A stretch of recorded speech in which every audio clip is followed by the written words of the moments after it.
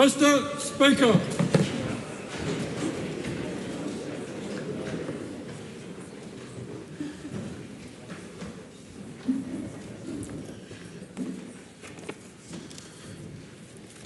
Almighty God, we give thanks for the blessings which have been bestowed on us. Laying aside all personal interests, we acknowledge the King and pray for guidance in our deliberations, that we may conduct the affairs of this House with wisdom, justice, mercy and humility for the welfare and peace of New Zealand.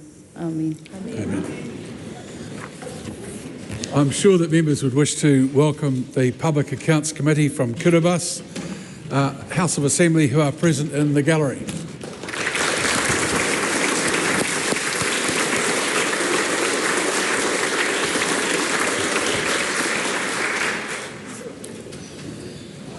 No petitions have been delivered for presentation. A paper has been delivered for presentation. Creative New Zealand, Amended Statement of Performance Expectations 2025 to 26. I present the report of the Controller and Auditor General entitled Supporting People in Immediate Housing Need. Those papers are published under the authority of the House. No select committee reports have been delivered to the clerk for presentation. No bills have been introduced. The House comes to oral questions first in the name of Chloe Swarbrick. E tautoko ana ia I ngā kōrero me ngā mahi katoa a tōna kāwanatanga. The Right Honourable Prime Minister, is it? Yeah. Yes. Does the Prime Minister agree with Fitch, who have recently downgraded the country's credit outlook, that our economy has, quote, a substantial dependence on energy imports, end quote, and therefore an increased vulnerability to shocks like the one that New Zealanders are currently facing? And if so, can he see that increasing our reliance on fossil fuels makes us less resilient?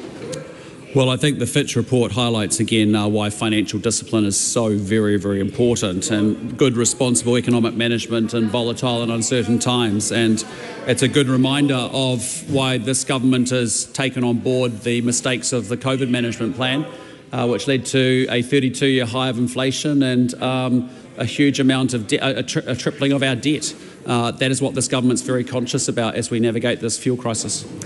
How much has the global price of LNG increased since the start of US and Israel's war on Iran? I don't have that number right at hand today, but I just say to you, yes, there's no doubt about it. LNG prices have increased around the world. Will his government's billion-dollar decision to build an LNG import terminal make our country more or less reliant on energy imports? Well, no disrespect, but that is a member who delivered a failed energy policy, who banned oil and gas. We want to hear from the Prime Minister, not the cheerleading crowd from the back. Prime Minister. With all respect, as I said, that is a member who's as part of a former government, delivered a failed energy policy that saw this country making a rather unique transition from domestic gas to imported international coal, that had a Lake Onslow project at $17 billion, $8,000 for every single household in the country, led to an $800 megawatt per hour price in wholesale electricity prices. So what we're doing is, as I've previously explained, is we're dealing with the dry year risk, lowering the risk premium, and therefore wanting to lower power bills by $50 for every household. Supplementary, close order. Does he agree with the Infrastructure Commission, who warned, quote, importing LNG may be a commercial option for some, but it isn't clear that it would lower average electricity prices? And if so, why is he committing billions of dollars of New Zealanders' money to a project that won't even lower their bills and will increase our vulnerability to fossil fuel shocks like the one we're currently experiencing? You can ask a question, you can't make a statement like that in a question. Yeah, I disagree with that. Prime Minister may respond. Well, I just disagree with the assertion in that question. The Honourable David Seymour. Did banning oil and gas exploration within New Zealand's territory make us more or less dependent on energy imports? And if less, what is the government doing about it? Well, it meant that New Zealand is the only country I know of that's making the rather unique transition from domestic gas to international coal, and in the process worsening emissions. But that is a function of a failed Labor Greens energy policy. Supplementary. Supplementary, David Seymour. Honourable David Seymour. Does burning coal Sorry, to, just a moment. Come on. does burning coal to generate electricity increase or decrease New Zealand's emissions, something that I would have thought would be of great concern to the other side of the House? I think actually burning international Indonesian coal is about twice as bad as using domestic gas. Opposed, Robert? And no one else? What will it take for him to cancel this $1 billion fossil fuel dependence fostering LNG infrastructure, if not calls from economists and experts to can the project and instead invest that money in renewables?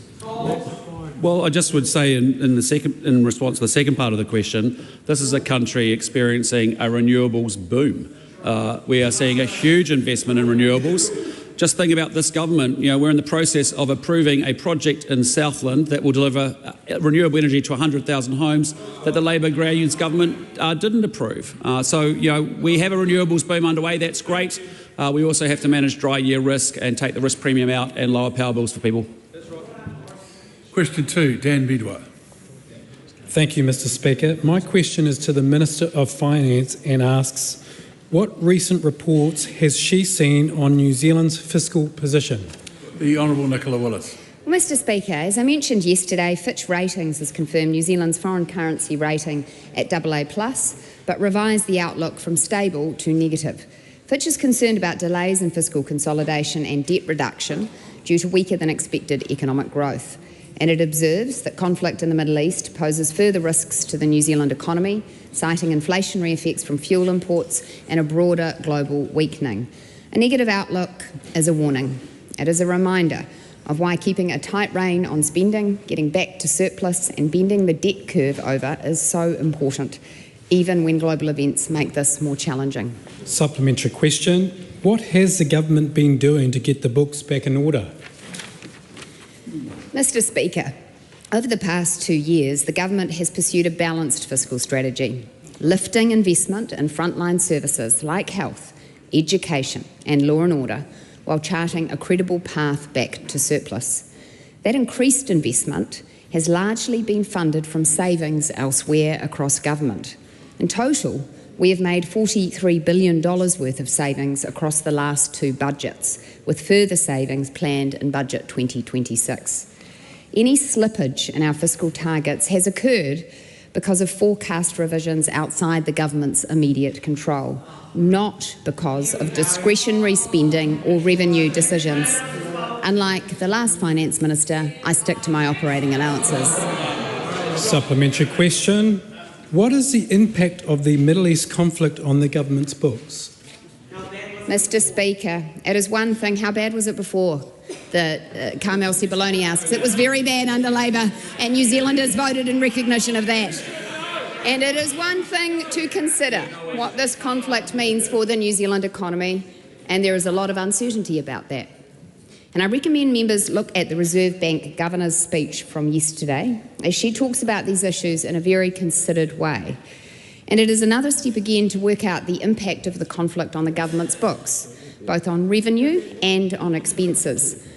Treasury's next fiscal forecast will be released alongside the budget in May, and I expect a number of different scenarios will be presented. What I do know is that this conflict won't result in a windfall gain of hundreds of millions of dollars in extra GST, as some have alleged. That is simply economic illiteracy. Supplementary question. How prepared is New Zealand for an economic shock? Well, Mr Speaker, New Zealand is vulnerable to economic shocks, natural disasters and global events, as we are seeing starkly at the moment. New Zealand can deal with such shocks. But what I would say is that we have a lot less room than we did a few years ago, because our rainy day fund essentially got emptied out over COVID. And Mr Speaker, the rainy days keep coming. Net core crown debt rose markedly as a proportion of GDP, and forecasts made before the Middle East conflict show debt getting close to the debt. That's got to stop. Just sitting in your seat, yelling at the top of your voice, makes the person yelling look a little bit ridiculous and disengaged. The member will finish the question with no comment from the rest of the House. Mr. Speaker, net core Crown debt rose markedly as a proportion of GDP, and forecasts made before the Middle East conflict show debt getting close to the debt ceiling of 50% of GDP. That is the debt ceiling recommended by Treasury. In the future, it would be much better to go into the equivalent of a global financial crisis or Canterbury earthquake with debt comfortably below 50% of GDP rather than uncomfortably above it. Question 3, the Right Honourable Chris Hipkins. Thank you, Mr. Speaker. To the Prime Minister, does he stand by all of his government statements and actions? The Right Honourable Prime Minister. Yes. Supplementary. What would trigger a move from response level 1 to response level 2 on the government's fuel emergency response framework? The member will be informed about that as we announce that towards the end of this week. Supplementary. How many days of fuel supply would New Zealand need to have left before the government moved to level 2 on the fuel emergency response framework? As I just said in my first answer, that will be revealed later this week. Supplementary. How will the government prioritise fuel supplies to critical customers under level 2? Again, and I've got nothing further to add to my previous answers. Supplementary. Will petrol stations be expected to check the eligibility of critical customers at level 2? If not, how will the government ensure that critical customers are prioritised? As I just said to the member, the phases of our national fuel plan and how they will be considered will be discussed on Friday. Supplementary question, the Honourable Chris Bishop. Can the Prime Minister confirm that ministers are giving careful consideration to many of the issues raised by the Leader of the Opposition, because what the New Zealand public deserves is a thorough, comprehensive, evidence-led plan rather than just sound bites? Yes, and that's why, as we have previously foreshadowed in statements, we will talk about our national fuel plan on Friday. Supplementary question. Who will determine who is a critical customer, and how will people be informed whether or not they are one? Look, I appreciate the member's questions, but as we've just outlined, we were taking the development of a national fuel plan very seriously, and we will outline our approach to that on Friday. Question, Mr. Speaker. Will petrol stations be prohibited from supplying petrol and diesel to non-essential customers under level 2?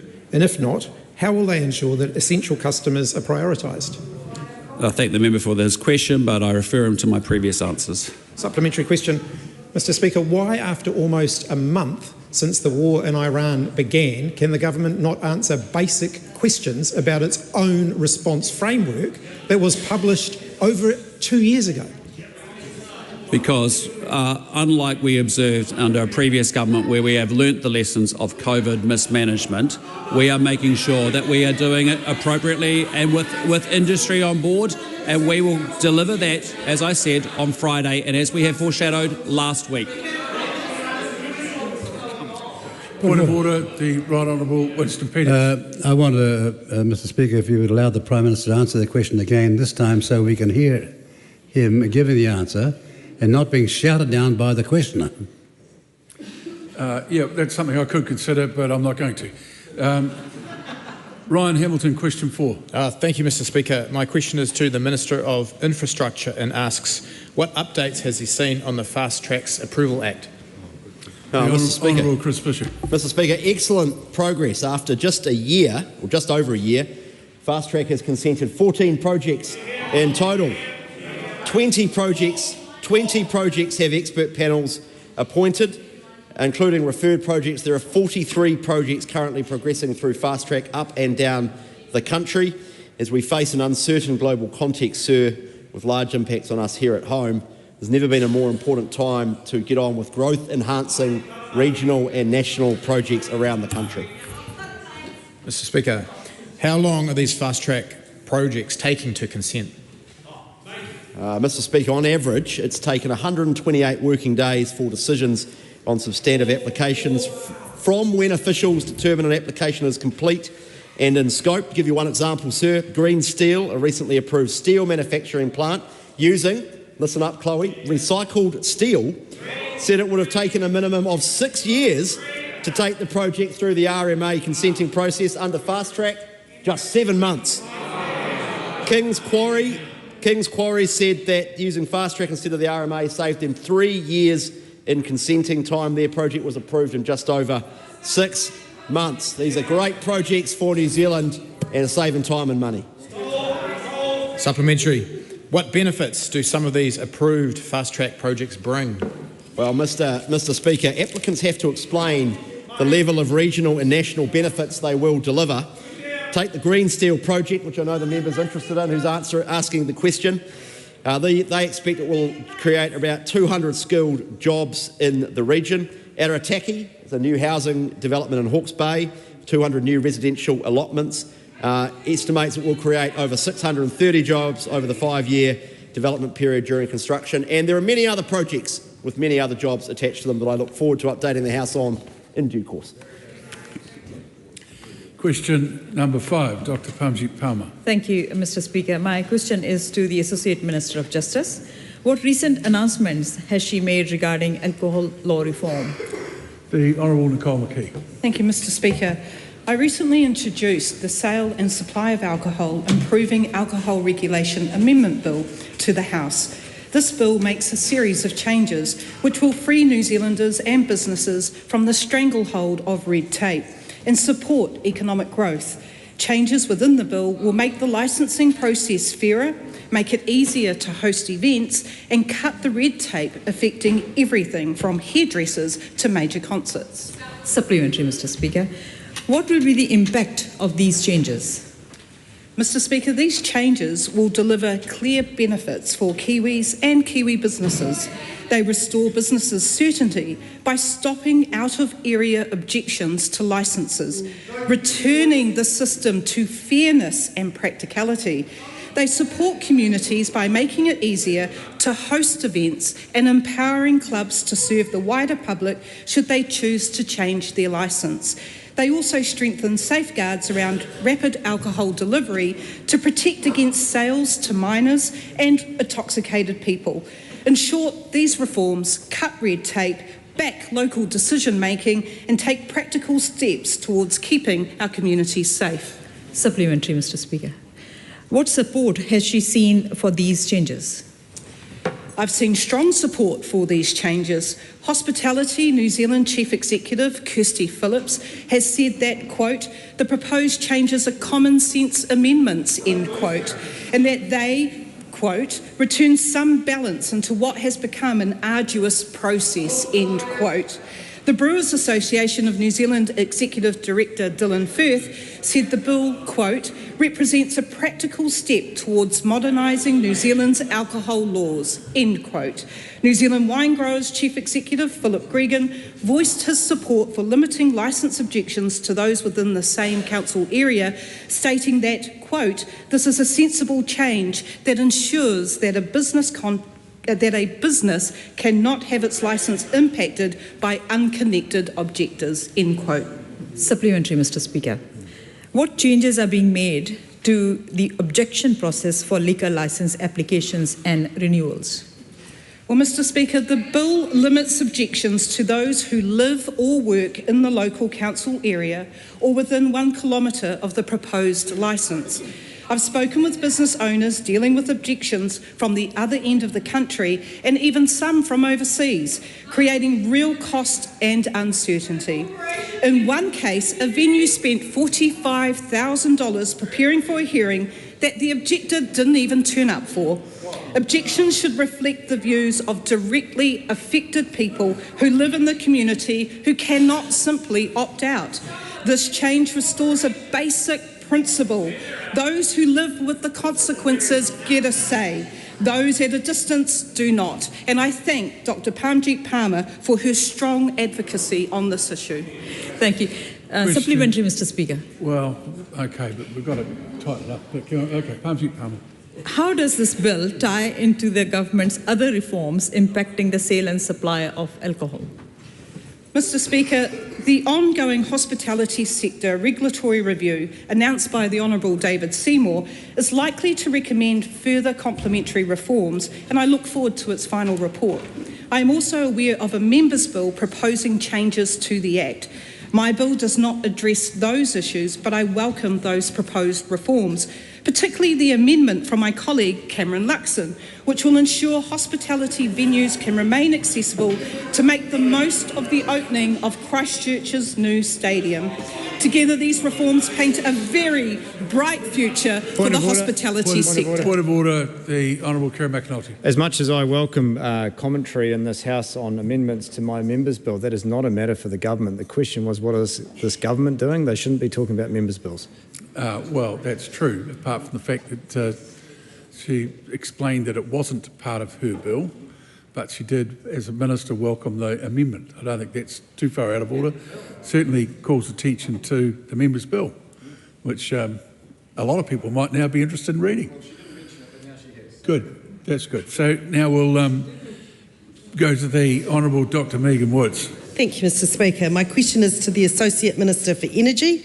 Does he stand by his answers to oral question number 7 on the 24th of March 2026? The Honourable Shane Jones. Mr. Speaker, yes, including that the past Labor government made a reckless decision in approving the closure of the Marsden Point refinery. Supplementary question. Can I just stop you there? No more of that. That's quite enough. I'm sorry. If you want to debate it, come into the chamber and debate it in the proper fashion. Don't make those accusations. Point of order, Mr. Speaker. Point of order, the Right Honourable Chris Hipkins. Mr. Speaker, a minister cannot begin a question answer with an attack on the opposition, particularly when that is simply not true. Shane Jones continues to assert something that is not true. The Labor government did not approve the closure of Marsden Point. It was a private business. Yes, I think people understand that, but the question was, did he stand by all his answers? And he then basically quoted himself. The Honourable Megan Woods. Supplementary question. Why did he tell the House yesterday there was no budget for a diesel reserve when officials had identified a surplus of almost $50 million in the fuel levy fund, rising to around $110 million by 2025, specifically there to pay for fuel resilience measures like the diesel reserve? Speaker. Yes, the former minister did leave some squiggles on a cabinet paper. There was, however, no well-developed proposal, and I just want to remind the House that it was September 2021 when the Labor cabinet approved of the closure of the refinery, and then it took until, Madam Speaker, Mr. Speaker. Sorry, you can't make an accusation like that. The cabinet paper may well have considered a matter like that, but I doubt it's got the word approve or disapprove on it. Speaking to the point of order? Yeah. A point of order? Could we invite... You're making a point of order. So I'd like to make a point of order. Yeah, very good. Could we ask the clerk to consult the dictionary and confirm that the matua is correct? Agree need not mean offering permission or consent. I took the good liberty of consulting that great paragon of knowledge, the dictionary, before I came here. Point of order, Mr. Speaker. Point of order, Mr. Speaker. We're on a point of order. Yes, we'll do that. That'll be interesting. Point of order. Mr. Speaker, on the definition that Shane Jones is now creating, the McCain's factory, the Watties factory, the Kinleith factory, the Winstones factory have all been closed by this government. Speaking to the point of order. I can assure the House I have presented no cabinet paper agreeing with the closure of Watties, the closure of McCain's, but I can table a cabinet paper where they agreed to close the refinery. Good. Supplementary question. Supplementary question. The Honourable Dr. Megan Woods. As of today, how much money sits in the petroleum or engine fuel monitoring levy memorandum account? Mr. Speaker. That account is dedicated to a range of expenses, and if the member would like to write me a letter without squiggles, I shall provide a detailed answer. Supplementary question.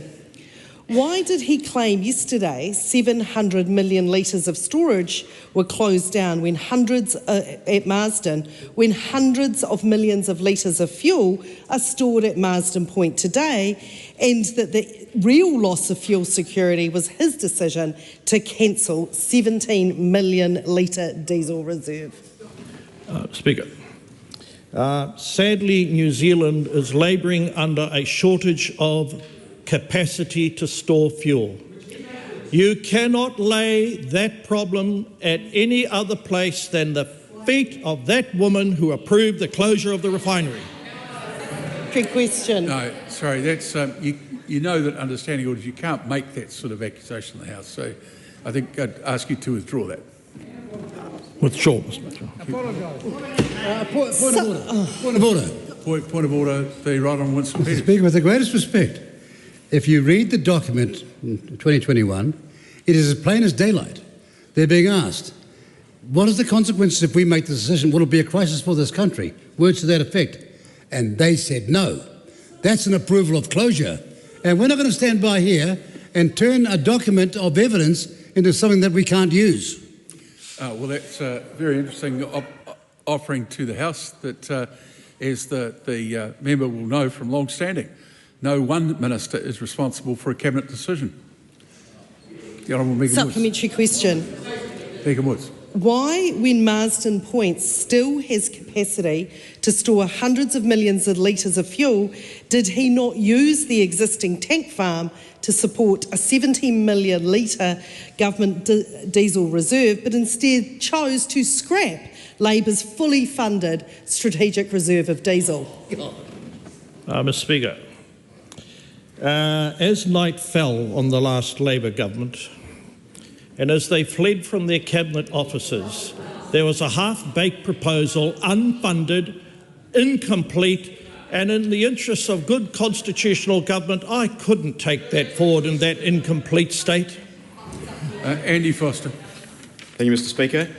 What reports has the Minister seen regarding the transition of Marsden Point from a refinery to an import-only terminal, and what is the difference in the storage capacity between the terminal that we have at the moment and what Marsden Point would have delivered?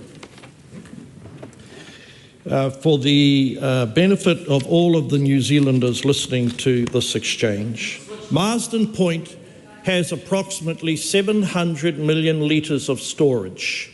Sadly, most of it will require recommissioning as a consequence of the last government approving of the closure of Marsden Point. But I can confirm, Mr. Speaker.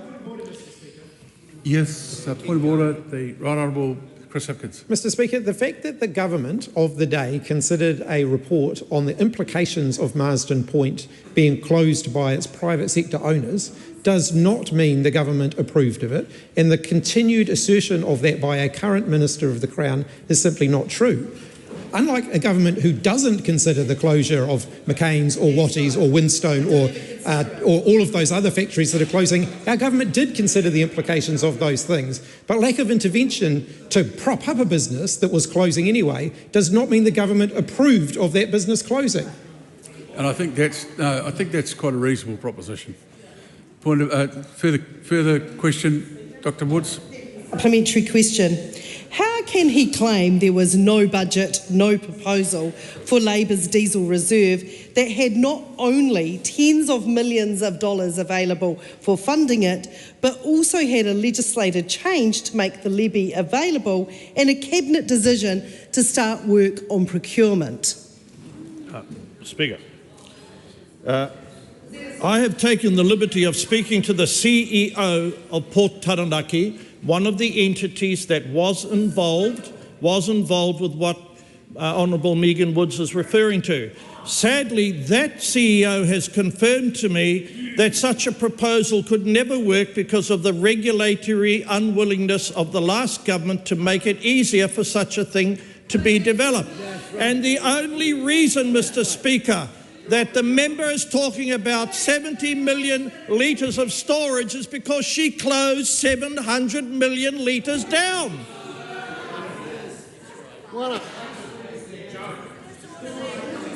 Question Question number 7. Question number 7. Rawiri, well, I'll tell you what. Not putting up with that sort of chipping from the sideline. As soon as a question brings in a party's name and a party's action, you get a political response. That's what that was, and I'm not interfering with that. Didn't interfere with the question. I could well have stopped it. Rawiri Waititi, question 7. It better be a good point of order because I'm at the end of it.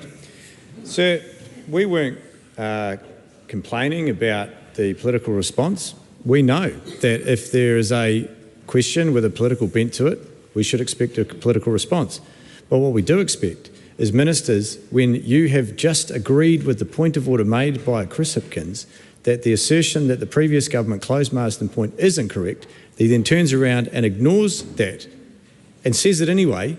We are going to express concern about that, sir. Well, I would invite you to, I'd invite you to read the Hansard answer and you can come and discuss it with me if you want. The way I heard it was not quite the way you were putting it. Rawiri Waititi, question 7.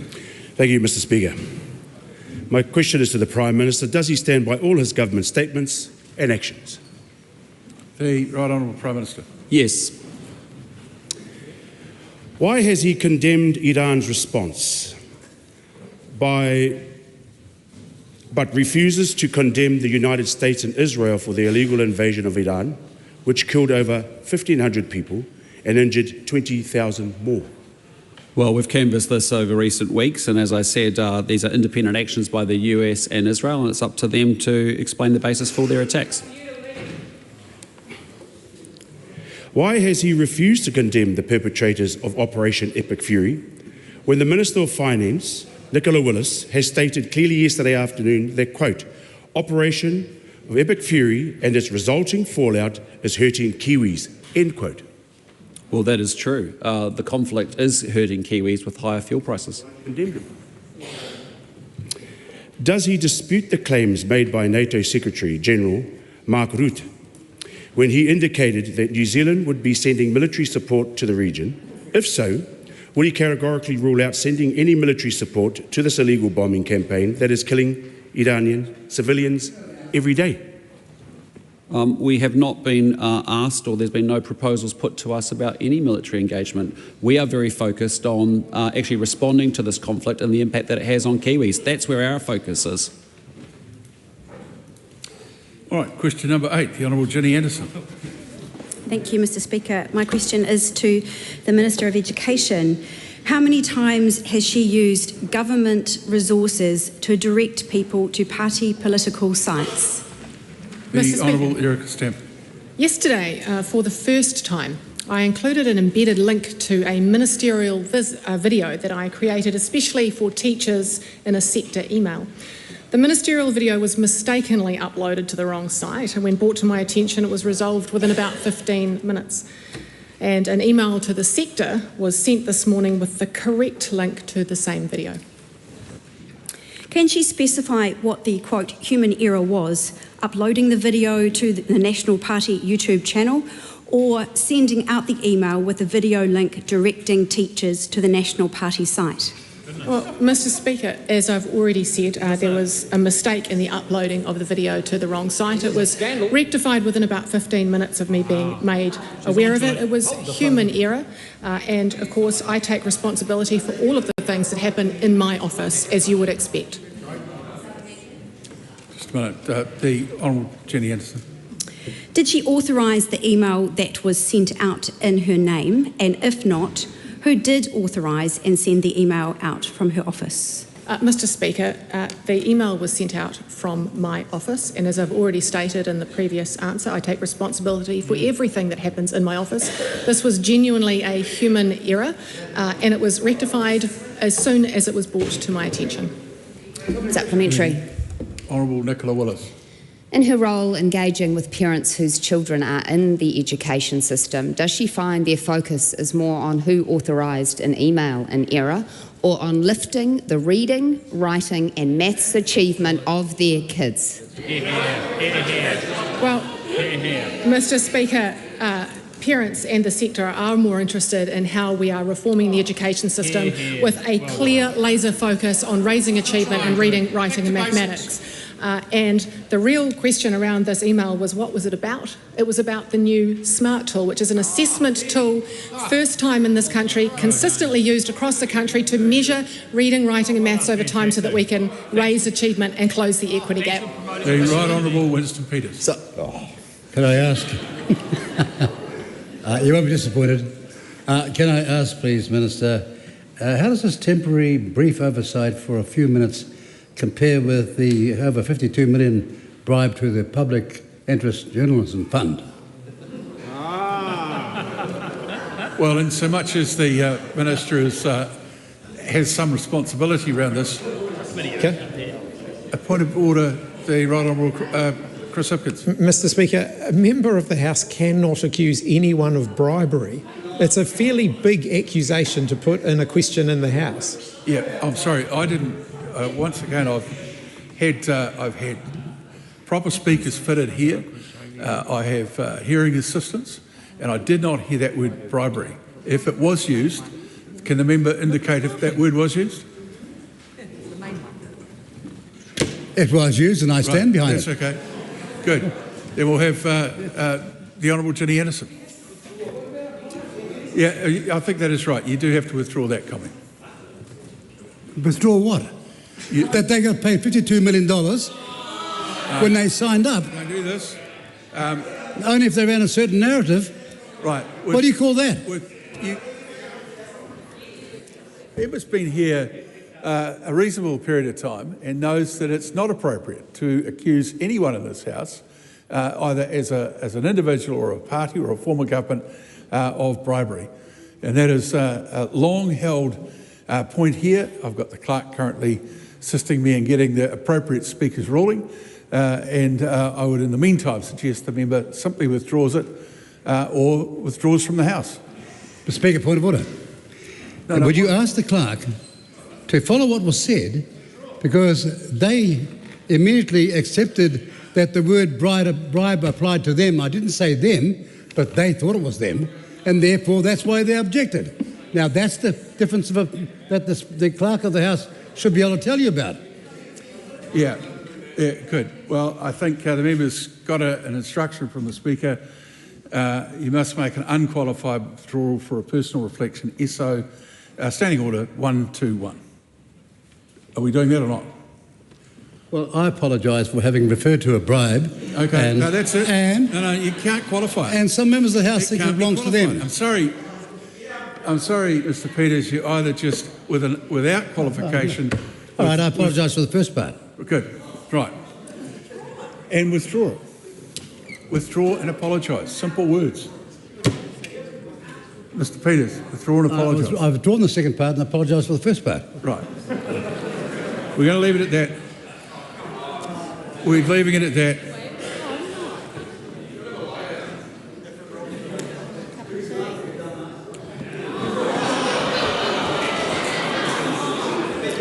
The Honourable Ginny Anderson. Supplementary, Mr Speaker. When was she informed that an email sent out in her name with a National Party YouTube link embedded in it was sent out to all primary and intermediate school principals in New Zealand? Mr Speaker, I was made aware of the error late last night after 9 p.m. When did she inform the Prime Minister that she had used government resources to distribute a link to the National Party YouTube channel to all school principals? Good. Now, just a moment before I call the Minister, the House will be quiet and it will listen to the question in silence. When did she inform the Prime Minister that she had used government resources to distribute a link to the National Party YouTube channel to all primary and intermediate school principals in New Zealand? This is the big issue. Mr Speaker, when I was made aware of the issue last night after 9 p.m, I of course called the Prime Minister's office to explain what had happened and to make sure that we rectified it within a few minutes. The Honourable Chris Bishop. in the middle of a global fuel crisis, is it her habit to bother the Prime Minister with matters like the subject of this question? No, well, that would be a question of the nature of personal interest. We're not taking that. The Honourable Ginny Anderson. Who removed the video from the National Party YouTube channel at around 10 p.m. last night? No. We're going to hear the question again because questions are heard in silence. When we're all silent, I beg your pardon? Who removed the video from the National Party YouTube channel at around 10 p.m. last night? Mr. Speaker, I don't know the identity of the exact person that did it. I think the key thing, though, is that when we were made aware of it, we realised that there was an error. We took it down, and this morning we put up exactly the same ministerial video on the correct channels, explaining to teachers that for the first time there is an amazing new smart assessment tool to be used twice yearly to measure student progress in reading, writing and maths. The first time this country has seen a freely available, nationally consistent tool required to be used so that we can raise achievement in closing the equity gap. Supplementary, the Honourable David Seymour. Has the Minister considered engaging a private detective to get to the bottom of this weighty matter? Who did it? Who took it off the YouTube channel? And how do we make sure it never happens again? Mr. Speaker, while I understand that... in this case, a yes or no would be satisfactory. We'll take it as a no, sit down, and we'll have the Honourable Ginny Anderson. When the House is quiet. Is she concerned that there is a pattern of behaviour? Can we start again? I'm sorry. It's going to be a long afternoon because all questions are heard in silence. Is she concerned that there is a pattern of behaviour with her and her office regarding email distribution that she herself has previously described as untidy and not best practice? Look, Mr. Speaker, I know that the member is very excited about her very first question as education spokesperson and would love a great conspiracy. But unfortunately, Mr. Speaker, there is not one here. But I look forward to her next question about something that is relevant to achievement. No comment. Supplementary question, the Honourable Chris Bishop. Who is better at managing emails, her or the former education spokesperson for the Labor Party? No.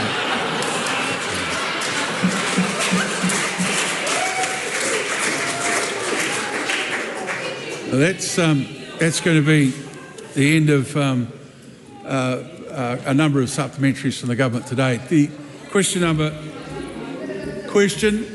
9, Dr. Vanessa Winnick. Thank you, Mr. Speaker. My question is to the Minister of Health. What recent progress has been made against the government's health targets? Mr. Speaker. The Honourable Seymour Brown. Mr. Speaker, the latest quarterly results for October to December 2025 show encouraging improvements across all 5 government health targets, with more New Zealanders accessing care faster. Despite a challenging quarter, Kiwis are spending less time in our emergency departments.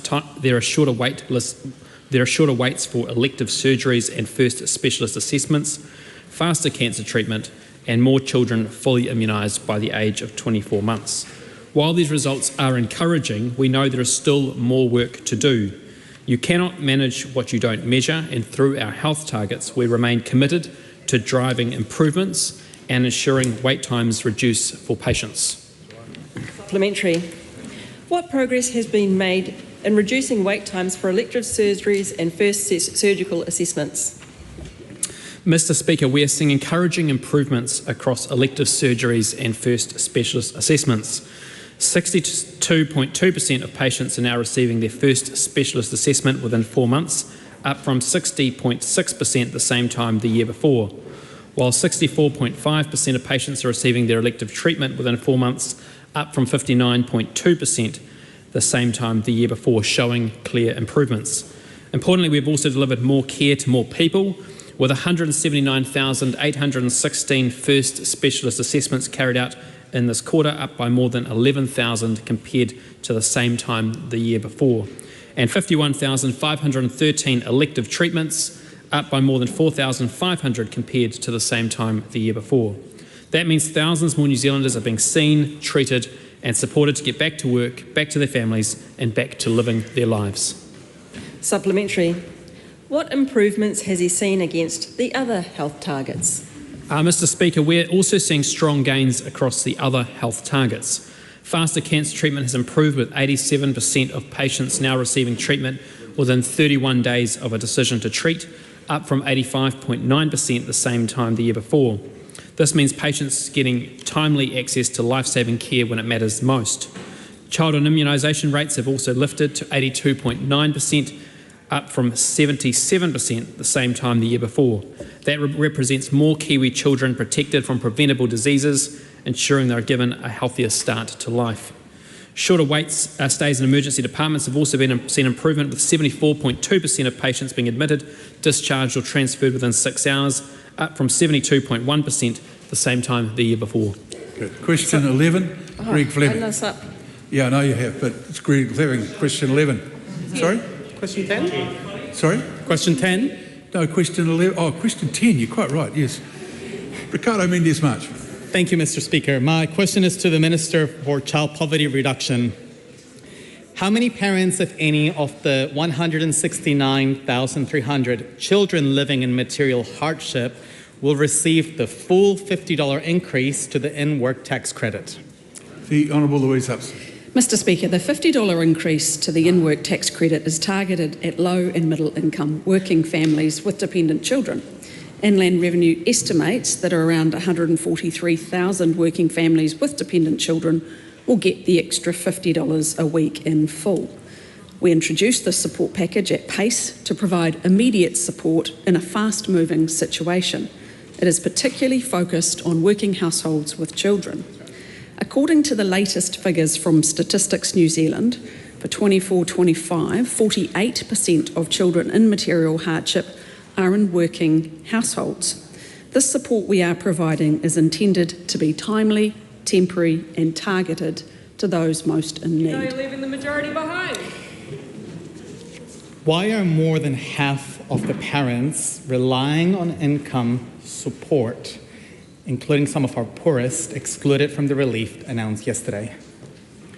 Mr Speaker, well, to quote from the Minister of Finance's press release from yesterday, the policy is carefully targeted to families in the squeezed middle, parents who are working hard for a living, who are not eligible for main benefits and yet have modest household incomes with which to support their children.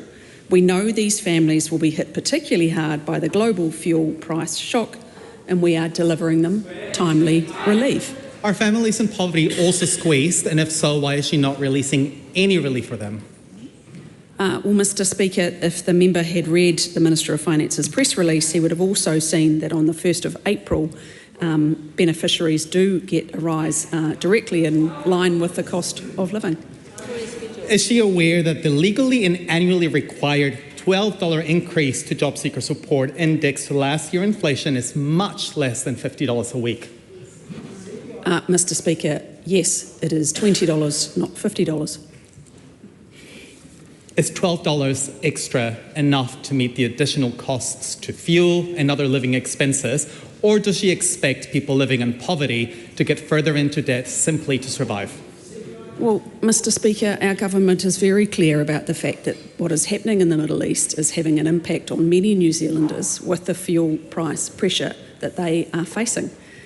We are also very clear that any response needs to be targeted, timely and temporary. Otherwise, every single person in New Zealand would be affected by inflation going up again.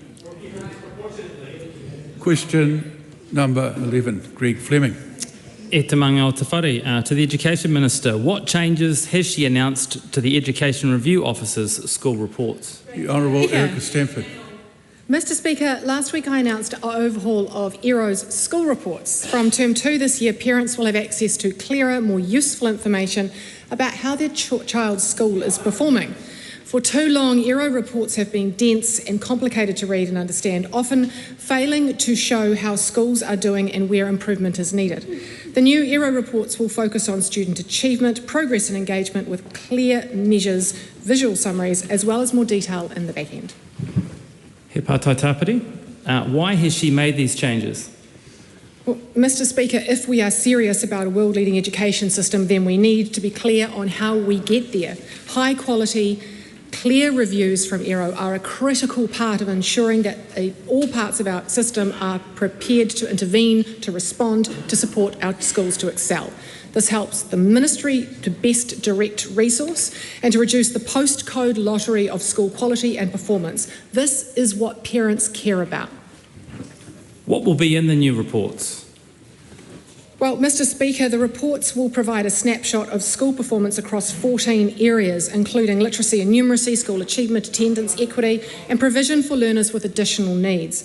These are clear areas and categories that will give school communities clarity on what's working, celebrate success, and feedback on what needs improvement. Reports are focused on capturing the value schools add, recognising that progress and improvements that learners are making, and not just a point-in-time judgment. Question 12, Reuben Davidson. Mr. Speaker, my question is to the Minister for Economic Growth.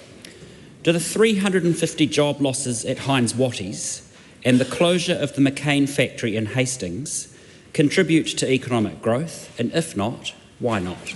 The Honourable Nicola Willis. Mr. Speaker, let me first acknowledge the member's new role.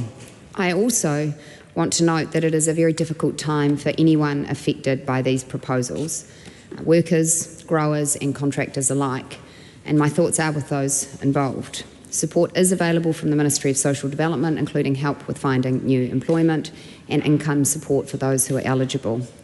In terms of what it means for economic growth, changes at individual firms are part of much bigger movements in the economy that determine whether it is growing or not.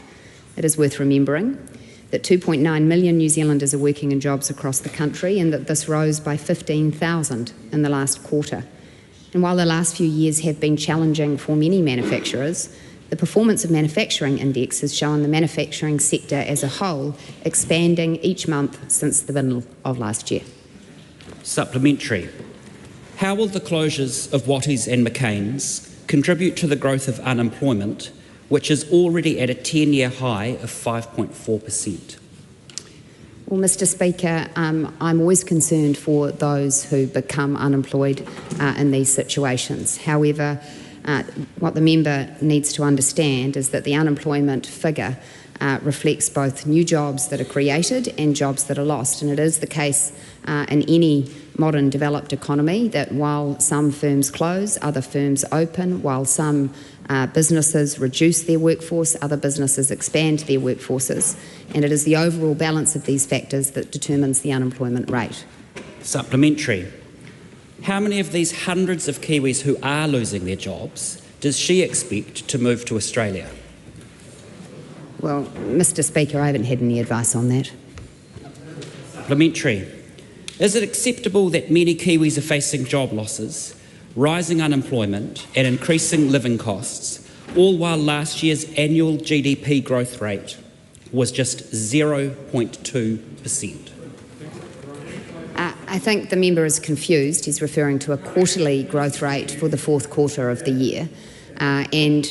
What the member needs to understand is that the very reason this government is so galvanised in our efforts to grow the economy is because we recognise that that is where good paying jobs come from, that is where rising incomes come from, that is where the increased productivity that delivers a higher standard of living comes from. In order to be a country that delivers these things, we need to grow our economy, and that is what we are focused on. Supplementary. Is it appropriate for her to continue to be the Minister of Economic Growth, considering she is not actually growing the economy? Well, Mr. Speaker, yes, and I would refer the member to the Statistics New Zealand website. It's easy to find on Google, which shows that the economy grew in the last calendar year. Any questions? The Right Honourable Winston Peters. Can I ask the Minister, when was the last time she heard someone measuring the GDP growth on just 3 months' results? Well, Mr. Speaker, he's new to the role. Let's give him a break. That concludes oral questions. We'll take a few minutes for those who need to leave the House to do so. A few seconds, I should say.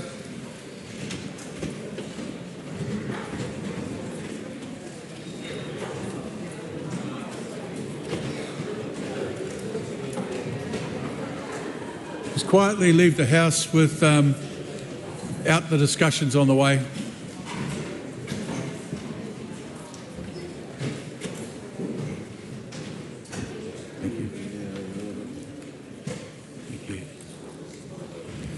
Call on the Leader of the House, the Honourable Chris Bishop. I move that the sitting of the House today be extended into tomorrow morning for the continuation of government orders of the day numbers 2 to 7. The question is that the motion be agreed to. Those of that opinion will say aye. Aye. To the contrary, no. The ayes have it. A party vote is called for. Clerk will conduct a party vote. New Zealand National. 49 votes in favour. New Zealand Labour. 34 votes opposed. Green Party of Aotearoa, New Zealand. 13 votes opposed. Action New Zealand. 11 votes in favour. New Zealand First. 8 votes in favour. Te Pāti Māori. Eri mga poti e whakahi.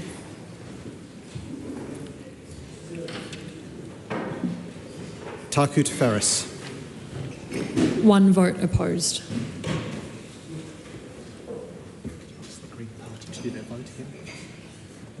Could the Green Party please cast their vote one more time? No, you need to speak up, I think. Yeah, sorry, I was just waiting for the mic. 13 votes opposed. Thank you. Thanks.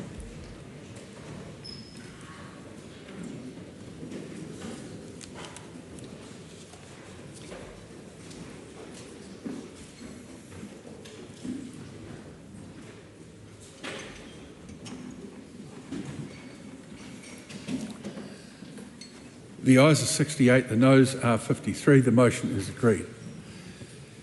The House comes to the debate on the Budget Policy Statement 2026 and the committee's report on it. Can I, before I call that debate, remind members that it's not a wide-ranging debate, it's not a general debate. That's to be found in Speaker's Ruling 1412. It's based on the Budget Policy Statement and the committee's report on it. So I repeat again, it is not a budget debate, nor is it a general debate. Call on the Chair of the Finance and Expenditure Committee, Cameron Brewer. Thank you, Mr Speaker. I move that the House take note of the report of the Finance and Expenditure Committee on the Budget Policy Statement 2026. Mr Speaker, as Chair of the Finance and Expenditure Committee, I'm pleased to kick off this Budget Policy Statement special debate as we look ahead to Budget 2026. The BPS was released on 16 December last year alongside Treasury's 2025 half-year economic and fiscal update, which it draws on. As is required by the 1989 Public Finance Act, the Minister of Finance must present a budget policy statement setting out the government's fiscal strategy and its broad goals and policy objectives. The BPS released late last year effectively commences the budget cycle. The committee was very pleased to have both the Minister of Finance and the Secretary of Treasury before us on these matters on the 28th of January. We also received a number of written submissions and heard from many submitters as well. Mr Speaker, the government's overarching goals for its term in office are to build a stronger, more productive economy that lifts real incomes and increases opportunities for New Zealanders, to deliver more efficient, effective and responsive public services to all who need them and use them, and particularly to restore law and order, improve health outcomes and educational achievement. And, Mr Speaker, to get the government's books back in order and restore discipline to public spending. Mr Speaker, GDP data has shown that the economy growing 1.1% over the last half of 2026. But the conflict in the Middle East has now introduced a lot of uncertainty into economic and fiscal forecasts. The conflict is already having a negative impact on the New Zealand economy, most directly through the price of fuel. And we don't know how significant that will be and how long disruption will last. One thing's for sure, Mr Speaker, this conflict has reinforced how important it is to have the books to have sound books at least to deal with economic shocks and natural disasters. In Budget 2026, to be delivered on the 28th of May, the government will focus on delivering a sustainable pipeline of infrastructure investments, addressing New Zealand's longer-term productivity challenges, keeping tight control of discretionary government spending while funding a limited number of priority government policy commitments, supporting the delivery of core public services such as health, care, education and law and order. Mr Speaker, this budget policy statement makes it very clear that New Zealand is in a challenging fiscal position. The Crown's books have deteriorated since 2019 as expenses have risen faster than revenue. The increase in expenses as a percentage of GDP is due to a combination of factors this statement makes very clear, Mr Speaker. Discretionary policy decisions, the impact of COVID-19 and weather events, the economic downturn, cost increases above those in the rest of the economy, and demographic changes and higher borrowing costs. New Zealand, Mr Speaker, New Zealand's operating deficit is now structural, so it will not resolve itself as this economy recovers. Fiscal consolidation is required to bring revenue and expenses back to balance and start reducing debt. Spending restraint over the medium term is key to realising this strategy, and spending restraint is realised by setting budget, operating and capital allowances. The operating allowance, Mr Speaker, is the amount of net new operating funding in each budget. The operating allowance for Budget 2026 has been set at $2.4 billion. Pre-commitments mean that there is only $1 billion per year left to be allocated from the operating allowance for Budget 2026. But now Budget 2026 has the Iranian conflict as a backdrop. Yesterday, Mr Speaker, we all saw the government pre-commit up to $373 million of the Budget 2026 allowance to provide temporary, targeted and timely support for nearly 150 working families. 150,000, thank you Mr Bidwar, working families. Health, Mr Speaker, health, education, defence and law and order will be priority areas in the budget as I've canvassed. And as the Minister of Finance confirmed in her appearance to FEC, over half of the new money in Budget 2026 will go into health. Mr Speaker, the government has a deliberate medium-term approach to fiscal consolidation. The alternative approach to government spending and debt would only further delay a return to surplus and see debt blow out completely. In fact, as the Honourable Nicola Willis said at the release of this budget policy statement back in December, quote, "Without this disciplined approach, this year's deficit would be $25 billion and debt would be on track to blow out to 59% of GDP," end quote. Now is not the time, Mr Speaker, to borrow and hope. In contrast, over the last two budgets, the government has made cumulative ongoing savings of over $11 billion a year. One significant policy success in 2025, Mr Speaker, was investment boost, and we cover that off in this budget policy statement report from FEC. Quote, page 10, anecdotally, the Minister told us that investment boost has allowed businesses to bring forward projects that might not have occurred otherwise. As an example, she pointed to an Otaki business that was going to expand its commercial kitchen because of this initiative. Of course, investment boost is where businesses conduct 20% of the new assets value from that year's taxable income on top of normal depreciation. And it has been a significant policy success out of Budget 2025.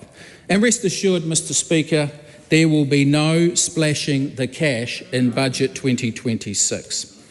Mr Speaker, while the Iranian conflict changes the 16 December 2026 budget policy statement considerably, we as a country are in the strongest position we have been for several years for New Zealand to weather these events. And on this side of the House, Mr. Speaker, we are very proud of our Finance Minister and the work in particular she has done and the reassurance she has given New Zealanders in recent weeks that this government is ahead of the game as far as dealing and managing all it can with the international conflict and the challenges it brings, particularly around fuel price escalation.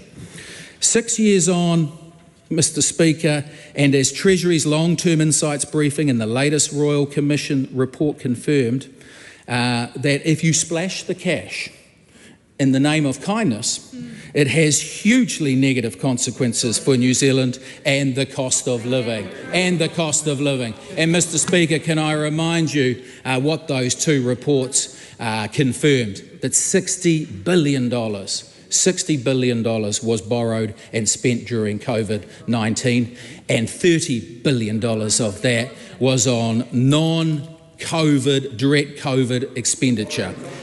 Half of it non-directly related to COVID, yet it was put out as part of the $60 billion COVID response and recovery package. Mr. Speaker, this government's fiscal strategy is to keep a tight lid on new spending, find savings across government and keep debt under 50% of GDP before bending back the debt curve downwards.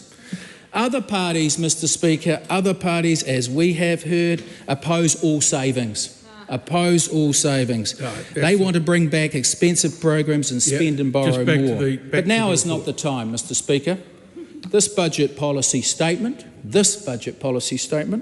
is the best evidence we have of how quickly things can change and how careful and considered this government needs to be and will be as we tread through this year and beyond.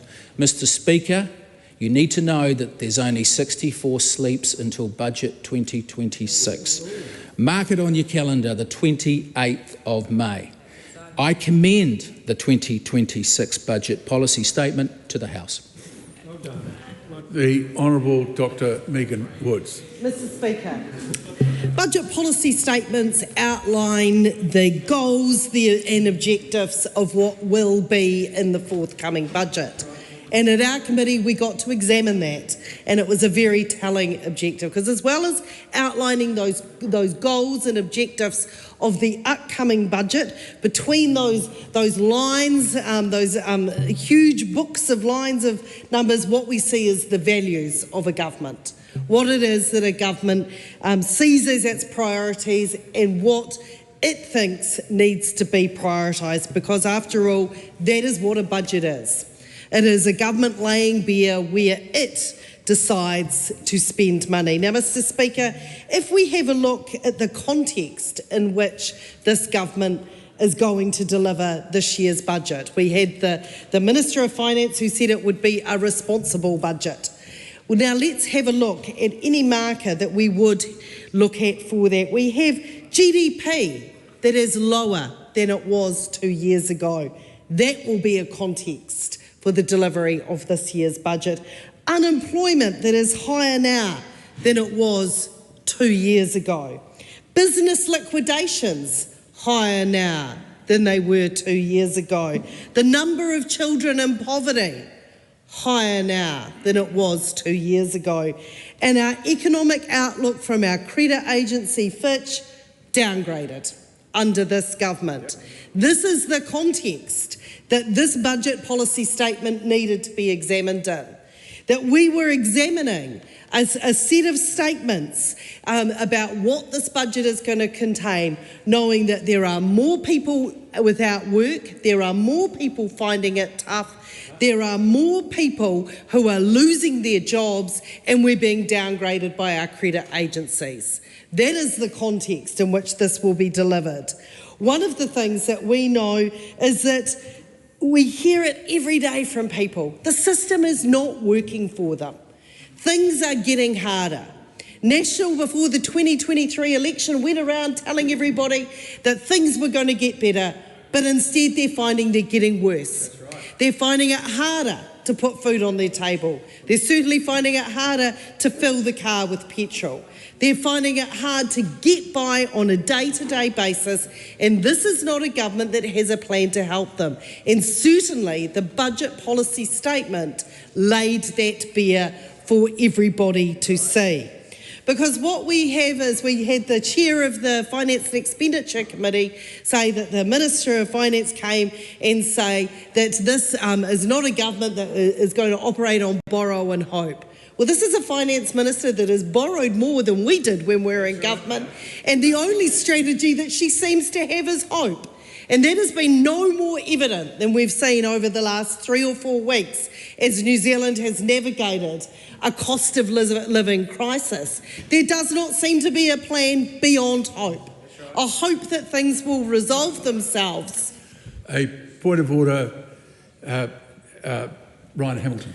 Sir, just regarding the FEC's report on the budget policy statement, I can't refer to the hope context that you're quite right, and I was just having a quick look at what the statement is, and I was about to pull the member back to that and reflections on wider government policy. It's not a wide debate, and it's not a general debate. Speaking to the point of order, Mr. Chairman. Yes. I was responding to a debating point raised by the chair of the Finance and Expenditure Committee in the speech he gave in the first speech in this debate. I did not raise it for the first time in this debate.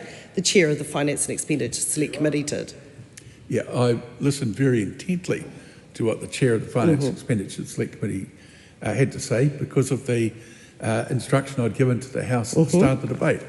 And I think that while you may say you were responding extensively, and I would suggest you come back to the bill, to the debate end point. Absolutely. Mr. Speaker, one of the things at the back of the Select Committee's report on the budget policy statement is a list of the public submissions that we heard on the budget policy statement. Because not only does the Select Committee get to have time with the Minister of Finance and with Treasury officials to interrogate the budget policy statement, we also invite the public to submit on it. And we received a wide range of submissions. And these are summarised in this report. And I think it is important in this debate that the views of a number of those submitters are made clear. If we have a look at some of the submissions that we heard in there certainly were some key themes that came through. We heard from the Salvation Army, a particularly comprehensive report about how they did not feel that the budget policy statement that the Minister of Finance and the government put out was going to do anything to fix the cost of living crisis that New Zealanders are facing. It certainly wasn't going to allow people who were struggling to make it better, people for whom life was getting harder, not better. And they came and talked to us extensively about that. They wanted to see stronger and broader social investment approach alongside the fiscal strategy, which they felt was sorely lacking from the budget policy statement as it was presented. And then we also heard from the College of Pathologists of Australasia who came along. So we're told by the Minister of Finance in her budget policy statement that health is going to be a priority. What we had is this group of medical professionals coming and telling us they had a workforce crisis. And what they did not see in the budget policy statement was anything to reassure them that this was going to be fixed. We also had the opportunity to ask the Minister of Finance around what the plans were in the broader workforce of the health system. We asked the Minister of Finance when she appeared before the committee whether or not it was her plan to hire all the nurses that New Zealand was training, whether or not we were going to put into our health system those people that we were training. And she could not give us that reassurance, Mr. Speaker. She could not say that as a country that we would take on all our graduates, and instead what we'd see is New Zealand trained graduate nurses getting on the plane with the tens of thousands of other young New Zealanders who are leaving the country because they do not see a future here. And it is no wonder when our own Minister of Finance before the Select Committee cannot give that reassurance. And Mr Speaker, we are in danger of becoming a training ground for Australia when it comes to our medical professionals, and we would like to have seen the Minister of Finance give that reassurance. But Mr Speaker, on this side of the House, we have a plan built on long-term investment, on shared prosperity and good jobs that keep our young people in New Zealand and not send them fleeing for the nearest airport. And Mr Speaker, we also heard from the Minister of Finance around productivity, and from the Treasury.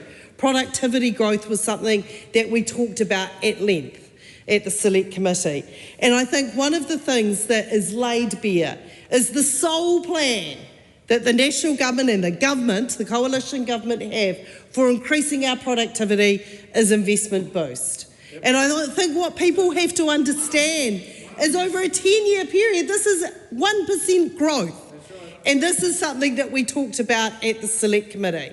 The Minister of Finance certainly came and without having any data, shared her anecdata with us, but when you actually drill down to what the Treasury projections were, it's 1% growth. That is what is meant to be feeding New Zealanders hope. It certainly isn't feeding wage growth, because we also heard about that. We will continue to see New Zealanders doing it tough and things getting harder for them and not better. We then heard about what the growth prospects for the country were. Now, Madam Speaker, over the last days we've heard, well actually the last months we've heard from ministers, and particularly from Shane Jones, that it was Labor that allowed, and actually first of all it was that we did shut down Marsden Point. When it was pointed out that was a complete fabrication and he got pulled up on that, he shifted his language to say that we allowed it. Well, by Shane Jones's logic, OG Fibre Solutions, Smithfield Meatworks, Winston Pulp, Carter Holt Harvey, Heinz Watties and McCain's Foods have all been allowed to be shut down by this government. This is on this government using Jonesian logic, that is what he allowed to happen. Now, the only difference, Mr Speaker, Madam Speaker, is that in government, when we saw something shutting down, as a cabinet, we discussed it. We took a paper to Cabinet and we said, what are the implications for New Zealand? We need to put a plan in place to respond to that. Have we seen this government do this? No, we have not. Could I just bring us back to the report from the FEC on the budget policy statement, that the members talking about things and their government's policies and positions which are clearly beyond the scope. That is the Speaker's call. Thank you. And just let me get settled in my chair so that I can catch up on the debate. Thank you. Thank you.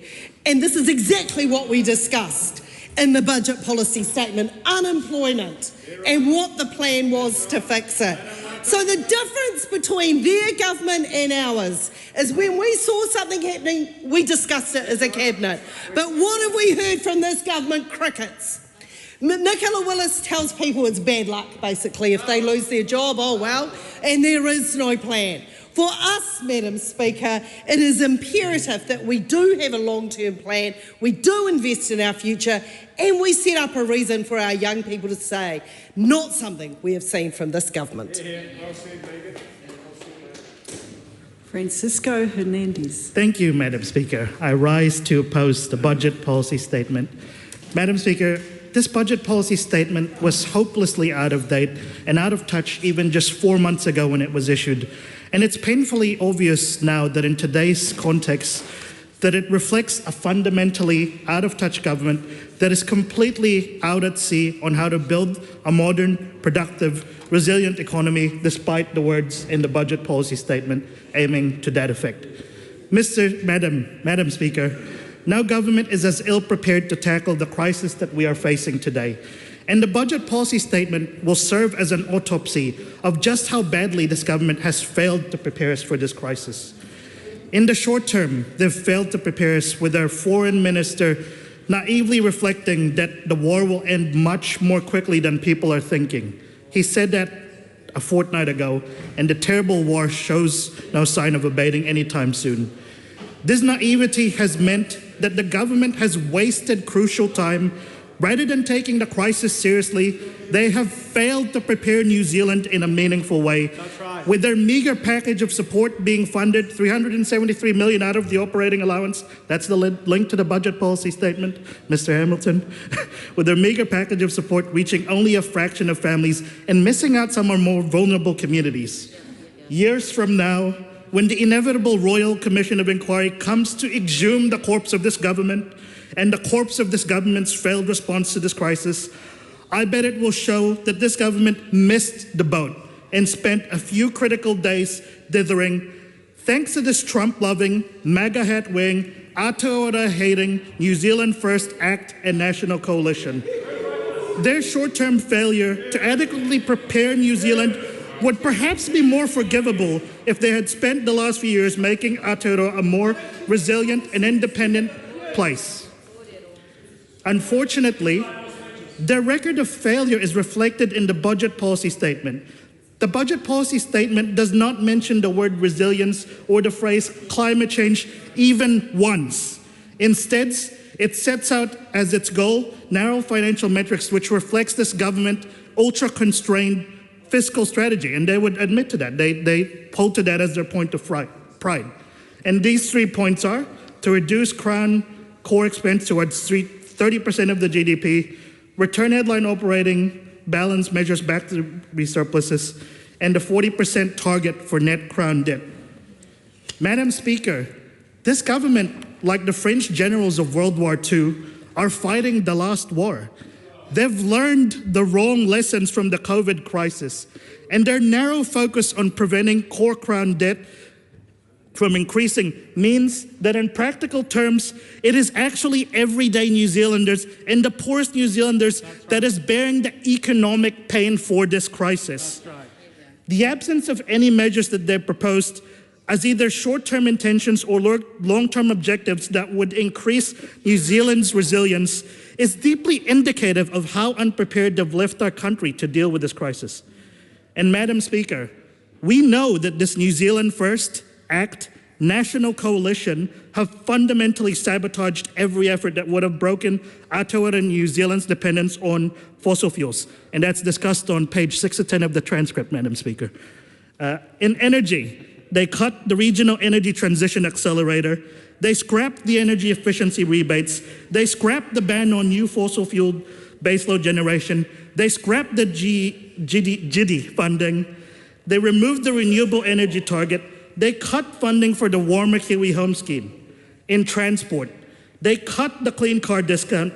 They scrapped the sustainable biofuels obligation. They cut all the programs that would have provided vehicle kilometers traveled by passenger costs to providing alternatives. And they cut passenger transport subsidies and made public transport much more expensive for everyday New Zealanders. And the impact, Madam Speaker, has been, well, we've seen the catastrophic effects that the budget policy statement will further submit. That EV sales have crashed from over a quarter of sales in 2023 to less than 10% in 2025. We are far behind in the world, Madam Speaker. In Australia, 1 in 5 cars sold are electric. In China, 1 in 2 new cars sold are electric. The global average is 1 in 4 new cars sold are electric. But unfortunately, Aotearoa is lagging far, far behind due to the policy decisions that this government has made and confirmed in this budget policy statement. By 2030, Madam Speaker, we could have saved 1.3 billion litres of petrol just from the clean car discount and the fee-based discounts alone.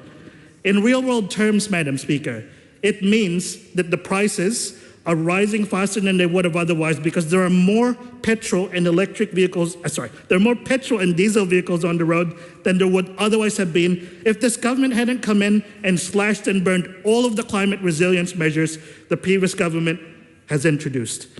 And I mention all these things, Madam Speaker, because there is nothing in the budget policy statement that mentions or reverses cuts to these programs.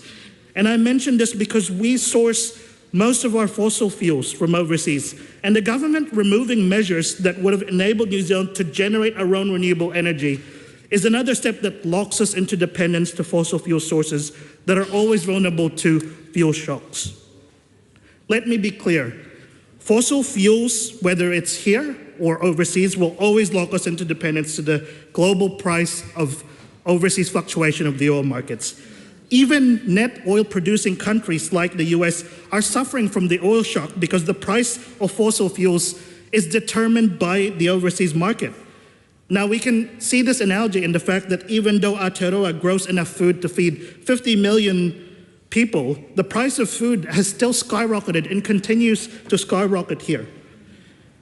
Madam Speaker, if the budget policy statement that locks us in has been a disaster for our resilience and our climate response, it has also been likewise a disaster for our economy. And I quote from the half-year economic financial update: overall activity has fallen more quickly than it did following the global financial crisis in the late 2000s.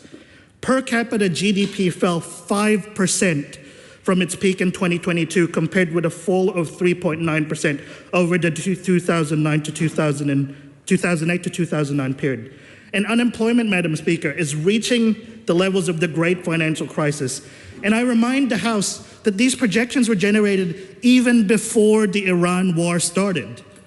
Madam Speaker, the economic conditions have changed so much since this budget policy statement was drafted that we recommend that the government tear it up and start all over again. Yeah. We would recommend that, but we know that they would produce exactly the same document as they do now. Because this document, in this government's wider philosophy, is emblematic of this government's response to this crisis. And it is a budget policy statement of cuts.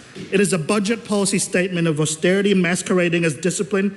And it is a budget policy statement of failure, Madam Speaker. And nothing makes this clear that this government has learned nothing and forgotten nothing than in their so-called response to this fuel crisis, which they've funded partly out of the operating allowance of $1 billion that this budget policy document refers to.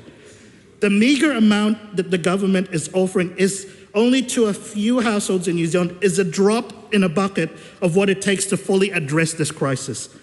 Let me be clear. Putting a financial package of assistance to 150,000 families out of 1.78 million households in New Zealand, where not even everyone of that 150,000 is getting $50 a week, is not enough. Beneficiaries, students, and many working people who do not fit this narrow criteria have been left out. And there have been zero attempts in this package to ensure that incentives that actually reduce fuel conservation and increase and decrease the cost of living people are aligned, or even if they reach a broad amount of people. And what's worse, Madam Speaker, is who pays for this targeted relief.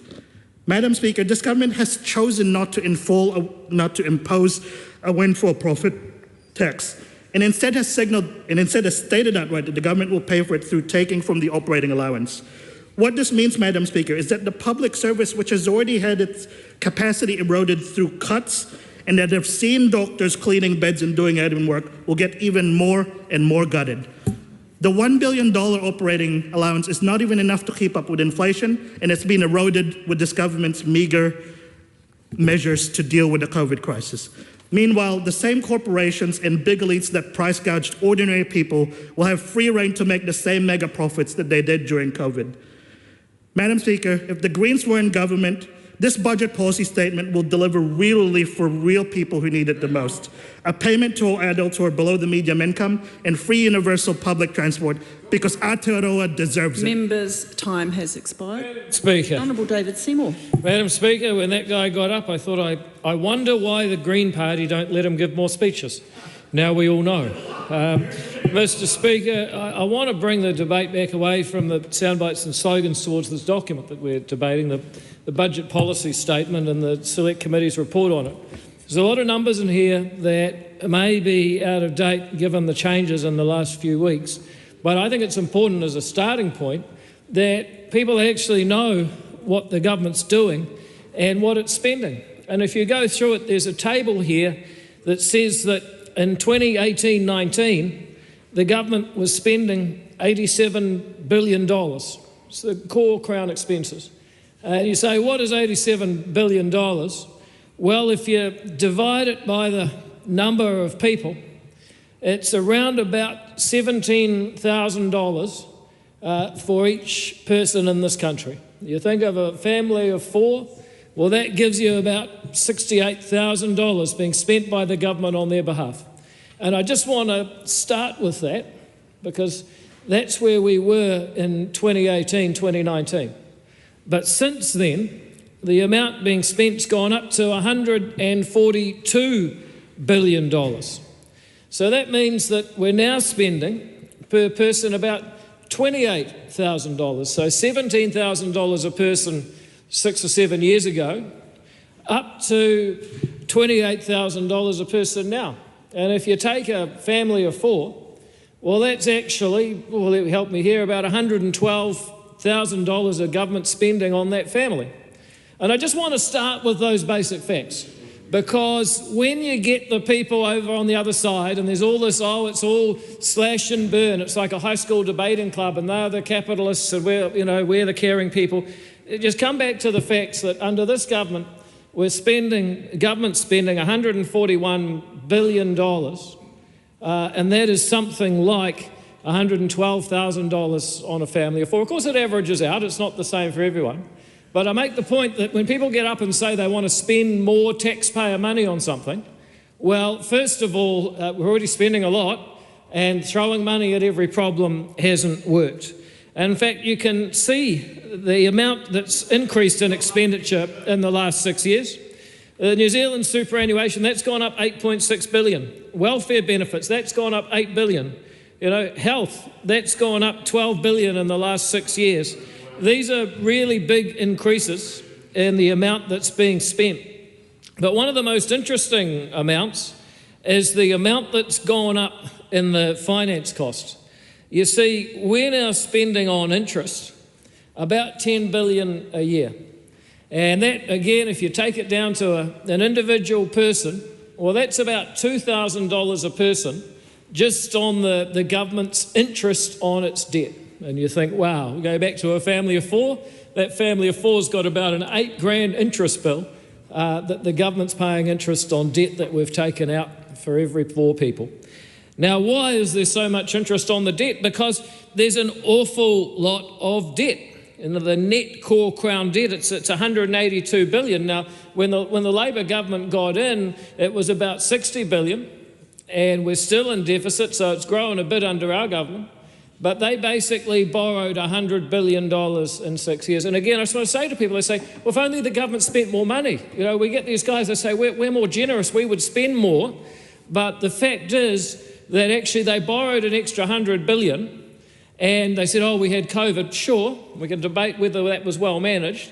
But the issue is this. We hear the public service was run down. They started with 47,000 in the civil service. They finished with 65,000. They hired another 18,000 people.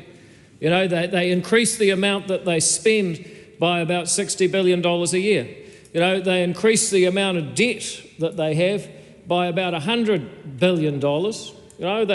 They added, about 20 grand of debt per family.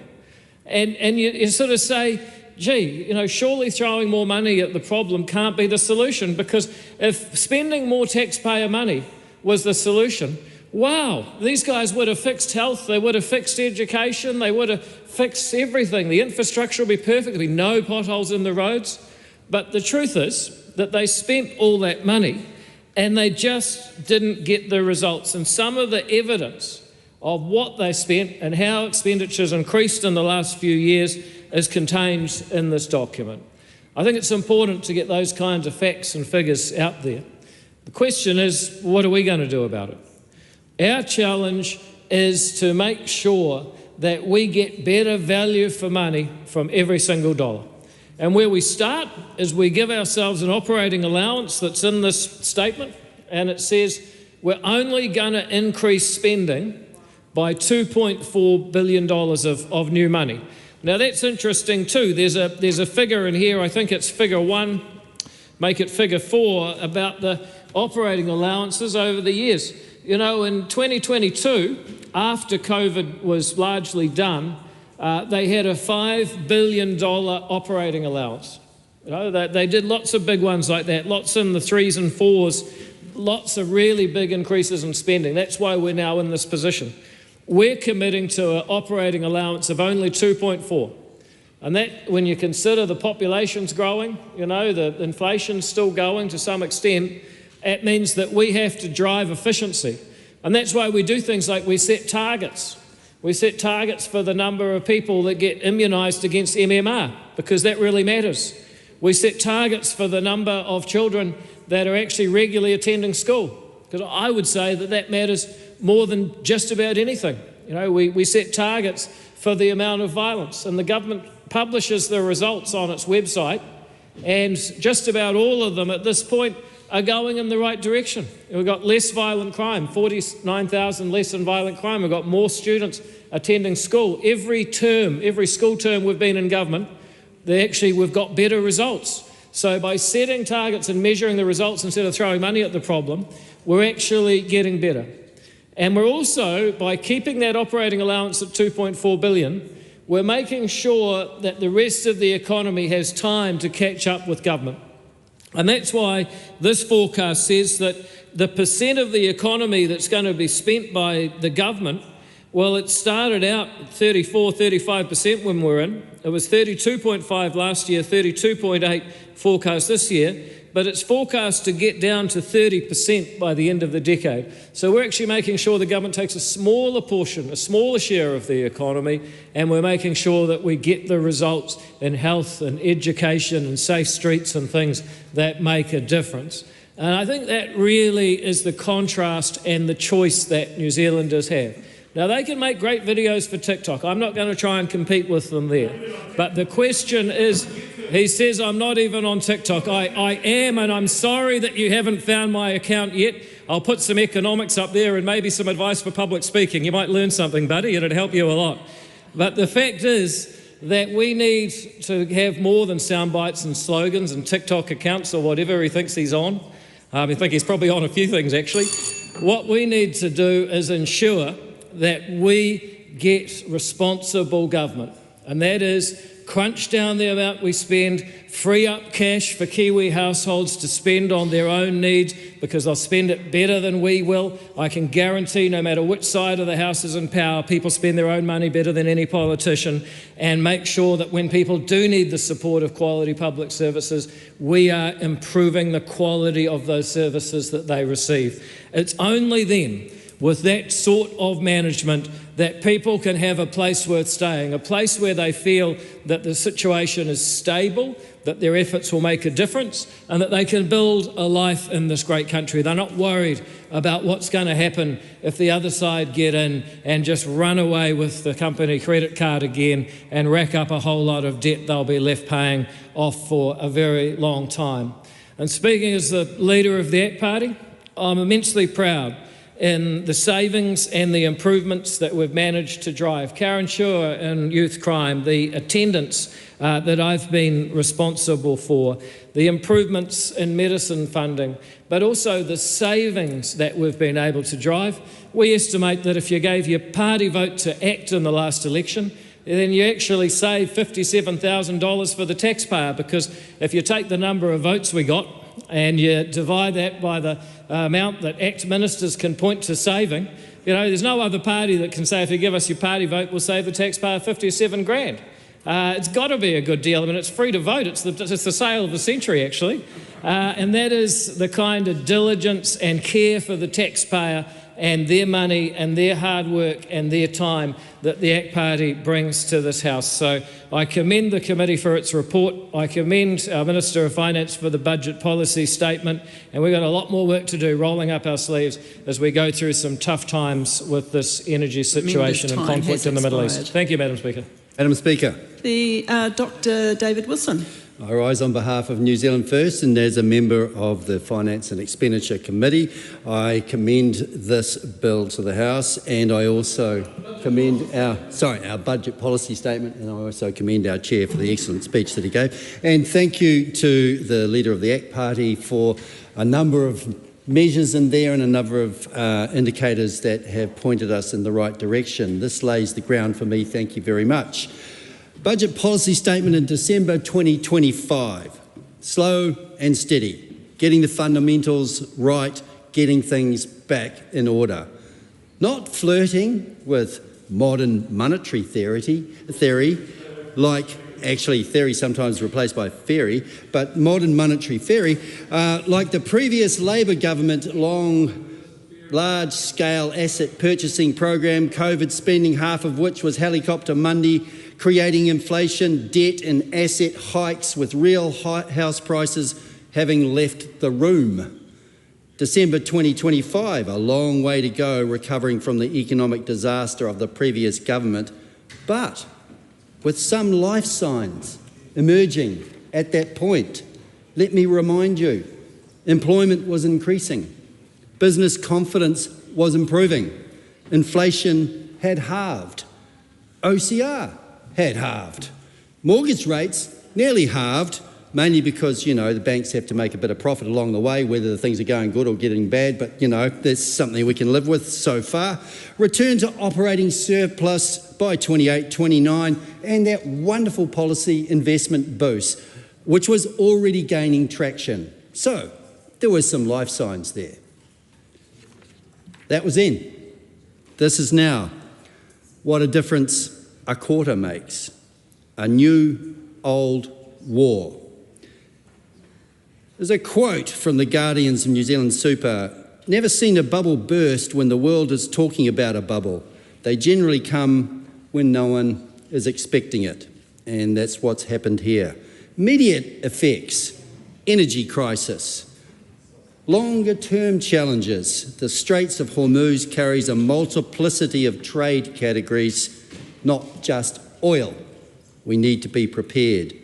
Luckily, this government has a diversity of expertise and it watches and listens before it acts. Fancy that.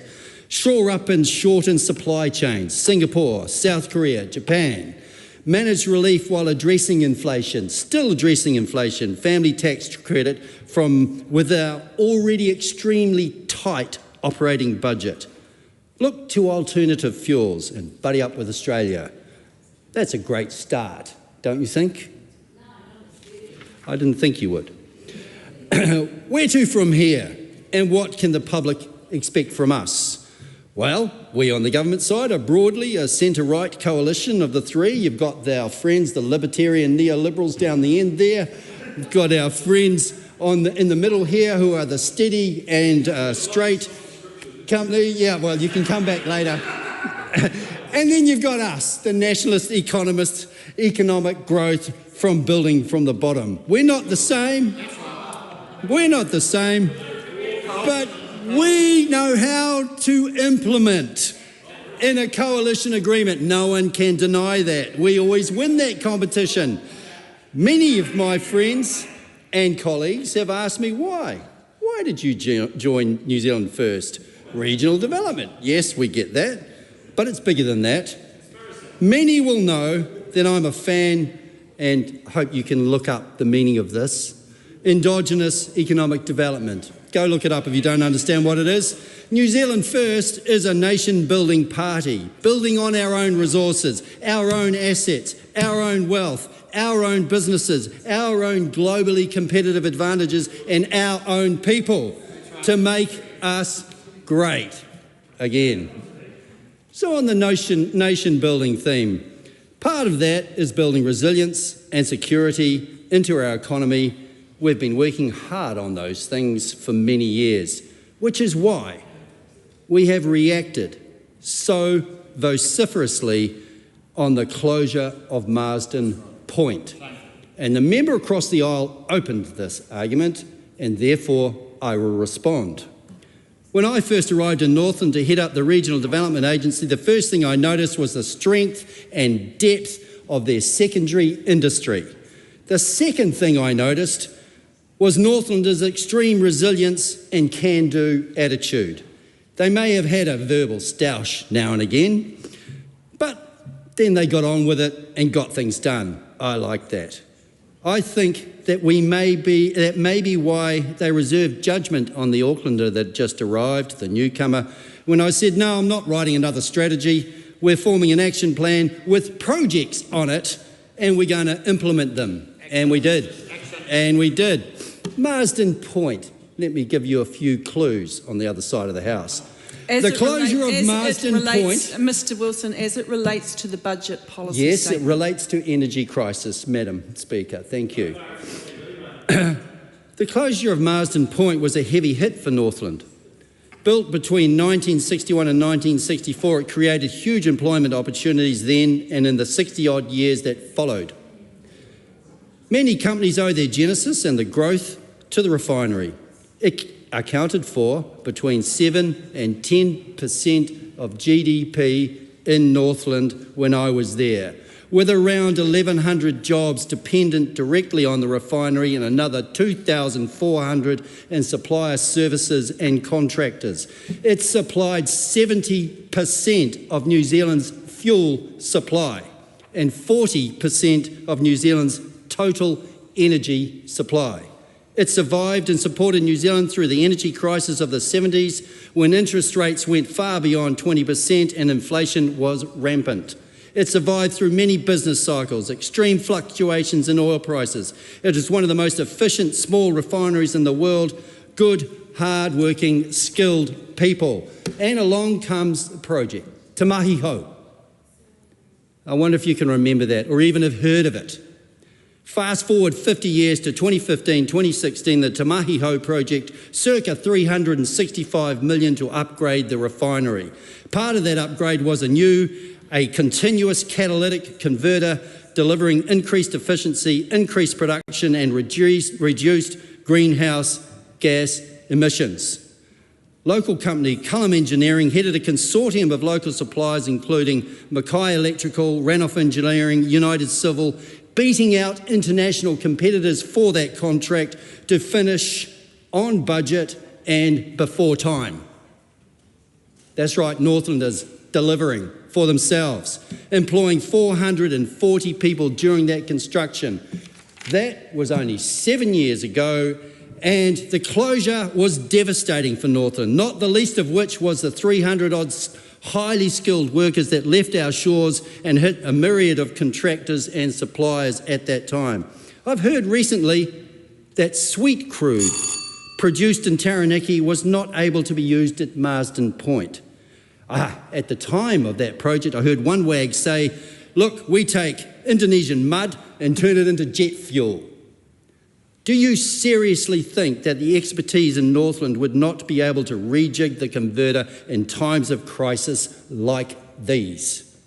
Not 7 years after the upgrade, Labor has been complicit in what I would call economic vandalism. Let me channel one of the leaders of the Labor Party, the Honourable David Lange, in one of his finest moments. I can taste the sulphurous sanctimony in your breath. Thank you, Madam Speaker. Tēnā koe te peka. Debbie Ngārewa peka. Ngārewa peka. Thank you. First of all, I'd like to stand on behalf of Te Pāti Māori and not to commend this budget policy statement 2026 to the House. It's been really interesting. It's not a committee that I'm on. It's been really interesting listening to the various sides of debate and understanding the complexity of the figures and what it is that we have before us as a nation, and notwithstanding the challenges of fiscal discipline. What we are here talking about to our people is the decisions that are being made on how they get to live their lives every day. So I'd like to give it a little bit of personality and heart. And because I think at the end of the day, what we are discussing here are the goals that the government has decided, and there are three, the economic productivity, public services and fiscal discipline, going to help improve ordinary New Zealanders, families out there struggling and working really hard lives. And what we have seen is that for the struggling families, there is actually no relief coming from the focus, certainly on this BPS. What we see is that there is no cost of living relief signalled, that there is going to be no new transfers of income support flagged. And that's problematic. It's problematic for a whole lot of New Zealanders, because what we have experienced in the last year, and this promise of when the world gets better and productivity increases, it's going to trickle down and your income's going to improve. In fact, what we've survived in the last couple of years with this government is $21 billion worth of cuts, 116 programs cancelled, about, I think, nearly half of what, 12.8 billion ripped from the pay equity system. We've seen wages from women, nurses, teachers, carers, all under attack. We've seen lunches for tamariki cut. We've seen 32.5 million from Māori housing supply cut. We've seen Māori health inequities cut. We've seen landlords given $2.9 billion. And we've been seeing a whole lot of axes and cuts across the nurses, the standard of care inside the health system. We've seen 90-day trials come back. I'll go back to what that means for people on the ground, is that it's silent for those who have been left behind and who have been really tolerant and patient, being told work, work, work, work, and it's going to get better. And there's nothing in here that we're seeing that's going to get better. In fact, what we're seeing also is that the BPS ignores the whole energy security system, or lack of energy security that we have. And we heard that. We're in a crisis. We've been in a cost of living crisis. We're now in a fuel crisis. We're in a whānau resilience crisis. And there's nothing that's happening here to show that for all our discipline, all the cuts we've endured from this government, that it's going to get better for anyone else. And certainly yesterday's relief package showed that. What we're seeing is millions are being left out. Millions of ordinary New Zealanders who are students, who are superannuants, who are workers, who are in between jobs, who are on benefits by not for the mere fact that they're lazy, by the mere fact that they've been made redundant or unwell. And what we needed to see is that the government was going to give some inspiration, some kaha to the rest of Aotearoa to say, it's going to get better, it's going to get better, but we haven't. We could have seen a renewable energy input into this, some resilience to say, actually, if we invest in solar roofs on scale, we could at least relieve some of you. But there has been absolutely nothing. It's asking us to live the same way, this living of austerity that has been enforced on the whole of Aotearoa. And it's easy, because behind every one of these decisions is families who are going hungry. We've got now, I think, 640,000 living on the poverty line. We've got women who have been asked to hold back on their whole equity claim. We've got kaumātua rationing their dialysis because they can't afford to go. We've got first home buyers whose Kiwi savers have been raided. We've got communities who have been told to give up your reo, your culture, housing programs, health authority, and the government is calling this responsible. Where is your heart for your people? Your people that stand up during COVIDs, during climate crisis, during and including fuel crisis. How long are you going to expect us to continue to say, carry on, it's going to get better, it's going to get better, when you're making decisions that are actually looking after, and the political choices. You're politically choosing poverty and hardship for people to live with, and that's what this BPS shows. It's really clear that this budget is a bill again. We've got to have another year of looking after the wealthy, and it takes from those who have the least. That's unacceptable. It's hard out there, and I suggest some of you get out of this house and see how real people are living on the ground. Members' time has expired. Madam Speaker. Ricardo Menendez-March. There is one funny myth that the government members want us to believe when they speak about this document, the budget policy statement, and there is that there is not enough. That there is not enough to ensure that no one goes hungry. There's not enough to guarantee everyone a warm, safe home to live in. That there is not enough to ensure that we can guarantee a job to everyone who exits training and goes into the workplace. That there is not enough to guarantee a thriving education for every tamariki growing up in this country. The way that politicians from the government side have spoken about their intentions of their ministers represented in this very document would lead you to believe that we're a poor country, and yet we're actually the wealthiest we've been as a country. But the decisions outlined in the government budget the budget policy statement, as well as decisions that have been announced since, represent a government that is not interested in ensuring that the resources that are out there get to those who need it the most. It is a government that is preaching to families that it is time to tighten the wallets because times are getting tough. While they have allowed landlords to get richer, while they have allowed the wealthiest in our country to disproportionately benefit from their tax cuts while they parade cuts to public services. This is a government that claims to care for the squeezed middle while completely disregarding the crushed bottom. People who, while this budget policy statement was being drafted, were already struggling to make ends meet. We know this. The statistics from the government's own side show that more people are requiring assistance from work and income to make ends meet. Despite on page 7 of the Select Committee's report on this issue of saying that the government is focused on initiatives to lower unemployment, we're seeing record unemployment. We are seeing an increasingly high level of young people without a job. And these are the very same people that the government has intentionally excluded from the relief package in light of the fuel crisis exacerbating the cost of living crisis that came as a result of the war in Iran, waged illegally by the United States and Israel.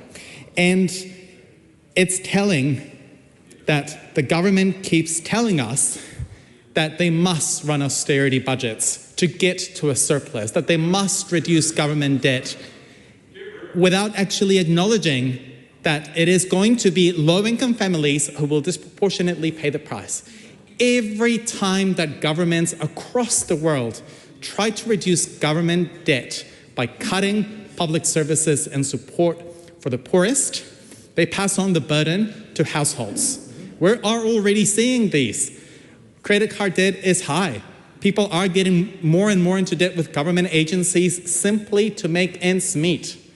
Everyday people on the bright line are the scapegoats of this austerity budget policy statement. They do not care if families go hungry so long as they can parade a surplus. And not all spending and cuts are made equal. We've got a government that seems quite happy to spend on some of the most expensive roading projects we have ever seen, while refusing to invest in things like rail that will actually better prepare us for economic shocks like the ones we're seeing right now. This is a government that would rather lose revenue in order to give landlords more money while allowing beneficiaries to go hungry. I simply do not buy this myth that there isn't enough. There is enough. And a budget policy statement that genuinely recognizes that there is enough for everyone would be committed to ending poverty by taxing the wealthy few, by taxing excess profits that corporations are making while everybody else is struggling. This budget policy statement represents a government that is not ruling for the many, but the few.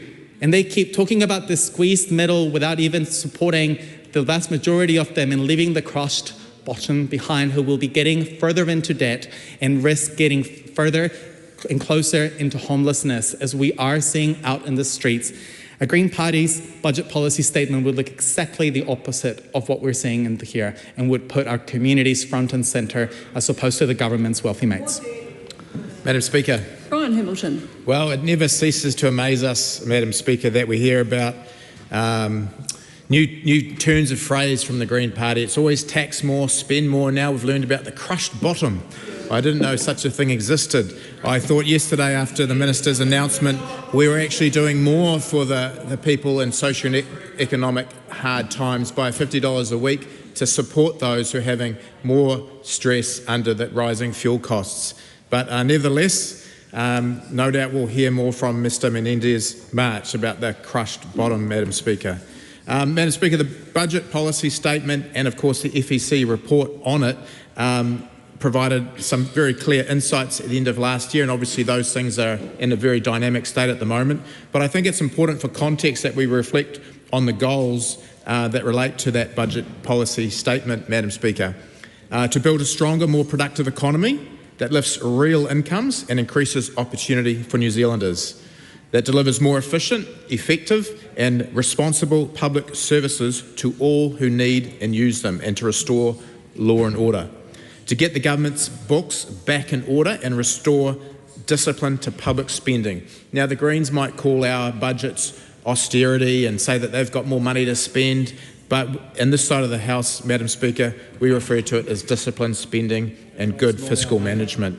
Madam Speaker, also the budget policy statement priorities are supporting the delivery of core public services such as healthcare, education, law and order, keeping tight control of discretionary government spending. And we heard from Minister Seymour earlier about the operating allowance at $2.4 billion, and we've kept that locked for the next few years in the budget. That's actually quite a restrained operating allowance, Madam Speaker, but we have to be disciplined and still providing a bit of a buffer, of course. Addressing New Zealand's longer-term productivity challenges and developing a sustainable pipeline of infrastructure investments. So, Madam Speaker, those are the budget policy statement goals and the priorities, and you can see constantly through this House we're talking about those priorities and all the policies and things that we're implementing, and that's important that there's a consistency there. The other thing I really wanted to draw attention to in the budget policy statement was the fiscal strategy. New Zealand is in a challenging fiscal position, and this was obviously, of course, before the Iran fuel situation broke out. The Crown books have deteriorated since 2019 as expenses have risen faster than revenue. And I'd just draw attention to that year, 2019, 2020, and we know who was in government at that time. The increase in expenses as a percentage of GDP is due to a combination of factors, discretionary and policy decisions, the temporary impact of COVID-19. And I'll return to that later, Madam Speaker, but I think it's important to give context because this budget policy statement obviously builds on those challenging times that we inherited. The other thing in particular I thought is worth mentioning, Madam Speaker, in the budget policy statement is performance plans. Now, performance plans are plans for each government department and the Crown entities that fall under them to deliver public services within existing baselines. And I think that's a really key point. The default assumptions for performance plans is that there is no new funding, Madam Speaker. And you might think that sounds very sensible. When did performance plans come to be? Well, 2024. So another key year, Madam Speaker, and that was under the direction of our Minister of Finance, where she said we must be clear about trade-offs, identify performance and delivery risks, and set out how these risks will be managed. They are a tool that puts the focus on medium-term sustainability and lifting performance within existing expenditure rather than on annual budget initiatives. Madam Speaker, this context is really important because while the opposition will say we're not doing enough or we're not spending enough or there's too much of an austerity budget, the context we inherited was bleak. The interest alone we've heard about is $10 billion a year, enough to fund 5 government departments on its own. It's vast. It's vast. And we don't like to continue to look in the rearview mirror, Madam Speaker. We want to be a positive government that focuses ahead, and we are. But it's really important the context is set because we have got to manage the budget that we've got and work within those very real constraints. Today's debate on the FEC's report and the budget policy statement comes at a time, obviously, of real uncertainty for New Zealand and real responsibility for this government, Madam Speaker. The economic landscape has shifted significantly in recent months, and we've got to adjust. The Fitch rating, we just heard, obviously, was looking at New Zealand's position a little bit more negative, which just shows the important work we've been doing over the last 2 years. I can only imagine if we hadn't taken such restraint on our debt and our management and the savings over consecutive budgets, we would be in real trouble. And Madam Speaker, that COVID waste comes home to roost with nearly $30 billion not even related to pandemic spending, Madam Speaker. And I think of the large-scale asset program, which left us with $10 billion of debt, the lump sum payment, which sent payments out to French backpackers and dead people, and of course the Shovel Ready project, Madam Speaker, where there weren't any shovels anywhere near it. They're still at Mitre 10 and Bunnings waiting to be picked up. And that's the context we find ourselves in, Madam Speaker. But despite these challenges, there are also signs of resilience in our economy. The most recent GDP data shows the economy grew 1.1% over the second half of 2026, and that is welcome. That is showing confidence is returning to business, to the manufacturing industry, particularly to the South Island, which you'll be pleased to hear, I'm sure, Madam Speaker. I'd also like to talk about the economic and fiscal outlook, Madam Speaker, which was referenced in that budget policy statement. The HIFU shows the economy is recovering from a time of a prolonged downturn, with GDP expected to grow and unemployment forecasts to decline from early 2026. Tax revenues forecast reflect lower nominal GDP, with total tax revenue to be $1.7 billion over the forecast period. Core Crown expenses are forecast to decline gradually as a share of GDP, reaching 30.5% by 2029 and 30. And net core Crown debt is projected to peak at 46.9% of GDP. Those are very high figures, Madam Speaker, and we'd like to see them a lot lower, but it's going to take time, Madam Speaker, and that's why the upcoming election is going to be critical for New Zealanders to ensure that we keep on track and deliver for Kiwis as per those objectives and goals I referenced earlier. But obviously now in the last 4 weeks, we've had some real headwinds in Iran. The conflict in the Middle East has introduced a new level of uncertainty, and that was also referenced by the Reserve Bank Governor yesterday. We don't know how long this disruption will last, Madam Speaker, but that's why we've been working so hard as a government to build some resilience, some good management, because we know that a rainy day will come, and it has come, and we're dealing with it today, Madam Speaker. Yesterday, the government pre-committed up to $373 million from that budget allowance I spoke of to allow or to provide temporary, targeted and timely support for working families, Madam Speaker. $50 is a significant amount when you think of the price of fuel in the last few weeks. But I want to emphasise, Madam Speaker, temporary, targeted and timely. Those were the key learnings of the Treasury document through the COVID Royal Commission that we've learned as a government. We're taking those learnings from the gross spray of money that the previous administration had, and we're trying to do it in a way that doesn't create inflation, Madam Speaker, that doesn't ratchet debt and doesn't create a permanent expansion of the welfare system. Because I'm sure, Madam Speaker, as you're aware, once you give something to someone, it's very hard to take back. And so we've looked at that process very diligently and very responsible stewards as government. Madam Speaker, our fiscal strategy is clear. We will keep a tight lid on new spending. We will continue to find savings across government, and I reference again those performance plans where Minister of Finance has said to ministers and their officials, you must, if you want new money, then try and replace it with old money. We've got to live within our means, Madam Speaker. We will continue to find savings across government because every dollar we spend must deliver value for taxpayers, and we will keep debt under 50% of GDP before bending it back downwards. This is the only credible path, Madam Speaker, to restoring New Zealand's fiscal health. It is the only way to build resilience. And I just want to contrast what we hear from other parties in the House, Madam Speaker. They proposed every savings we've tried. They opposed our fast-track legislation, which was increasing renewable energy, solar farms, tax relief for New Zealanders that hadn't been done in 14 years. Every savings initiative we've tried, Madam Speaker, they shut it down. It'll be interesting to see. I think Labor's going to support us with our recent announcement, which is fantastic. Madam Speaker, we're doing the right thing. Expired. Madam Speaker. The Honourable Dr Deborah Russell. Madam Speaker, I want to draw the House's attention to the date. It's the 25th of March, and as Tolkien fans will know, that was in fact the day that Frodo, well actually Gollum, finally got the One Ring into the crack of doom, and the realm of Sauron fell, and it became the new year ever after. But that's not the significance of this date, really, not today. In fact, the significance for us is that way back in 2020, the 25th of March was the eve of the COVID lockdown. The COVID lockdown, first one, started at 11:59 p.m. on the 26th of March. And of course, the budget policy statement for that particular year's budget had been delivered in December 2019. And between the delivery of the budget policy statement and the actual budget, the world had changed. And so it was very hard to prepare a budget in those circumstances.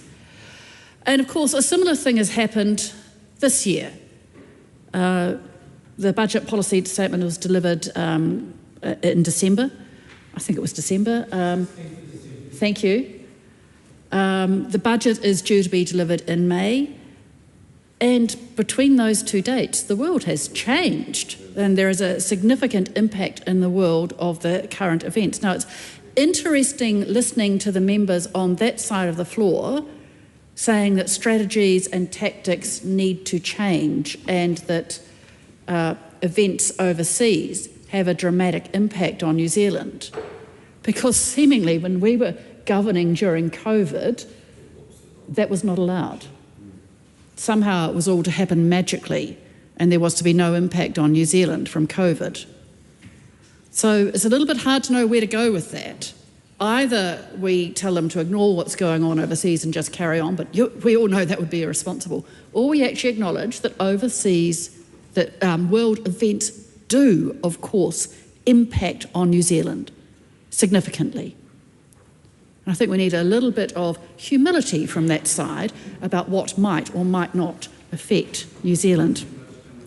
Now, looking at the budget policy statement, which was delivered by the Minister of Finance last year, I want to draw the House's attention to some of the issues that sit in here. And first of all is the ongoing discussion about a structural deficit.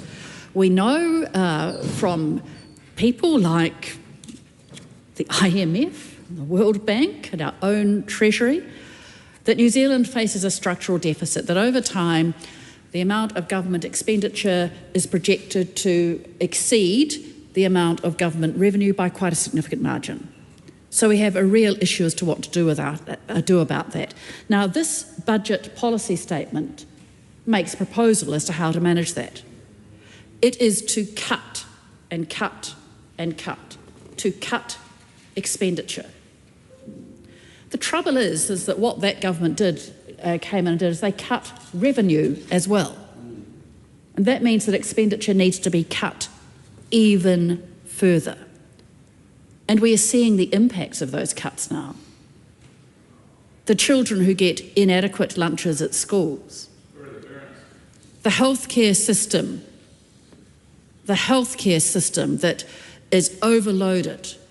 Overloaded because people are using it as a primary care source, a hospital as a primary care source rather than being able to go to their own doctor. We see it in the increased number of people who cannot afford food and are going to food banks. Those cuts have had a real impact. We need a better solution to the structural deficit than just cutting and cutting and cutting and cutting. Because the trouble is, careful supervision of government expenditure is always important.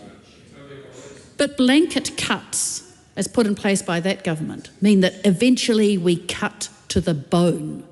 And that is what is happening with that government. The minister's statement goes on to talk about the economy recovering, and that's dubious. There's been a lot of talk of green shoots, but not little. I think it was a 0.2% growth in GDP over the entire last year. It was negative before that, and inflation is now creeping up again. But saying the economy is recovering from a deep and protracted downturn. And the question has to be what caused this? Because when this party was in government, when we delivered the pre-election fiscal update, that pre-election fiscal update was predicting substantial recovery by now. But on their watch, that has turned into anemic GDP growth. And it has turned into increased people on unemployment, it has turned into more and more families seeking assistance. And it's because that government does not know how to support the economy. The problem with shutting down construction projects willy-nilly just because Labor did them is that it cuts down jobs, it cuts down small business, it cuts down the cycle of money through the economy. Cutting construction projects cuts the economy. They need to consider being good Keynesians. In a downturn, the standard Keynesian rule is to spend in order to support the economy. The standard Keynesian approach is that, and yet they rejected it entirely. So that is a problem with their fiscal management. When we talk about why there has been a prolonged and protracted downturn, the responsibility for that rests with their Minister of Finance. If we go on to the budget policy, to the report of the Select Committee on the budget policy statement, I want to draw particular attention to two areas of it. One is around rising energy costs as a key contributor to the difficulties in the economy. Now, we need a fix for those rising energy costs. We need something that is better than just importing LNG. In fact, the way to provide resilience in the energy sector, the way to ensure that we have enough generation is to go much faster down the renewables route, is to ensure that we get much more wind and solar power distributed on households, and then to use some of our existing facilities, our hydro lakes down south, our geothermal power as our firming. That leaves the peaking, and we can there are ways of fixing that. And then they shout back at us, fast track. We had a fast track process. They repealed it. We could not support their fast track process because it abandoned the environment. And frankly, we can do both. We can do the economy and the environment and fast track. But we must consider the environment. What was wrong with the fast track process that we had in place? Nothing, except that Labor did it and so they flipped it. That was such a retrograde step. And that was the retrograde step that has contributed to the downturn in the economy. And then I want to draw our attention to one final area in the Select Committee's report. And it was an area that the Minister didn't bother to address in her budget policy statement, but the Select Committee did its job and brought this issue to attention. And that is what on earth we are to do with climate change. You know, we have this great line from that side of the House that the market's going to sort it all out. Well, that's not happening, is it? Emissions are continuing. We are losing our way on methane. We actually need to ensure that we get our climate emissions down. And at the moment, the emissions trading scheme is not working to drive change in climate. But the Minister didn't address any of that, let alone addressing some of the ways that government could act to help industry, to help households move away from fossil fuels. In fact, that government has been investing in fossil fuels, investing in increasing emissions. What a ridiculous thing to do. And perhaps in the short term that might pay off, but the long-term costs that they are leaving to our children and our children's children are reckless. So in terms of what is going on in this economy, the Minister of Finance has delivered us a prolonged and protracted downturn. The Minister of Finance has delivered us cuts. The Minister of Finance has delivered us children going without meals. The Minister of Finance has delivered us superannuitants who only having 2 meals a day. The Minister of Finance is a failure, and this budget policy statement just reinforces that. Nancy Liu. Madam Speaker, as a National Party Member of Parliament and as a member on the Finance and Expenditure Committee, I rise to support the budget policy statement, and I do so with a very clear message. Absolutely no to the spending on reckless projects like the last government. But this government will not repeat the mistakes that left New Zealand with an inflation outbreak, with a cost of living crisis, and with public finances under immense restraint. The budget policy statement is not just a pre-budget formality, Madam Speaker. It is a statement of values of this government. It says this government will back core public services, will keep control of spending, and will restore fiscal discipline of governments. Budget 2026, which will be delivered on the 28th of May 2026, will focus on health, education, law and order, and careful stewardship of public finances. That is the right approach, and it is opposite to the loose, undisciplined habits that got our country into the trouble we have now. Because let us be honest about New Zealand and what we have learned. We have learned that as a country and as a government, that there is difference between emergency support and genuine crisis and the continuing of spending as though there are no consequences. The Reserve Bank said last October that during the pandemic, aggressive fiscal and monetary support helped avert deeper harm, but that the combined responses ultimately contributed to an inflation outbreak. Madam Speaker, Treasury's long-term insights briefing, highlighted by the Finance Minister last August, examined the way the government finances were used during and after the COVID period, and said that the responses wound up costing 66 billion New Zealand dollars. 66 billion New Zealand dollars is not a small policy error that the last government can just simply brush off. This is massive lesson learned, written by billions of New Zealand dollars that we can spend in healthcare, in education, in infrastructure, in houses, in roads, in energy. But with higher prices, this is the sufferer that we have now, with $66 billion splashed into the economy. It fueled inflation, higher prices, and years of pain and pressure that now our generations of New Zealanders and our future generation now have to suffer. And who pay the prices for these? It is New Zealand. It is New Zealanders, all of us sitting in this room right now, and all of our children. It's families at the supermarket. It is mortgage holders at the bank. It's small businesses now having to pay more for freight, more wages, finance cost, energy cost. It is when government floods New Zealand with spending and then fails to turn the tap off.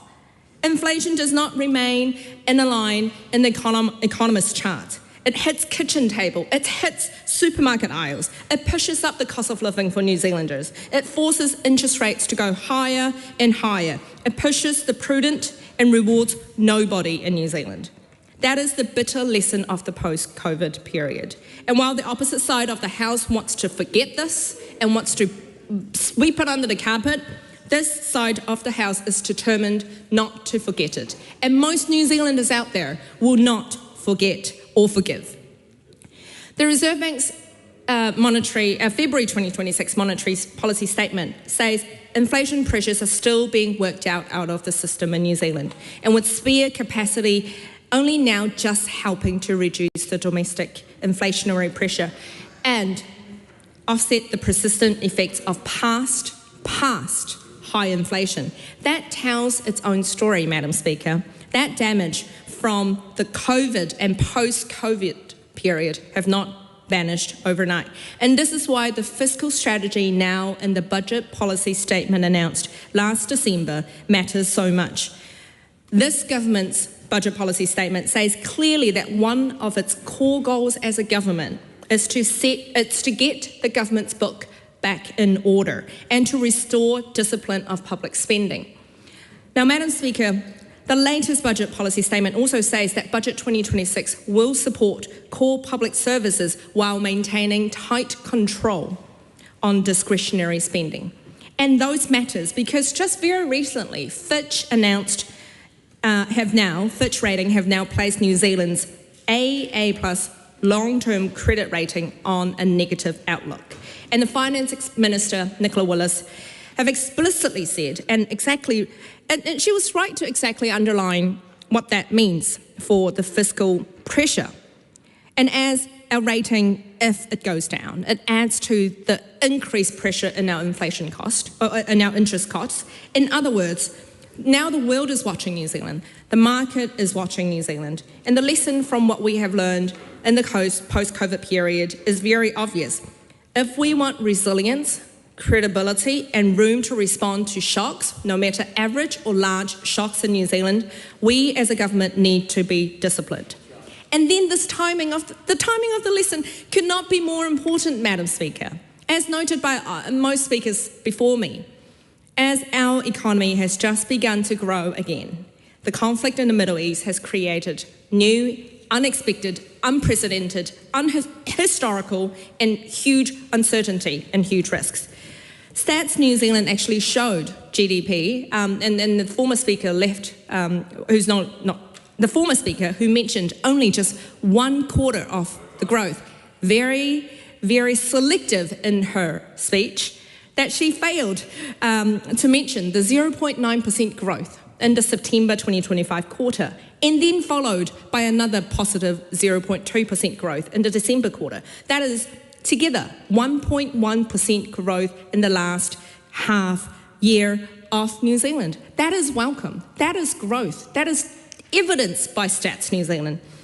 But the Reserve Bank Governor also warned, just actually yesterday, that the conflict in the Middle East now is likely to mean higher headline inflation pressure in the near term and somewhat will weaken the growth momentum that we have finally developed through the green shoots, through government controlling on spending, and finally supported New Zealanders and sports businesses to have the confidence to grow again after the 2 years of work that we put into this, to see finally that growth momentum.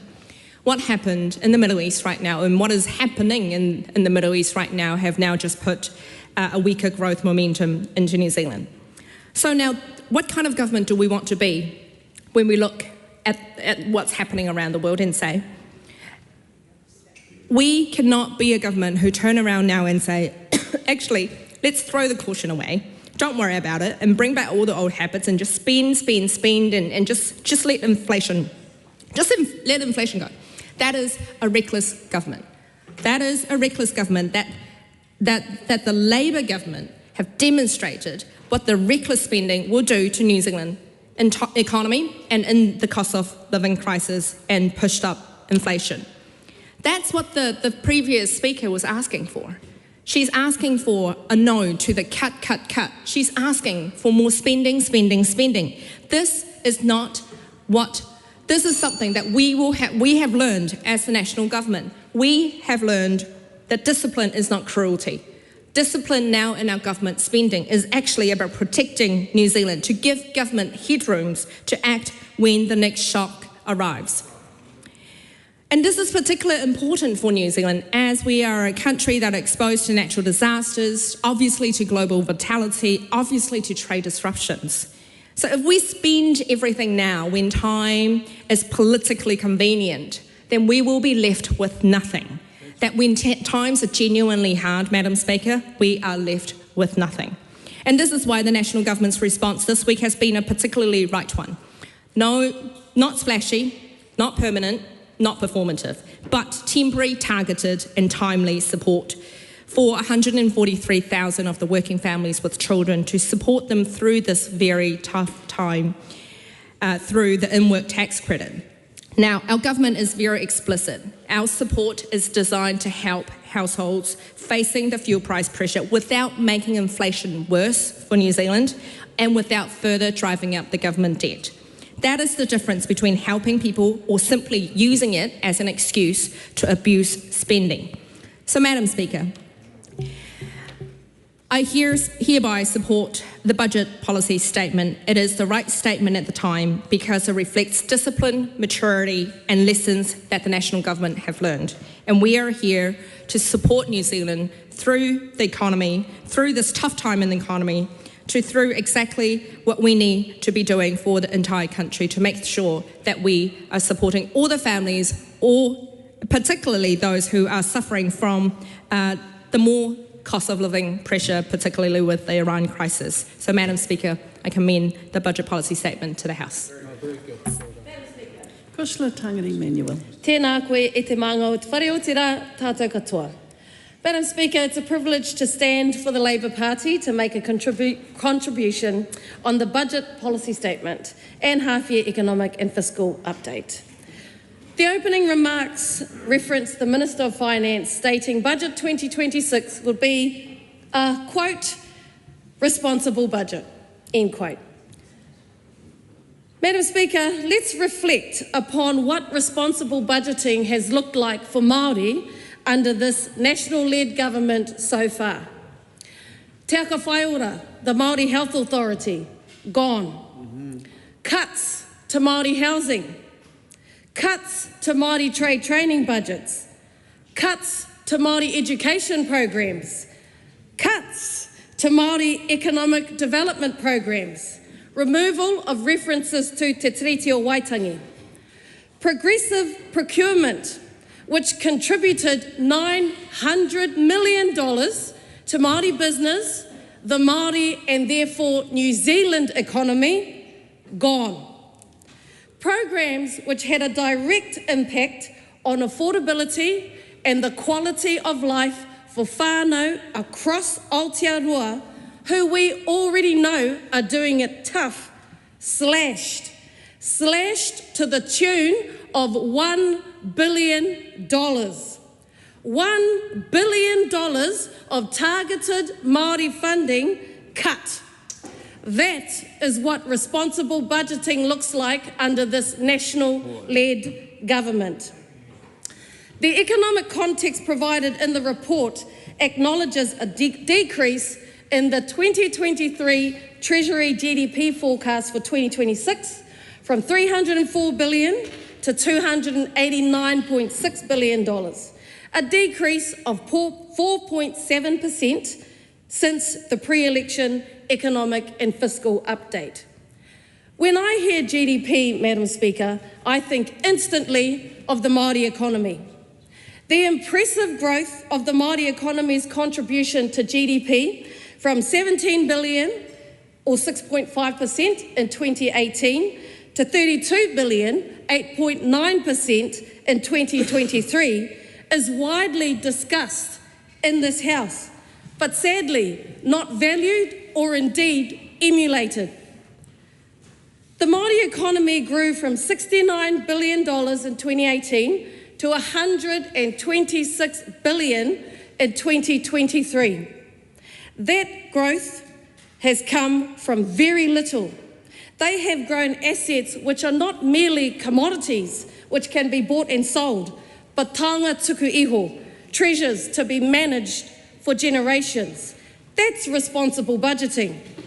Iwi and business have all done it in their own unique way, but with one common value at the centre: people. He tangata, he tangata, he tangata. I'm reminded, Madam Speaker, of a whakatauki. Mā te huruhuru te manu kārere. Feathers give the bird flight. That whakatauki has become synonymous with money these days. However, we understand there are many forms of feather, many ways to give a bird flight. A warm, dry home, good education, gainful employment, the ability to afford the basics. The government will argue Māori still have access to these things under this budget, but the fact is, cutting $1 billion of targeted funding has deprived Māori of the opportunity to provide services in our way, to thrive as us within our own systems. And frankly, Madam Speaker, it's deprived non-Māori from having the experience and benefiting that.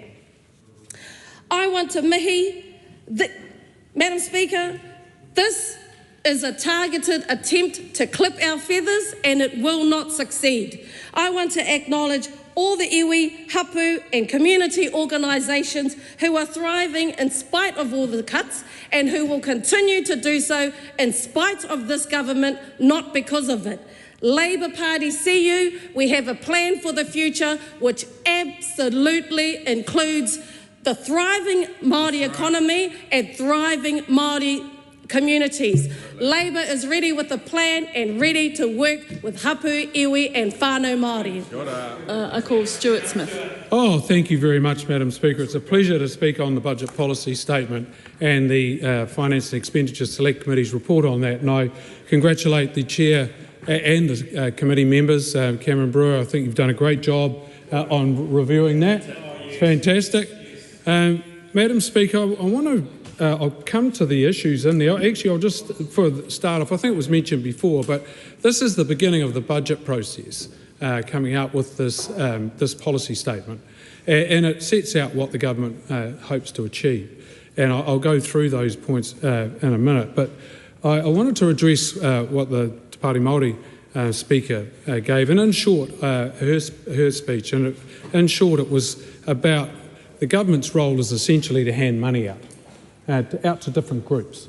But ironically, Madam Speaker, that's not the case, and it was almost as though the government has money that it gives out, but the government doesn't have money. It raises money by, from taxes, or it borrows, or a combination of both. And one of the things I think is quite important, Madam Speaker, to understand is the size of that debt that we currently owe as a country. You know, it is a significant amount of money. We will actually trying to get on top of that. But a big part of that came about over the COVID period when we borrowed $60 billion, $30 billion of which didn't go to COVID expenses, and we're now paying the price for that. It's a big price. We're paying an interest now of $10 billion, and that's in a year. That is combined expenses of the police, corrections, Ministry of Justice, Customs and the Defence Force. What could we have done with that in other areas of government and to expend that money? So that money just doesn't come out of anywhere. It's a significant issue for us to address. And why is that important? Well, because one of the things New Zealand is really known for is its low sovereign risk. And that is very important because when we borrow money, that's based on the premise of how we're going to pay it back. And that's a risk, that's where the sovereign risk comes in. And unfortunately, our good reputation for our sovereign risk profile was trashed when the summary announcement of the oil and gas ban some years ago. Now, I know from some contacts in the finance industry how that directly had that affected New Zealand. One entity I know was lining up an investment from money markets, and they were told, no, we're not going to give you that money anymore. It was all signed off and they cancelled it. And they said, look, mate, you had one thing going for you, it was low sovereign risk, and you don't have that anymore. So that is why it is so important that budget policy statements and budgets are actually very fiscally restrained and responsible, because that adds cost to our borrowing and definitely adds cost to everything we do in New Zealand, and it is really important for the health of our economy. And what does that mean, the economy, health of the economy? That means jobs, food on the table for people, and looking after people in the way that we would expect. So the main priorities of this budget, and the things that stand out for me mostly in the budget policy statement: deliver more efficient and effective core public services. Well, that is a great thing to have as a priority, and particularly focus on health, education and law and order. Now, if we look at those particular areas, Madam Speaker, we've already made a great start on that by setting health targets. Everything in every business and endeavour has targets. Why shouldn't health? Education, an hour of reading, writing and maths, fantastic. Well, that's the future that we're investing in, and we should focus on that. And the feedback from the schools and from parents is that has been such a hit, that children are making real progress, and the confidence that they're growing, and that we're growing really good Kiwis out of that. And law and order, well, you know, great work by Mark Mitchell and the team, and Honourable Paul Goldsmith. Fantastic amount of work they've done in that area. People deserve to feel safe in their homes. And they should be able to go to the supermarket and not see people running through the checkout with a trolley full of groceries not paying for it. That is stealing from everyone. And so we stand by that, and this is a fantastic budget policy statement. I commend it to the House. Oh, that's one of your best. Madam Speaker. The Honourable, excuse me. The Honourable Ginny Anderson. Thank you very much, Madam Speaker. Thank you for the opportunity. New Zealand has a moment of, I guess, urgency when we look at what confronts us right now, Madam Speaker. And I think it's important in this budget policy statement, which outlines really clear goals and objectives that will guide the government's decisions in the forthcoming budget. It shows, Madam Speaker, the short-term fiscal intentions, but also, importantly, the long-term fiscal objectives and strategy. And that's what I'd like to focus on today, Madam Speaker, is because there is a real lack of long-term fiscal objectives and any kind of strategy in the long term that this government has offered New Zealand. And that is really the key reason why we have such a high level of uncertainty, both in our business community, but also in the homes of families who are trying to just make ends meet on a day-to-day basis. The level of uncertainty that has been brought about by this government not having a plan for the future has become absolutely heartbreaking for many families up and down the country. The 2026 budget policy statement says that the government will focus on supporting the delivery of core public services such as healthcare and education. But we know, Madam Speaker, that there have been significant cuts right across the public service that have directly impacted on the types of those essential services that families desperately rely on. Being able to go and get good quality healthcare without having to have a huge fee is something that most families would love to see. What we want to see also, they've talked a lot about tight control of discretionary government spending while funding a very small amount of government policy commitments. But I think it's important to note, Madam Speaker, that we need some really good examples, tangible examples that people maybe sitting at home or listening in can understand. Because when this government talks about wasteful spending, they never really provide some good examples of what that would be. So I've got some really good ones, Madam Speaker, and one is going to have the ribbon cut on it by probably Chris Bishop, I'm guessing. That would be the shared pathway in Eastbourne. $15 million of COVID funding went into that wasteful spending. Also the beloved Riverlink project, a key infrastructure project in the Hutt Valley, that also received very wasteful COVID spending. And Te Aotearoa, the significant piece of infrastructure between Wellington here and out to the Hutt Valley, right along the Harbour Way into Petone, that also, Madam Speaker, received that wasteful spending that's been referred to. So we can be assured, we'll make sure we line up a few hecklers when that ribbon gets cut to remind this government that when it talks about wasteful spending, they're very quick to turn up to cut the ribbon and claim the glory and say that they've done good things, because those projects, those infrastructure projects, they were long-term thinking. They were good plans that gave people in the Hutt Valley jobs. They gave local businesses an ability to make kai for those workers, and they sustained a local economy that actually looked after people and gave them opportunity. Those were all the side benefits to the key pieces of infrastructure that they also funded through that wasteful COVID spending. And what has happened since then, Madam Speaker, is we've seen a change. Instead of having jobs created, instead of having local businesses sustained through all the stimulation that those projects have, we've seen cuts.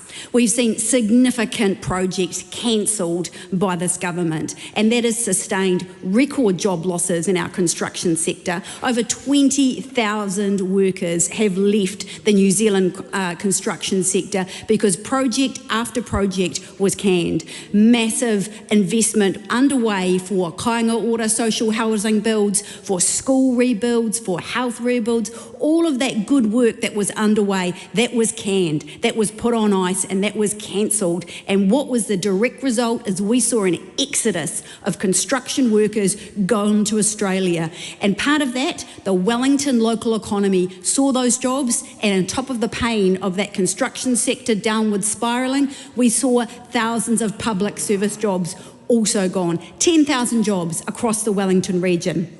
And so what has that done to our local economy in the Wellington and the Hutt Valley, Madam Speaker? That has meant that businesses have liquidated at record numbers. That's mum and dad businesses who have built their lives and their livelihoods that have been seen to gone under. A local business in Petone operating for 20 years, Soprano, fantastic local business, a family that the husband and wife actually met there as waiter and waitress. They bought the business, they brought their kids up in that business. That was their life. They sustained that business right through the pandemic and they kept going. But do you know what they couldn't withstand was this national government and the cuts that did to Wellington and our region. It could not withstand. And it is heartbreaking to see people's lives and livelihoods wilt before their eyes because this government is more interested in cutting and self-serving their own interests than actually providing a meaningful future for families here in New Zealand.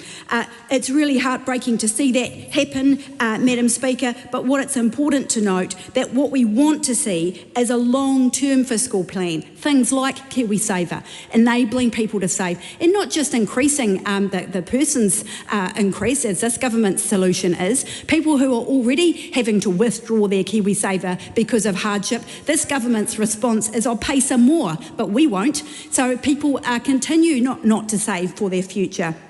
New Zealand Super Fund, it's that government over there that actually stopped the government contributions to growing our future nest egg for this nation, and it's previous Labor governments that restarted that and enabled us to grow a super fund that can work.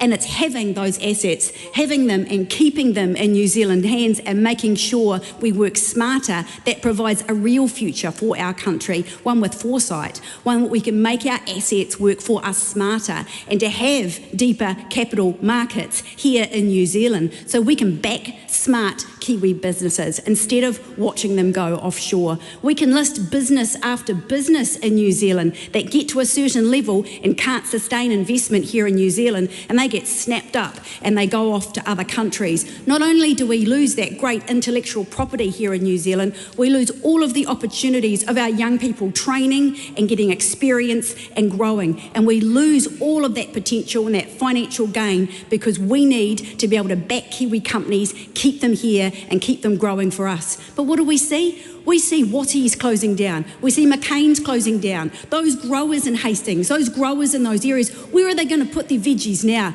Madam Speaker? This government has no answers. They are in fact hollowing out local economies, region by region. And it's the big business, it's the big end of town that reap those rewards, not our small growers, not those people just trying to be able to make enough to make ends meet and to make actually a profit in their businesses, because there is very little support for a long-term way of figuring out how we're going to make those things work. And what we'll see, Madam Speaker, is we'll see cheaper products that are manufactured offshore being dumped in our markets, and there will be no way out of getting on top of a supermarket duopoly if we are shutting down our own growers and our own local processing of our own kai.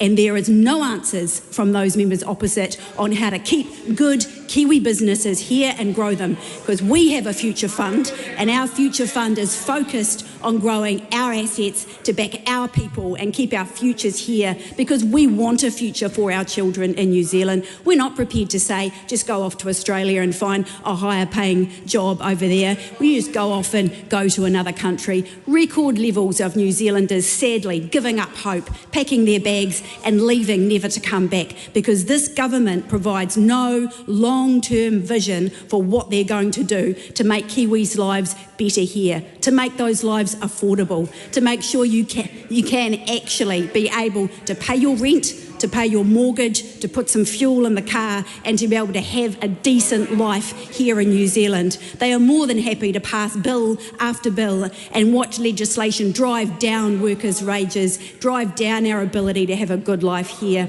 Madam Speaker, this is a tough time for our country and the world, and what we need right now is a government with some heart. And over there, we have a lacklustre bunch who are self-serving and only interested in serving their own short-term gains and not really caring about the future of Aotearoa, New Zealand.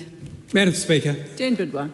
Well, that was a great general debate speech. Yeah. But pity, Madam Speaker, this is not a general debate. This is a debate on the budget policy statement. And I have a copy with me if the previous speaker actually wishes to read it and reference it in her speech. But Madam Speaker, let's get back, and it's my privilege to round off this 2-hour debate on the budget policy statement, which is a formality as part of the Public Finance Act. And the Minister of Finance tabled this document in the House on the 16th of December, alongside the half-yearly economic and fiscal update. And I would encourage members to read this. This is a very important document to go alongside the BPS. But Madam Speaker, it is and has been noted today that the last few months goes very quickly, and I do wish to speak about where we've come from the fiscals, where we are, but more importantly where we're going in light of the recent conflict in Iran and the economic consequences of that. The first, Madam Speaker, is what we inherited. And our nominal public debt when National took office more than doubled under the previous government to $155 billion. That was about 2.5 times the previous debt that we left them when they came into office in 2017. Let's continue, Madam Speaker. The Obergau budget deficit for the 2023 year was $10 billion. It was 2.5% of GDP.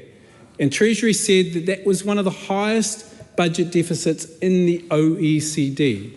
Now, I say this, Madam Speaker, because if you want to reduce the debt levels that this country has, you first need to close the deficit. And the harsh facts of the matter is we are still in deficit as a country, but that is largely thanks to the deficit that we have been left and inherited from the previous government.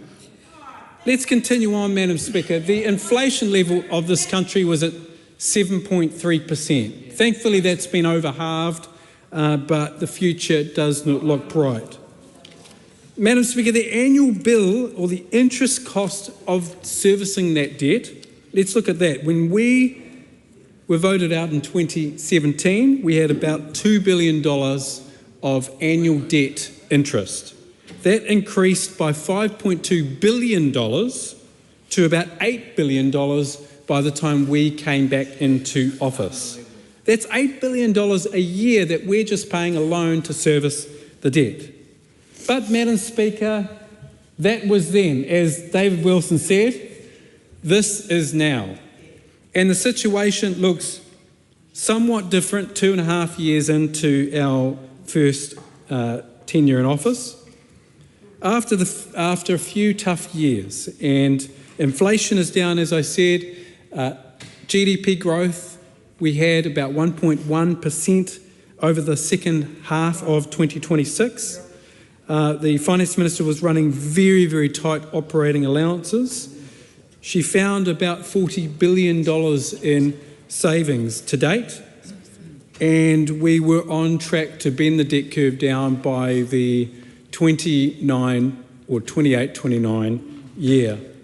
But, Madam Speaker, we did hear very clearly from Treasury officials that fiscal consolidation has not happened. And I say that because the other side likes to say we're cutting spending, we're cutting the civil service, but the harsh reality is that spending is still growing, and we are still spending far more than we're taking in as a government. And Treasury officials have sounded the alarm bells. And I remember sitting in Finance and Expenditure and hearing that very clearly from Ian Rennie, that fiscal consolidation has not happened. And so we've got a lot to do as a government. And I would rather trust this side of the House any day with that objective than that side of the House with that.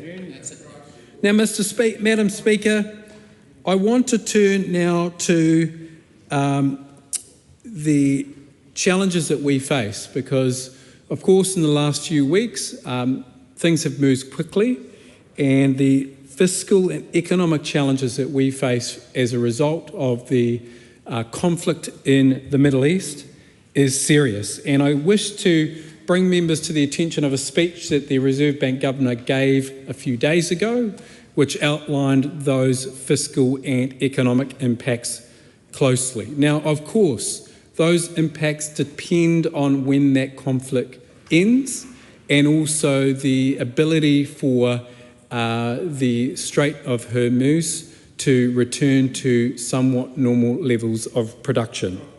But the Governor has said very clearly in her expectations, and I do mention this because it is part of the budget fiscal policy around inflation expectations.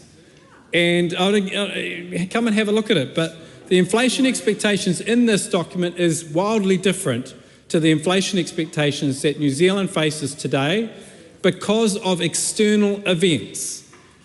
Nothing to do with this government. We are taking the events in the Middle East as given.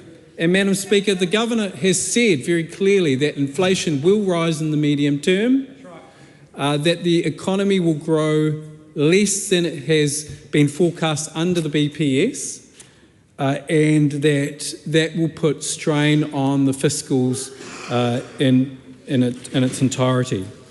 And the Minister of Finance has said, look, actually on balance, she said it today, on balance, the net impact on the balance sheet is not going to be positive.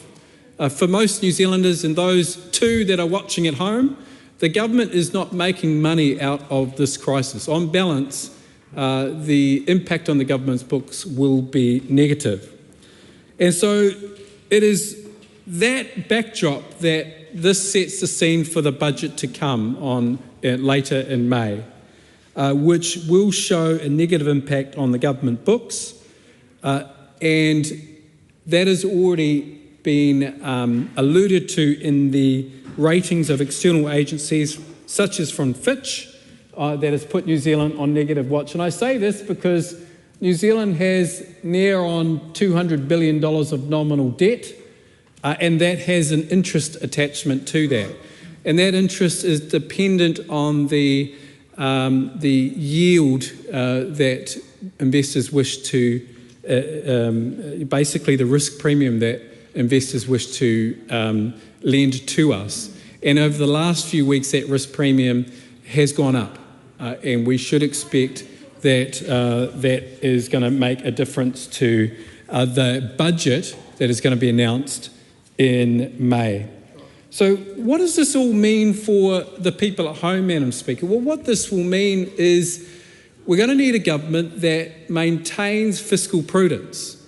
And I certainly wish to acknowledge the $373 million package that the Finance Minister announced this week to reach those really struggling low and middle income New Zealanders, about 140,000 according to Chairman Cameron Brewer and Minister Simon Watts.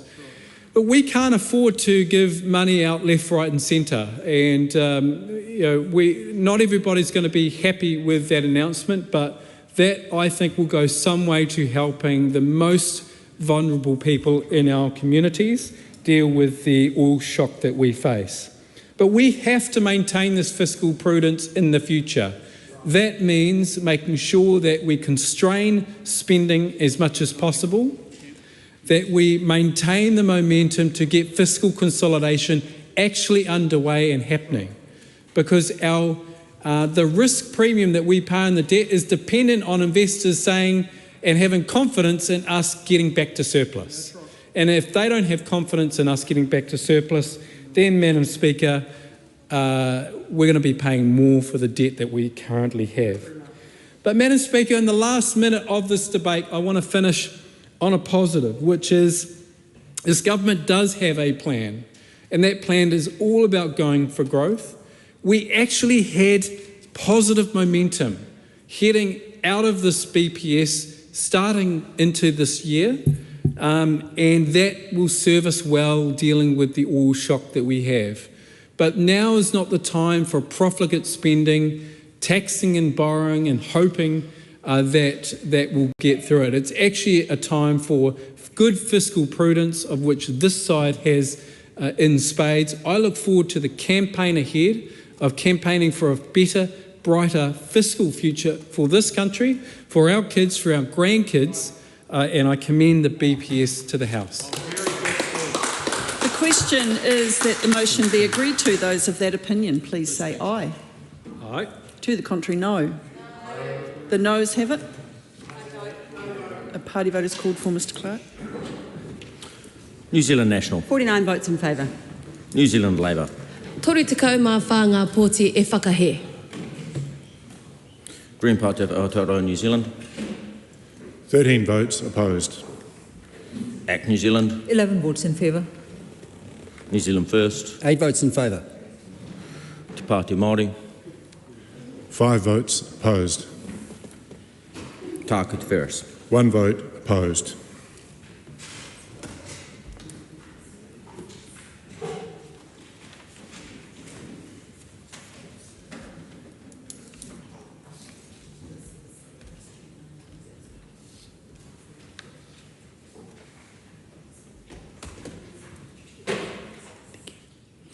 Members, the ayes are 68, the noes are 53. The question is agreed to. I call on Government Order of the Day number 1. Appropriation 2024-25 Confirmation and Validation Bill, second reading. Madam Speaker. The Honourable Simon Watts. I move that the Appropriation 2024-25 Confirmation and Validation Bill be now read a second time. The question is that the motion be agreed to. Those of that opinion, please say aye. Aye. To the contrary, no. The noes have it. A party vote is called for, Mr Clerk. New Zealand National. 49 votes in favour. New Zealand Labour. 34 votes opposed. Green Party of Aotearoa, New Zealand. 13 votes opposed. ACT New Zealand. 11 votes in favour. New Zealand First. 8 votes in favour. Te Pāti Māori. 5 votes opposed. Tāku Te Whereas. 1 vote opposed.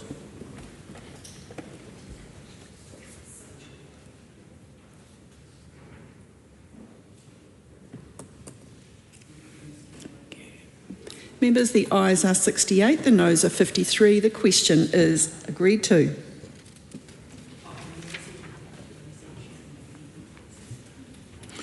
Appropriation 2024-25 Confirmation and Validation Bill, second reading. This bill is set down for committee stage next sitting day. I call on Government Order of the Day number 2. Local Government, Auckland Council, Transport Governance Amendment Bill, interrupted debate on second reading. Members, when we finished this bill last reading, we were up to call 11. That is a Labour Party call. Madam Speaker, I should say. Tracy McClellan. Thank you, Madam Speaker. And we are nearing the end of this debate, and the Local Government Auckland Council Transport Governance Amendment Bill has been largely agreed upon by all parties in this House, but there's still quite a bit to talk about here. And so let's have a little bit of a refresh on where we got up to last night, and there's a few specific points that I would like to make, both in summary of the main points, but also in acknowledgement of all of the submitters and all of the work that's gone on behind the scenes. So I would like to acknowledge the work of the Select Committee, the Transport and Infrastructure Select Committee, and also acknowledge all of the work that staff do, not only on this bill, but on all of the bills that go through this House. This was an interesting bill insofar as the origins and the impetus for it largely came from the Auckland Council itself, and I also acknowledge that there will be several staff members, a plethora of staff members who would have worked on this plan for quite some time before it even made its way to this House, so I acknowledge them as well. Madam Speaker, this is a piece of reform. It's largely grounded in a clear problem, which is good because we don't always see that in this House. Sometimes when government bills come to this House, it's not always obvious what problem they are trying to solve. But this bill responds to two long-standing issues, and that being redressing or rebalancing or refixing, depending on how you view it, a lack of democratic accountability, and also the poor coordination that tends to have happened across agencies over the long term when we're dealing with issues of transport. And Auckland's size, I think, makes those issues all the more visible and a little bit more salient. But they've certainly been building for quite some time. So it's not just change for the sake of change, it's actually trying to fix some structural problems that actually do impact on final outcomes. So obviously we are supporting this bill and we enjoyed going through the process. Whether or not I would call it localism, I think is still up for debate, and we've heard that term being used in previous contributions yesterday. I think it does at least provide some clarity and not just control. So we are supporting this bill because it comes from that perspective, because we do think that localism is good and it's always good to provide that clarity. But more than that, it also delineates and makes very specific who's responsible for what. Under the old model, the decision-making essentially sat at arm's length, and accountability, I think it's fair to say, didn't always naturally follow from that. These were changes that were made by a previous National Act government in establishing Auckland Transport, but bringing these functions back now under elected members feels like the right thing to do. It strengthens, we believe, both voice and responsibility. Another thing that was brought up both during the process at Select Committee and also in previous contributions is acknowledging that the 30-year plan, I think, is one of the most important shifts. Often the focus is on governance structures, which is all very well and good, but the long-term planning piece that sits behind this is also just as important. And the 30-year transport plan in particular, one that's jointly owned by council and government, is intended to try and fix some of that stop-start, some of the stop-start nature of the reality of investments when they can get a bit of wind up and a bit of steam under the wings and then not progress in the way that would be advantageous. So there was widespread support for this from the submissions. It wasn't universal, and there was some submissions that certainly raised some concerns, and I'll go through those shortly. But all of those submissions were very, very welcome, and I think actually helped inform some of the changes that were made in Select Committee, as you'd expect. There's a deliberate balance between expertise and democracy, and that was one of the tensions that was resolved during the process. One of the more interesting tensions, I should also add, because some people who were supportive of this bill were really supportive of bringing decision-making back to elected members, and others also valued those technical expertise that could be found in a different model. But there is a way to achieve balance, and I think we worked quite hard in the Select Committee process to achieve that. So the bill tries, as I said, to strike that balance by retaining Auckland Transport as a CCO, and they now have a mandate to look after public transport delivery. There is, I think, some valid concerns about how specific that is and how much detail has been provided and how that will actually sort of play out. But at this point, it's a watching brief, and shifting that strategic control, which I think is important back to council. So the balance here is the important thing.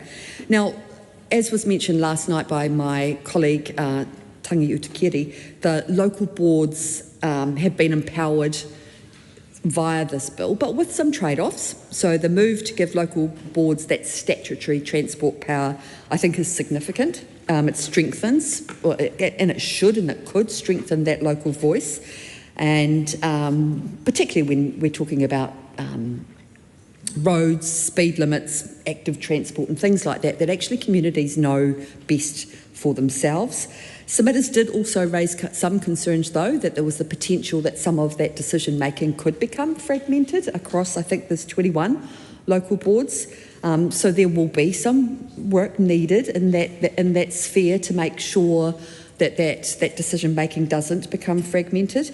And the challenge, and that will be a legitimate challenge of local decision making, but I think vesting that local decision making with those boards is a good outcome.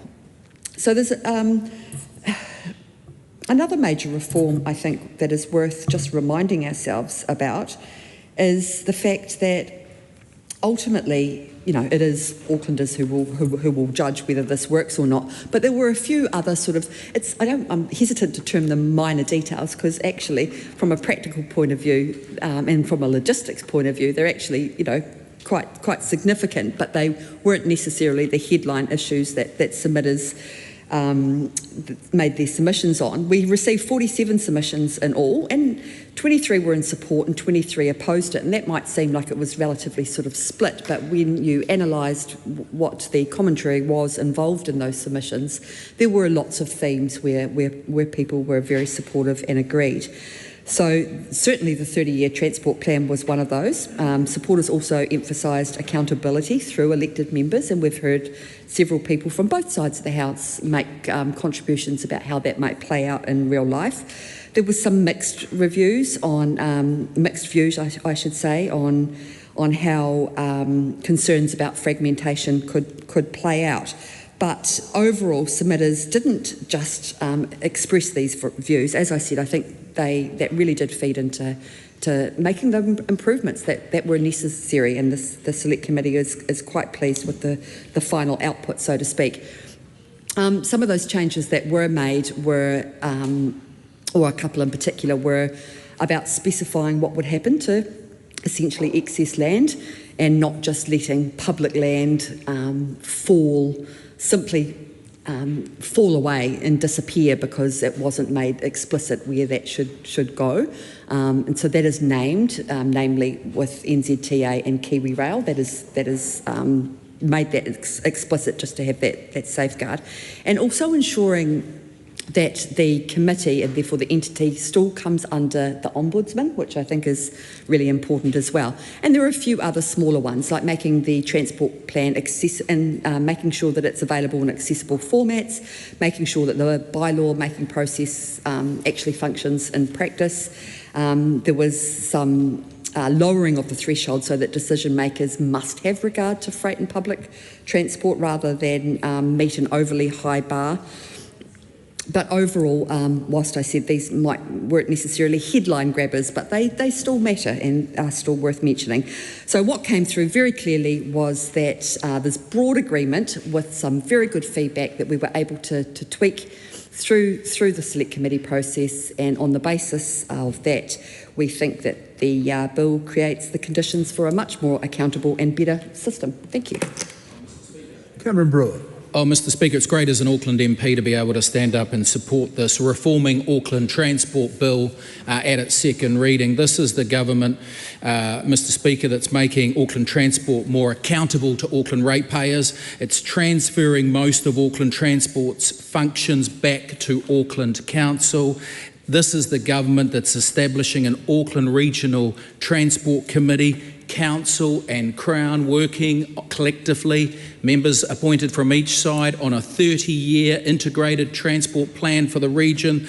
This is the government that will ensure that Auckland Transport has good governance, great strategy and planning with it all, mostly going back to Auckland Council.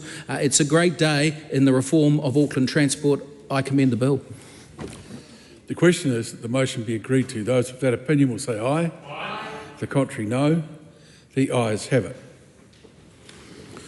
Local Government, Auckland Council, Transport Governance Amendment Bill, second reading.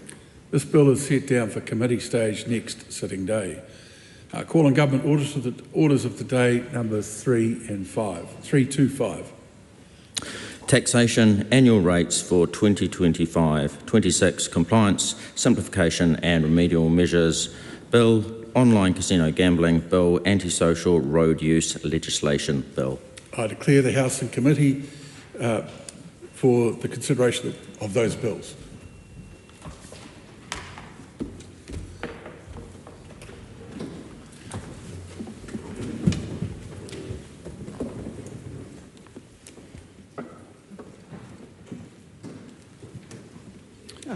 Good afternoon.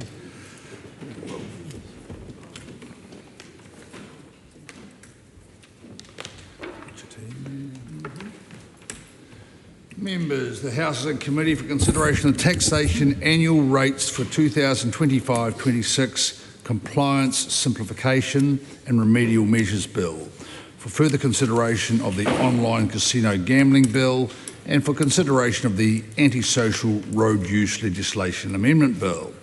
We'll start with the taxation annual rates for 2025-26 compliance, simplification and remedial measures bill and the debate on Part 1. Part 1 is the debate on Clause 3, annual rates of income tax. The Honourable Deborah Russell. Mr Chair, thank you for allowing me to set the scene for this part of the bill and the debate. The bill in front of us is the taxation annual rates for 2025 compliance, simplification and remedial measures bill. Sorry to the member, I've just stopped a little bit short of an instruction to the House, so I know that she will be rearing to go, but I'm sure you'll get that back to where you were. This is the debate where the debate on tax rates should take place, but the vote on any proposed amendments to the tax rates will take place in Part 2, which amends the Income Tax Act 2007. Standing Order 352 requires that the annual taxing provision be considered separately. The question is that Part 1 stand part. The Honourable Dr. Deborah Russell. Mr Chair, thank you.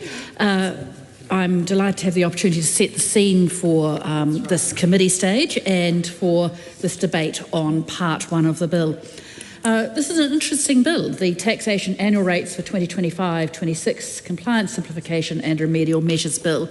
And there's a lot of real substance in it that we will want to discuss. Just to run through some of the substance that's in there that we will get to in later stages, there's rules around digital nomads, there's adjustments to the foreign investment fund rules, really good ones, some great measures around employee share schemes, income from the sale of excess electricity, some good work on GST and joint venture rules, some stuff that we don't agree with on information sharing, but we'll get to that. And a couple of amendments papers, one which has some changes to the thin capitalisation rules and some pretty interesting changes to student loan rules, which haven't been signalled anywhere else, so there'll be a bit of a discussion on that. And then, of course, amendment paper number 590, which is the one that puts in place the government's policy announced yesterday of adjusting the in-work tax credit rate and amount. We'll need to have an extensive discussion on that in Part 2 when we get to it. Part 1 sets the annual tax rates.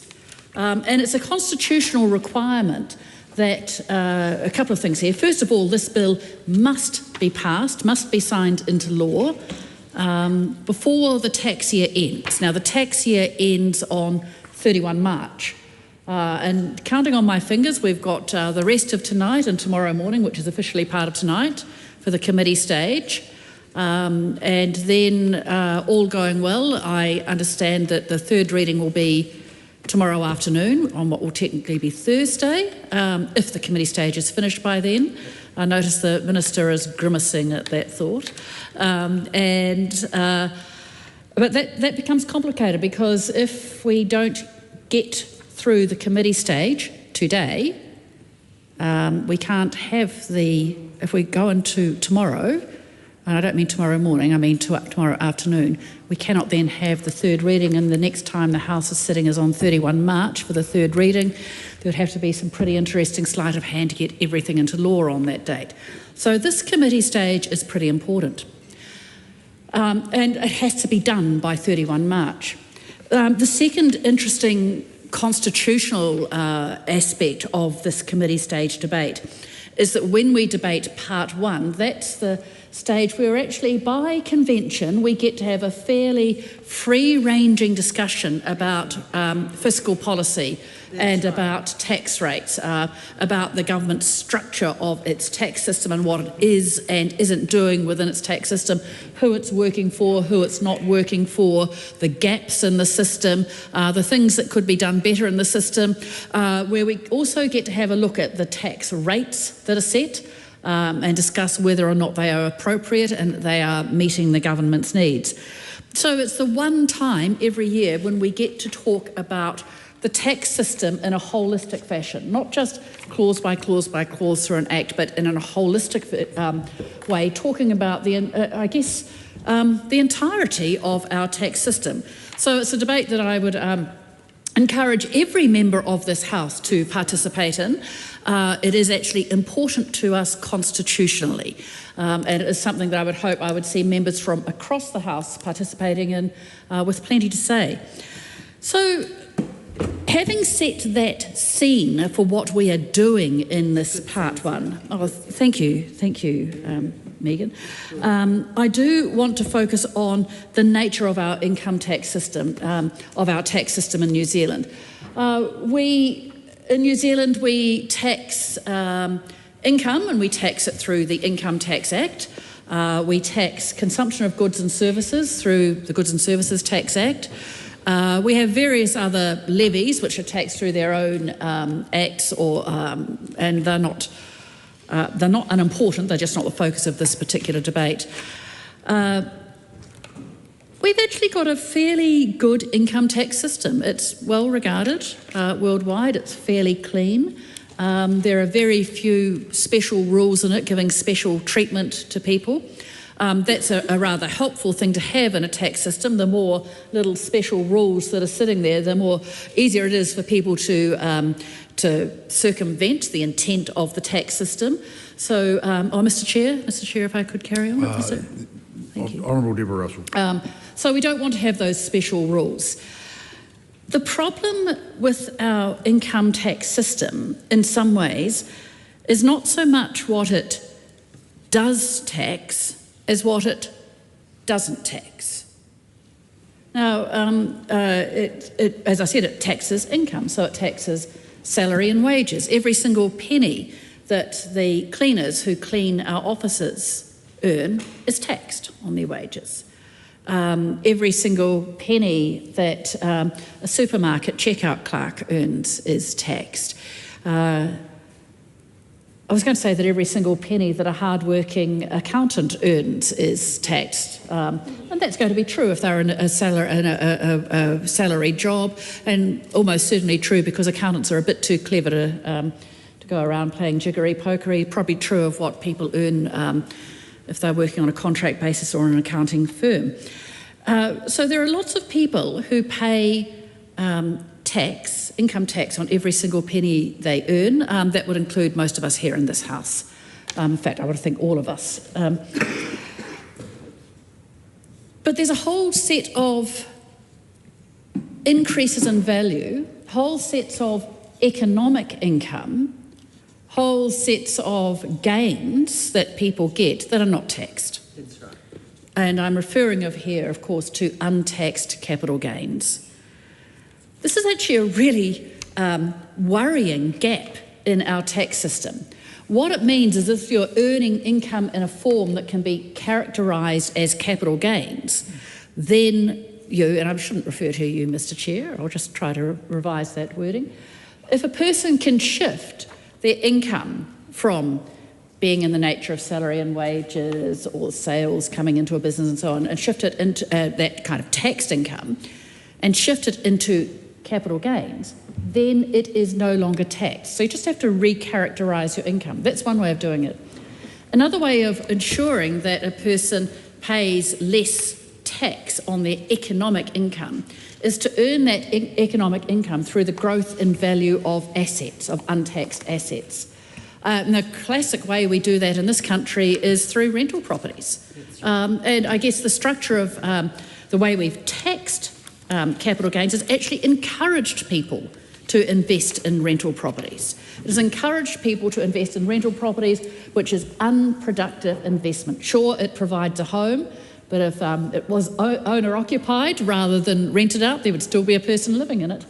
But it encourages people sort of saying, actually, I could put my money into, say, a firm, into a business, into a startup, and maybe earn a really good return off that. Because there is a tax advantage to rental properties, people put their money there and they put it into unproductive investment. So that's a real gap in our tax system. It's not just a gap in our tax system that distorts investment decisions. It's actually a deeply unfair problem in our tax system. And it is deeply unfair because someone who sits on an asset and gets the value in it just out of it sitting there pays much less tax on their economic income than our cleaners, our baristas, our supermarket clerks, and our checkout clerks, and so on. Now, people will say that, of course, that rental property owners do pay tax on their rental properties. They earn rental income, and from that they can deduct expenses and they'll pay tax on the remaining balance. And they're quite right, they do pay tax in that way on the ongoing income they earn from the rental property that comes in every week or every fortnight or every month as rent from their tenants. What they do not pay tax on is on the unrealised gains, on the gains in value of their rental properties.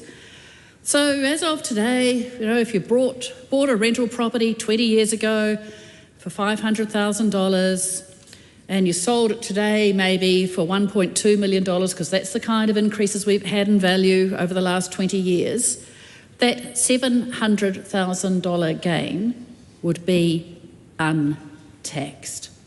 It would be completely free in the taxpayer's hands. And that does seem to be unfair.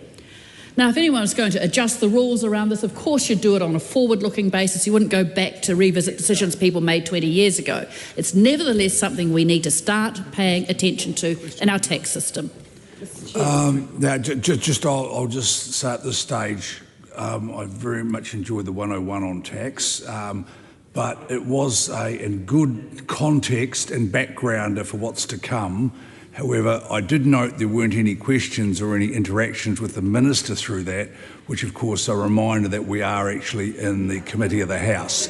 So what we're looking for is perhaps a little more interaction, a little more build. I'm aware it's a wide-ranging, but it is a debate rather than a wide-ranging lecture, shall we say. So. Thank you, Mr Speaker. And of course, that's a very wise piece of advice that you've given from the Chair, as always, Mr Chairman. But I do also point that there is a convention with this debate and with part one of this debate. And I think my colleague Deborah Russell made that very clear, is that this is the part of this Act that sets the tax rate for New Zealand.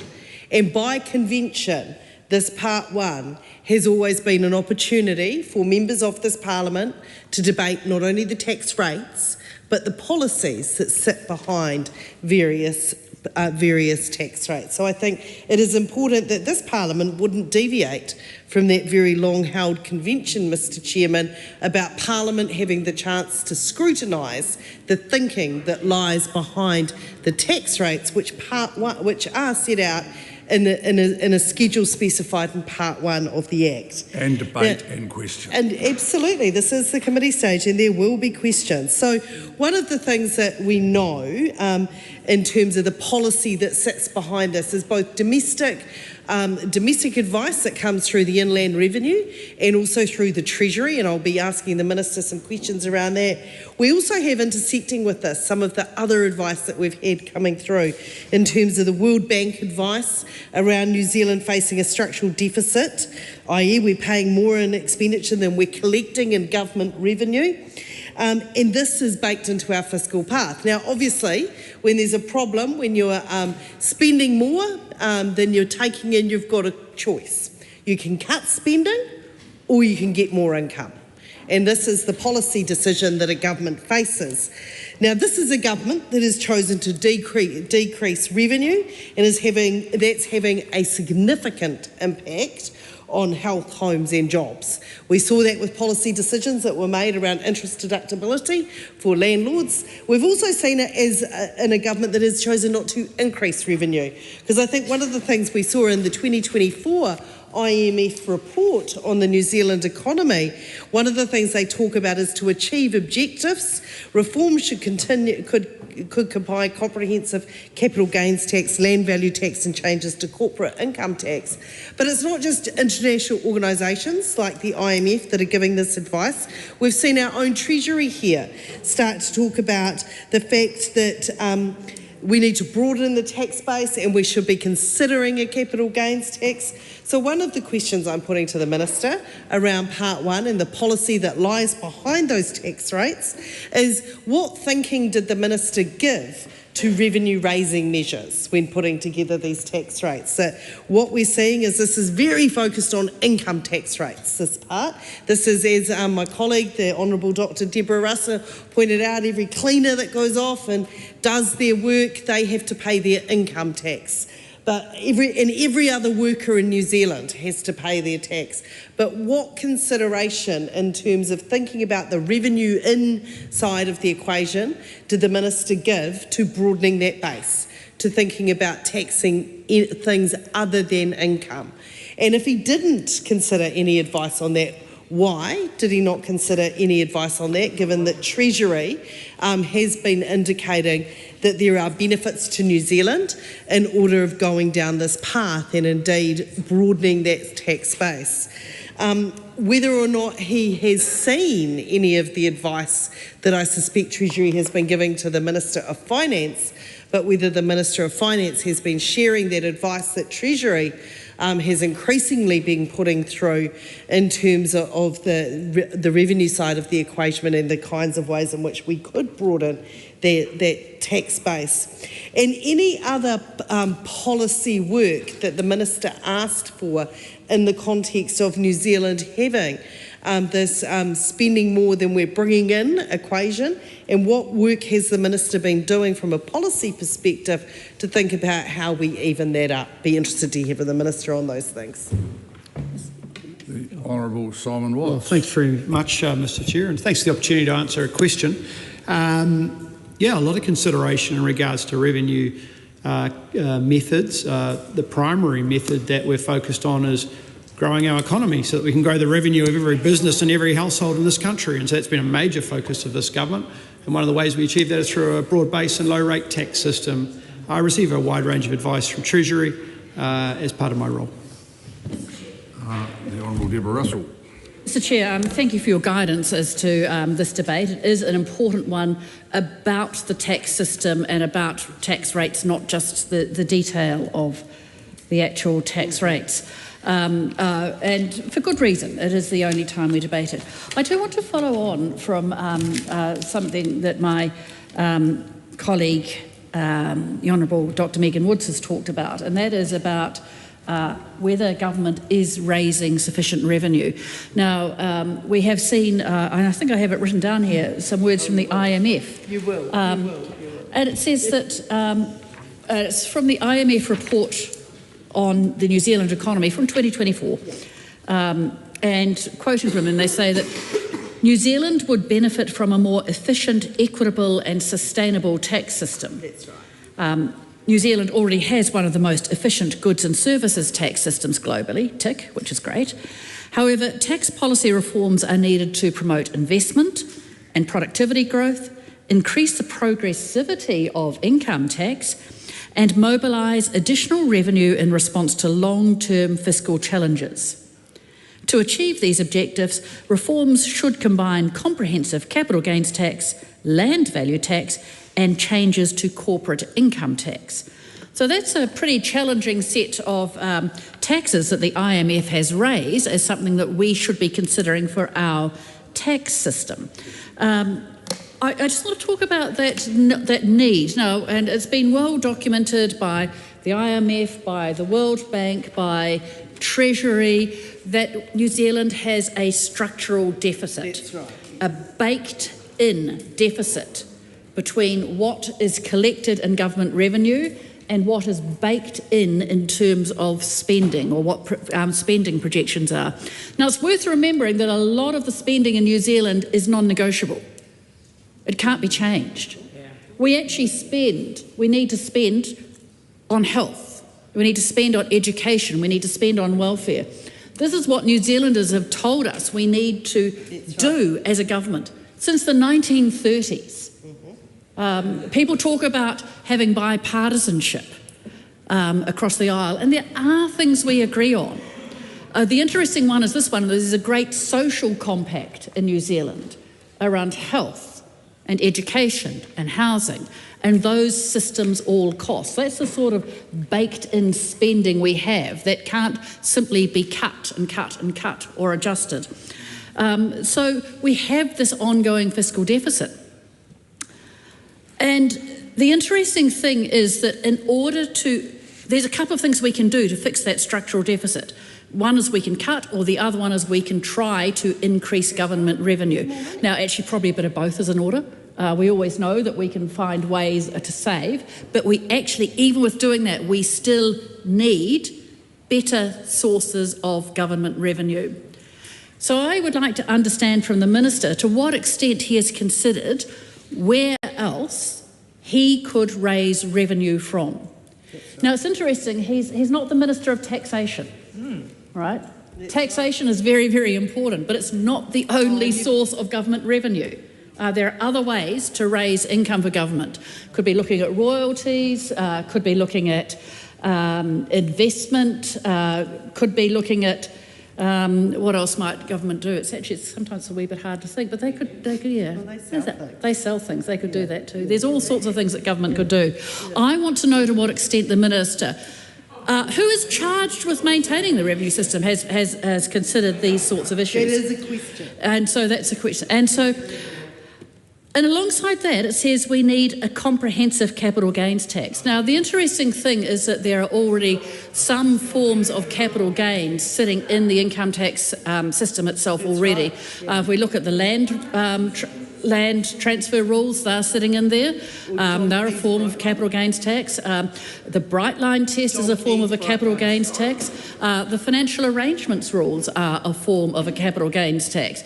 It might be interesting for the members of the opposition to learn that the current foreign investment fund rules are actually a wealth tax, but the proposal change in this bill of the revenue account method is actually a capital gains tax. So there's quite a lot of stuff already sitting there which has a mix of capital gains through the income tax system.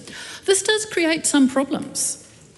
Because it means that we've got a real mishmash of rules sitting in there around what is capital and what is income and what gets taxed how and how. Mr. Chair. Ms Russell can carry on, but she'll be moving quite quickly towards a question or some sort of interaction with the Minister. So I'm asking the Minister to what extent the Minister has considered, instead of having all this mishmash of different rules sitting in the income tax system, which are actually capital gains taxes, whether he has considered getting rid of those rules and instead of just having a whole separate clean set of capital gains tax rules. Now, that would be quite a substantial reform to the income tax system. It would tidy up the kind of quite creaky rules that are sitting in there. If you want to understand how creaky the rules are or how hard it is to adjust them, it is really looking at the FIF rules and the extent to which the Inland Revenue and the legislators have now tried to work the revenue account method rules backwards into the existing FIF rules, and it's become more and more complex. Now, one way to deal with that kind of complexity would just be to have a comprehensive capital gains tax. So has the Minister considered that? In terms of other forms of taxes that could increase the revenue base for New Zealand, the much needed revenue base. After all, gentlemen, roads don't grow on trees. Has he considered a land value tax?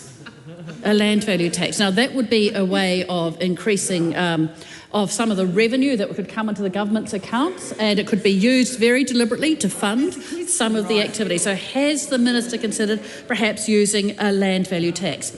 And then the interesting one in here is changes to corporate income tax. That's right.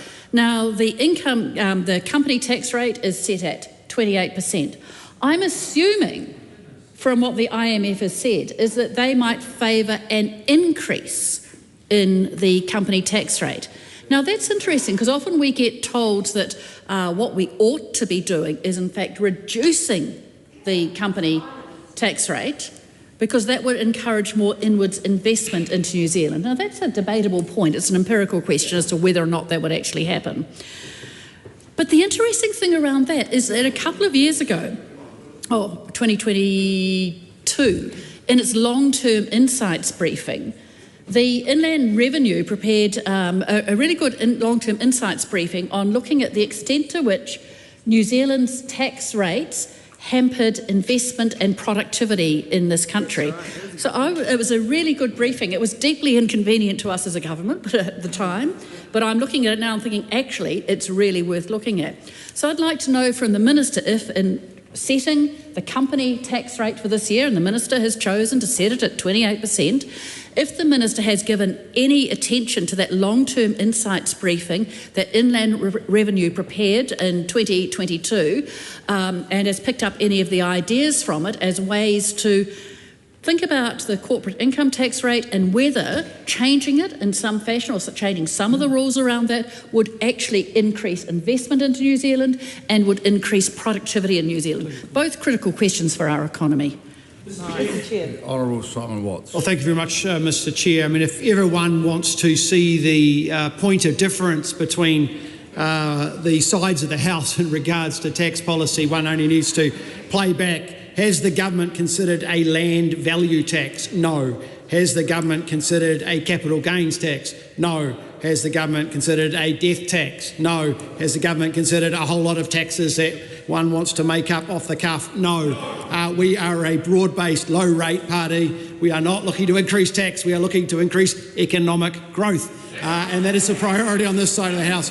And why have we not considered a capital gains tax? Well, we don't want to tax capital because for the surprising fact that capital assists us to grow our economy. If you tax capital, you do not grow your economy. So I will leave it at that, but I don't think one needs a lecture around whether we are considering more tax on this side of the House. The answer is no. We are focused on growing our economy. In regards to the corporate tax rate, yes, we did consider as part of the assessment when we put in place investment boost around whether we would be better to reduce the corporate tax rate or do another alternative. We selected to do investment boost because investment boost is a targeted mechanism in order to ensure that the benefit goes to those who most need it. We are a party and a government of fiscal discipline. We think about where we spend taxpayer money because it's not our money, it's taxpayer money.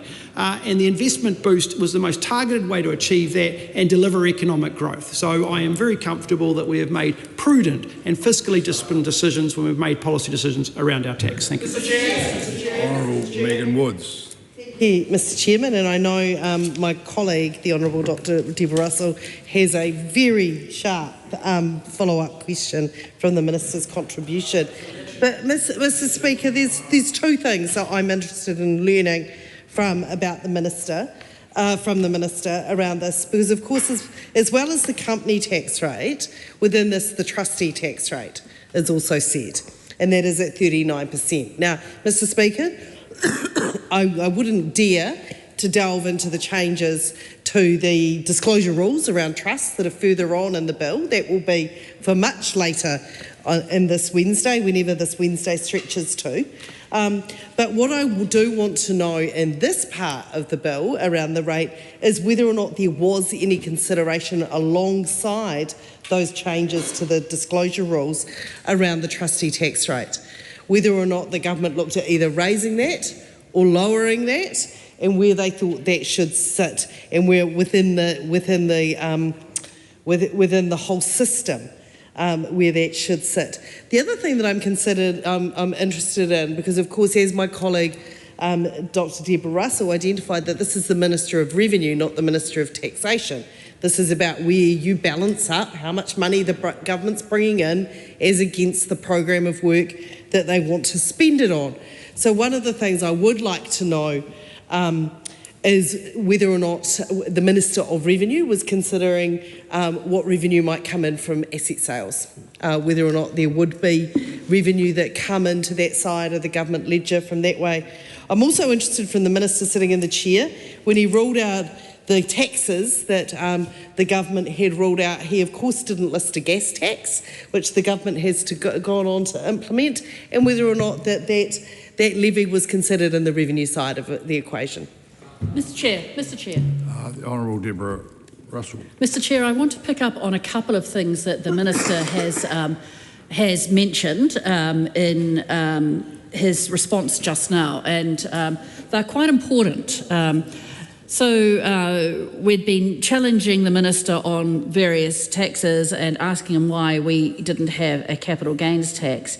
And the Minister asserted that we have a broad base low rate tax system. And I know that that's what he believes, and I guess in some ways looking at the income tax rates we pay, they are comparatively low compared to other jurisdictions. Our top income tax rate sits in at 39%. I believe in Australia the top income tax rate is 45%. They of course have a different tax scale from us. At the bottom of their tax scale they have an income tax, a tax-free band, and then so the way it works out it all comes out in the wash. Nevertheless, we have a broad base low rate tax system, the Minister said. The problem is that that's just not correct. It's simply not correct. I agree that the rates are on the low side. They're not the lowest by any means, but they by no means are they the highest either. And the point of having lower rates is that, I guess Ronald Reagan believed in this, and if you lower the tax rates, people just pay their taxes instead of looking for every way to avoid them. And Mr Chair, I know that you and I will remember the days of the 66% tax rates, and when those were lowered, actually the income tax rate went up and collection rate went up in New Zealand. But I just want to go here and say that we do have lower rates now, but we do not have a broad base. I think it's just not correct to claim that we have a broad-based tax system. Now, we've got a pretty good GST system, which is very broad, covers virtually everything. So that consumption tax, I think, is a pretty good consumption tax. As I said before, the Income Tax Act, income tax itself, is actually a reasonably clean income tax, but the problem is it's not so much what the income tax applies to, is actually what it applies to, it's what it's not applied to. Now, the Minister asserted that we have a broad-based low-rate tax, but I do not see how that can be consistent with his assertion that we should not have capital gains. If we're not taxing capital gains, it is not a broad-based system, full stop. So I'm just going to invite the Minister to walk that one back. We have a low-rate system, we do not have a broad-based system. And that's a kind of a contradiction there, so I'm going to ask the Minister to say how he reconciles that broad-based low-rate... Point of order, Ryan Hamilton. No, it's well within your remit to discern that. I'm not challenging the scope, but I am questioning, unless the member has an amendment she's speaking to, she's not even asking a question related to part one. This is a broad-based part of the bill, but also I would invite those on my right to wonder if they play any sport whether trying to influence the referee really does help with the decision making in the end, or whether they're probably best to leave it to the referee and not risk probably a perverse outcome to what they're actually seeking. Thank you, Mr. Chair. So that's the first challenge. Lack of capital gains versus broad-based low rate. I'd like to know how the Minister reconciles that. Look, then the Minister talked about, and he brought this into the debate at this stage, he brought in their immediate write-off tax policy, their accelerated depreciation rate. It's the policy they brought in on budget night, whereby firms that invested in a new asset could get an immediate write-off of 20%. That has great cash flow impacts. No one ends up paying any more or less tax. It's just got a really good cash flow impact. And he said that Investment Boost has been a real success. The problem is, I'd like to know how he knows that. There's no data. There is no data as yet. So, it's a very real question to the Minister. How can he make that claim? Now, I know there's anecdotes, and I know that there has been a pretty small survey done by Inland Revenue to say that Investment Boost is being used. Mr. Chair. Deborah Russell. Yeah. But just because... Again, Ms Russell, we are still now looking for some fairly pointed points. Here comes the pointed question, I promise you, Mr. Chair. So here's the thing. We have assertions and anecdotes, we have a survey, but the Minister said that Investment Boost has been a success. I want to know, what is the Minister basing that on? We know that Inland Revenue hasn't collected the data yet because the income tax year hasn't ended. So there is no data available from Inland Revenue. So on what grounds can the Minister say that that policy is a success unless lots of people have just been saying, oh, it's very successful, oh, it's very successful? That's no measure of success. So I'd like to invite the Minister to just give us some evidence as to why he thinks that Investment Boost has been a success. Mr. Chair. The Honourable Minister. Well, thanks again for the second question in regards to this committee of the whole. The answer in regards to asset sales is no. The government has not considered that and is not considering that at this point. The context and the question around Investment Boost, again, provides a targeted intervention which in effect has an overarching effect to reduce the broader rate of tax that businesses pay, which is important. And more broadly, in regards to the question around capital gains tax, the member will be aware that New Zealand has a bright line test that is for individuals that in effect have residential property that look to build and sell that within a 2-year period. They are subject to tax. That is already in the law. We don't have a policy to tax people's homes. We don't have a policy to tax people's farms or their batches, which is, I appreciate the member is keen to do all that, or a 66% tax rate, which seems to be on the agenda. We're not doing any of that. And the context of our focus is making sure that we are broad-based, low rate, to encourage economic growth. Mr. Chair. Carlos Chung. I move the debate on this question now close. Francisco Hernandez. Chair, look, I just wanted to quickly check, is Schedule 1 covered in Part 1 of the debate? Because Part 1 makes references to the schedules in Tax 1, and before I proceed with the questions that I wanted to ask, I just wanted to check that point, otherwise I'll do a general, broader... No, it's not in this. So when we talk about Schedule 1, we're talking Schedule 1 of the income tax. So my question, sorry, it's still, I believe I still have the... Honourable Megan Woods. Sorry, I think my colleague still would like... Well, carry on, Francisco Hernandez. Thank you, Mr. Chair. Now that I know that it doesn't reflect Schedule 1, I'll keep my points broader based and questions broader based in keeping with your instruction that this part of the debate is necessarily broader than than previous parts. I think when we do get to part 2, I'm really looking forward to the close by close debate around it, and I'm looking forward to the many amendments that will draft around this. But my question is around the imposition of the income tax rate. Now, we know that we know in the statements that the minister has made in the introduction that the minister wants to realize a broad-based system with fiscal responsibility. So my question is, and we know that there will be an amendment paper that that gives tax discounts. Has there been any consideration done to essentially raising the tax rate of the top income bracket to make sure that the changes that the government is making doesn't lead to any kind of changes in the operating allowance, because we know that it's going to cost them $373 million out of the existing operation allowance, which only has $1 billion, I believe, left out of the original $2.4 billion. And I think that's really significant because that $1 billion is expected to cover not only inflation costs, but any potential additional spending that might come. And I was wondering whether there's also scope in this annual rates of income tax, besides raising the potential top tax rate for this bracket. Is there scope in Part 3 in the income taxes that it's amending to potentially put on like any super levies in addition to the tops bracket, for example? Is there scope in this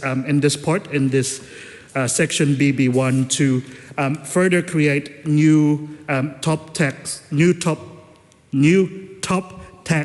brackets at the very top? Yeah, and conversely, that is in Part 2. Any amendments to the actual tax rates will be dealt with in Part 2. It's not BB. It's not covered in BB1 with the schedules.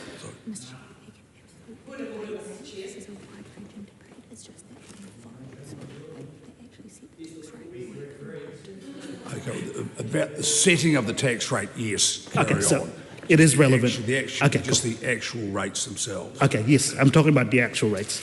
And my other suggestion is that it's been a long-standing, I guess, anomaly of the New Zealand tax system that we don't have a tax-free threshold bracket. Other countries like the UK have it. I believe they've got it set at 14,000, I believe. And I feel like this would be amending the section BB1 to introduce a tax-free income bracket would be a really good way to deliver immediate, quick, targeted relief for families. And I think that's actually one of the core components of the green budget. We ask for a tax-free threshold, and I feel like that would really capture some of the low income, and it would deliver that in quite a targeted way. Now, of course, it would capture some people in the top income tax bracket as well, but combined with the suggestions that I made earlier to introduce potentially the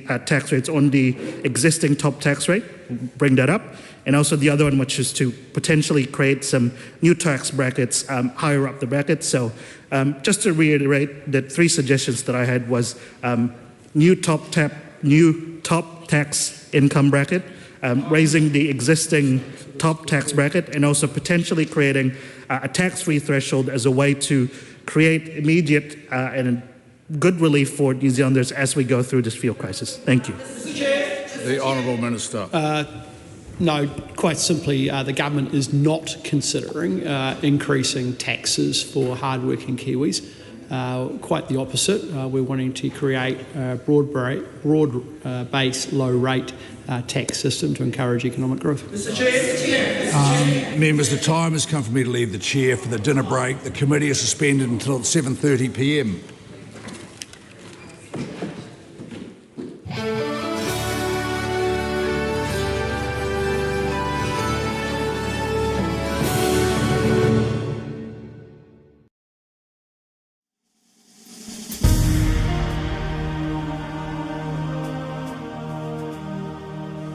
Coming up at 6 p.m. is a repeat of some of today's earlier proceedings. Live coverage from the House of Representatives will resume at 7:30 p.m.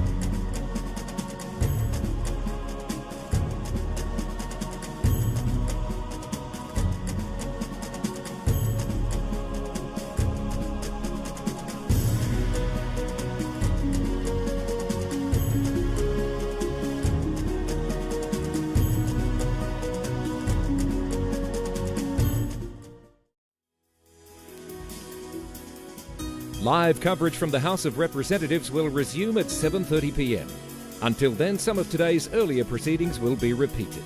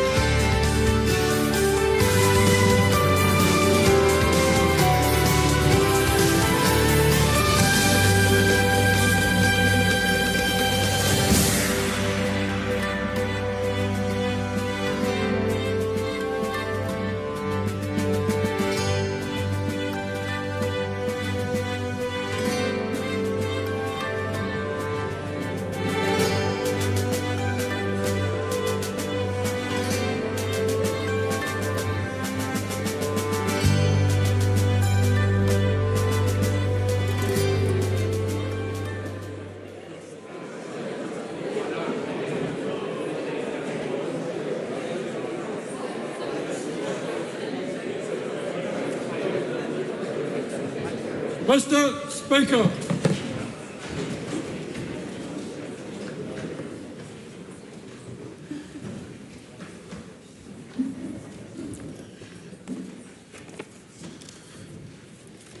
Almighty God, we give thanks for the blessings which have been bestowed on us. Laying aside all personal interests, we acknowledge the King and pray for guidance in our deliberations, that we may conduct the affairs of this House with wisdom, justice, mercy and humility for the welfare and peace of New Zealand.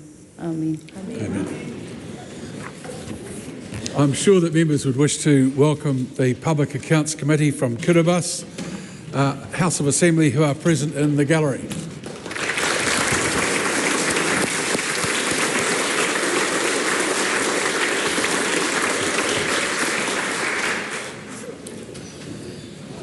No petitions have been delivered for presentation. A paper has been delivered for presentation.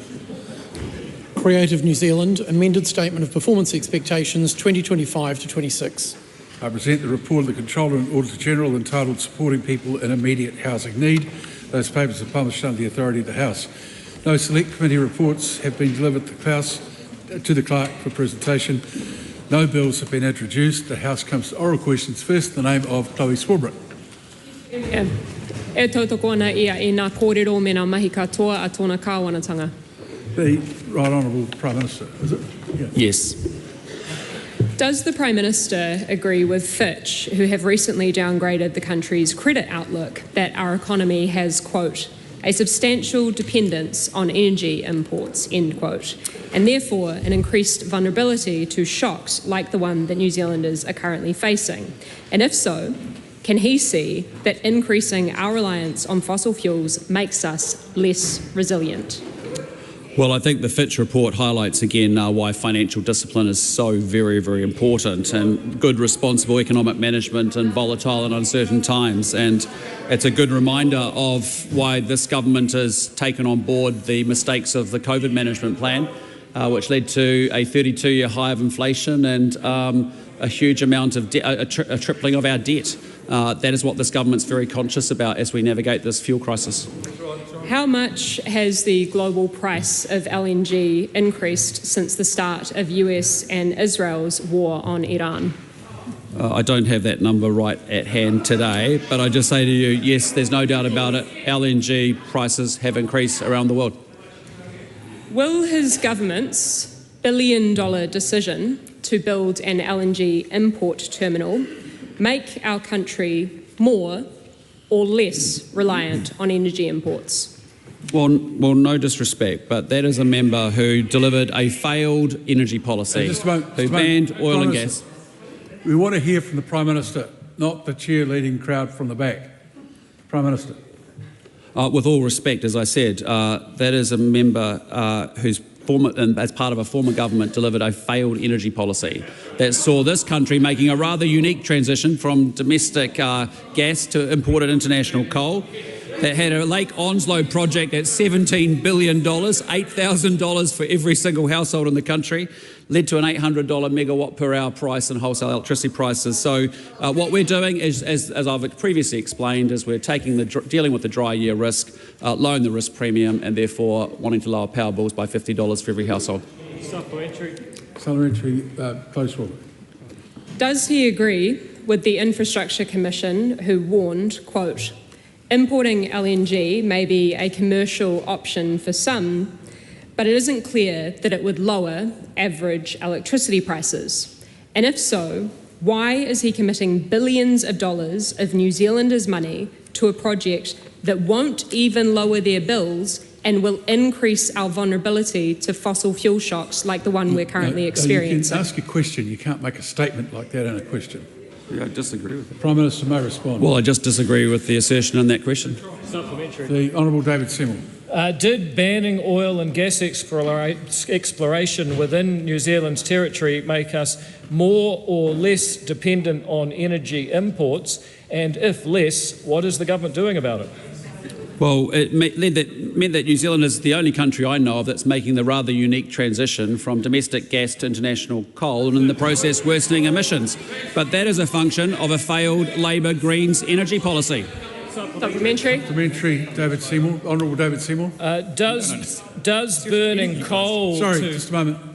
Come on. Does burning coal to generate electricity increase or decrease New Zealand's emissions, something that I would have thought would be of great concern to the other side of the House?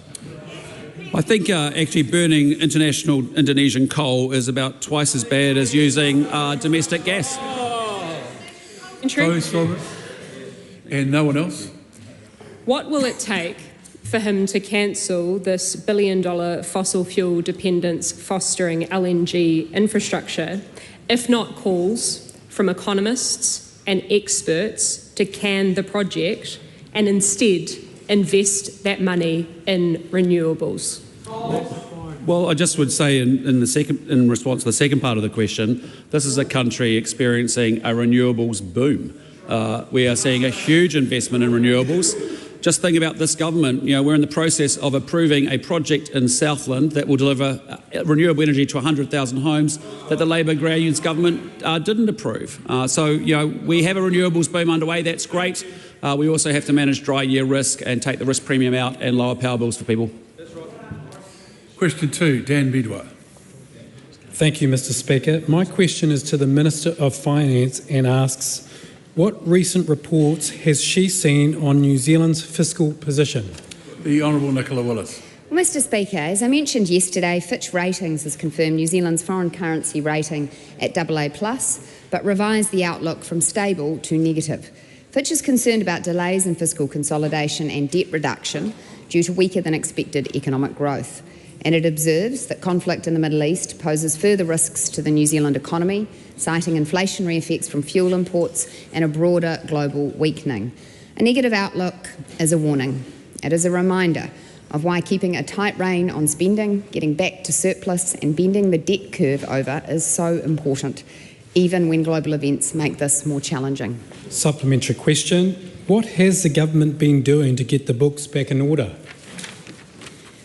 Mr. Speaker, over the past 2 years, the government has pursued a balanced fiscal strategy, lifting investment in frontline services like health, education and law and order, while charting a credible path back to surplus. That increased investment has largely been funded from savings elsewhere across government. In total, we have made $43 billion worth of savings across the last 2 budgets, with further savings planned in Budget 2026. Any slippage in our fiscal targets has occurred because of forecast revisions outside the government's immediate control, not because of discretionary spending or revenue decisions. Unlike the last Finance Minister, I stick to my operating allowances. Supplementary question. What is the impact of the Middle East conflict on the government's books? Mr. Speaker, it is one thing. How bad was it before? Carmel Cipollone asks. It was very bad under Labor, and New Zealanders voted in recognition of that. And it is one thing to consider what this conflict means for the New Zealand economy, and there is a lot of uncertainty about that.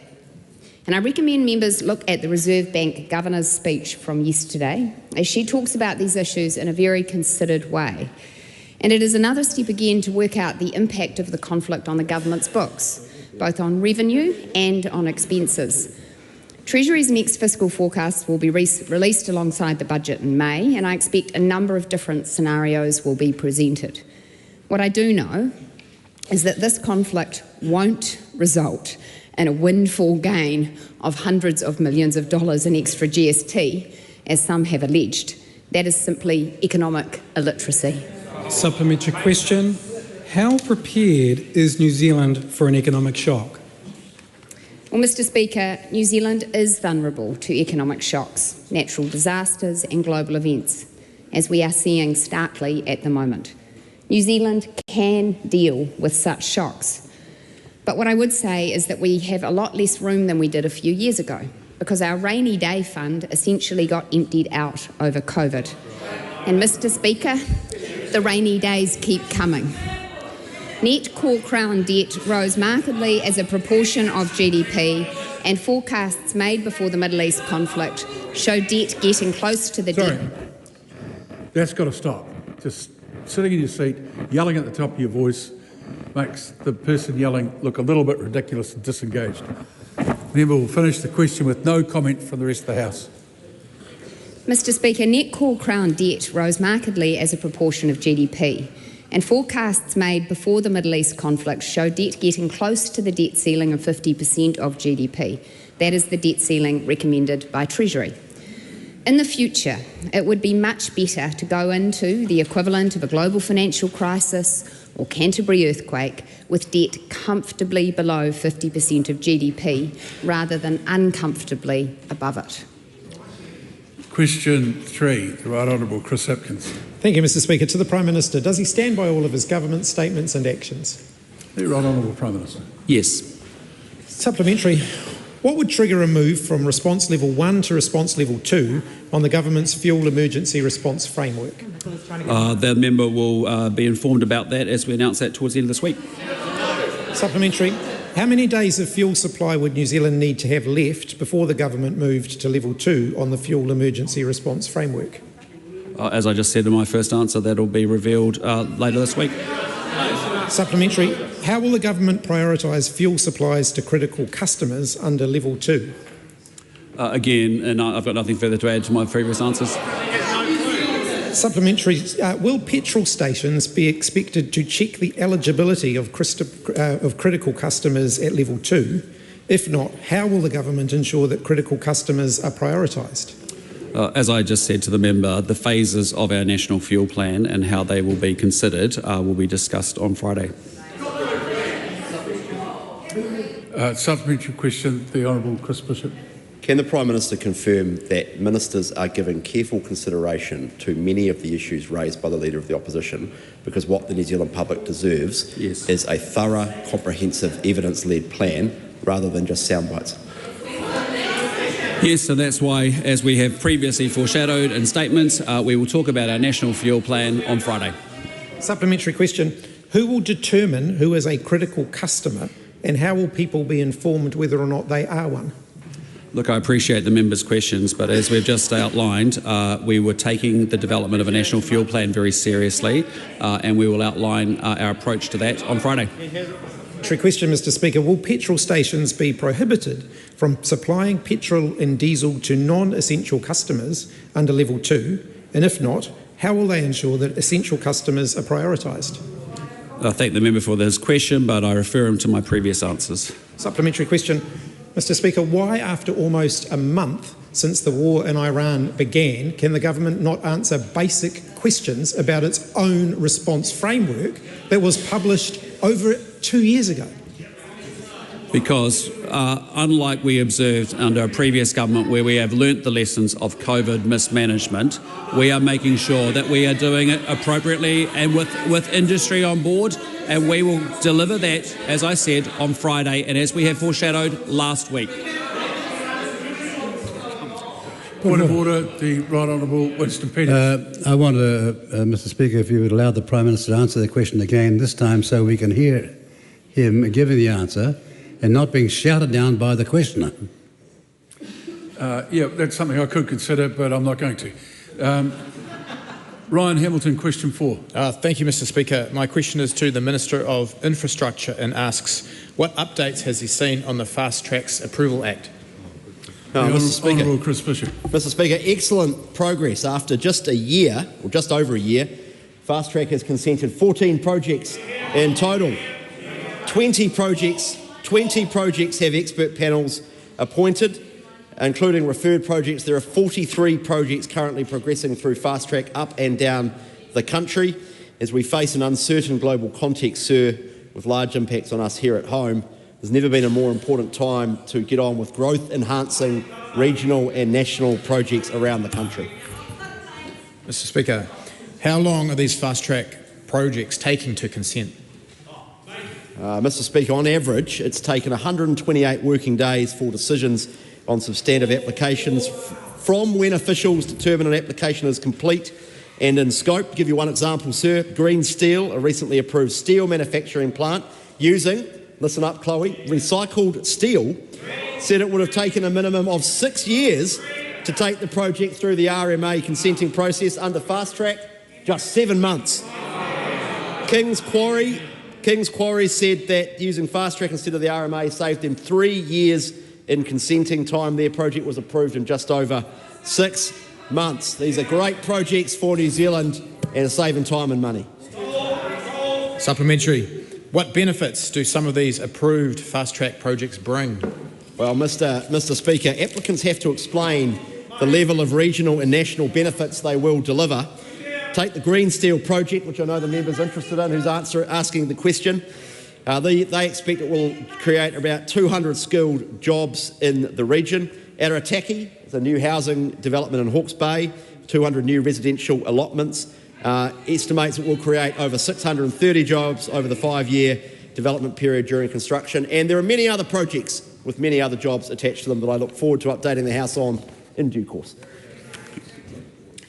Question number 5, Dr. Pamjit Palmer. Thank you, Mr. Speaker. My question is to the Associate Minister of Justice. What recent announcements has she made regarding alcohol law reform? The Honourable Nicole McKee. Thank you, Mr. Speaker. I recently introduced the Sale and Supply of Alcohol Improving Alcohol Regulation Amendment Bill to the House. This bill makes a series of changes which will free New Zealanders and businesses from the stranglehold of red tape and support economic growth. Changes within the bill will make the licensing process fairer, make it easier to host events and cut the red tape affecting everything from hairdressers to major concerts. Supplementary, Mr. Speaker. What will be the impact of these changes?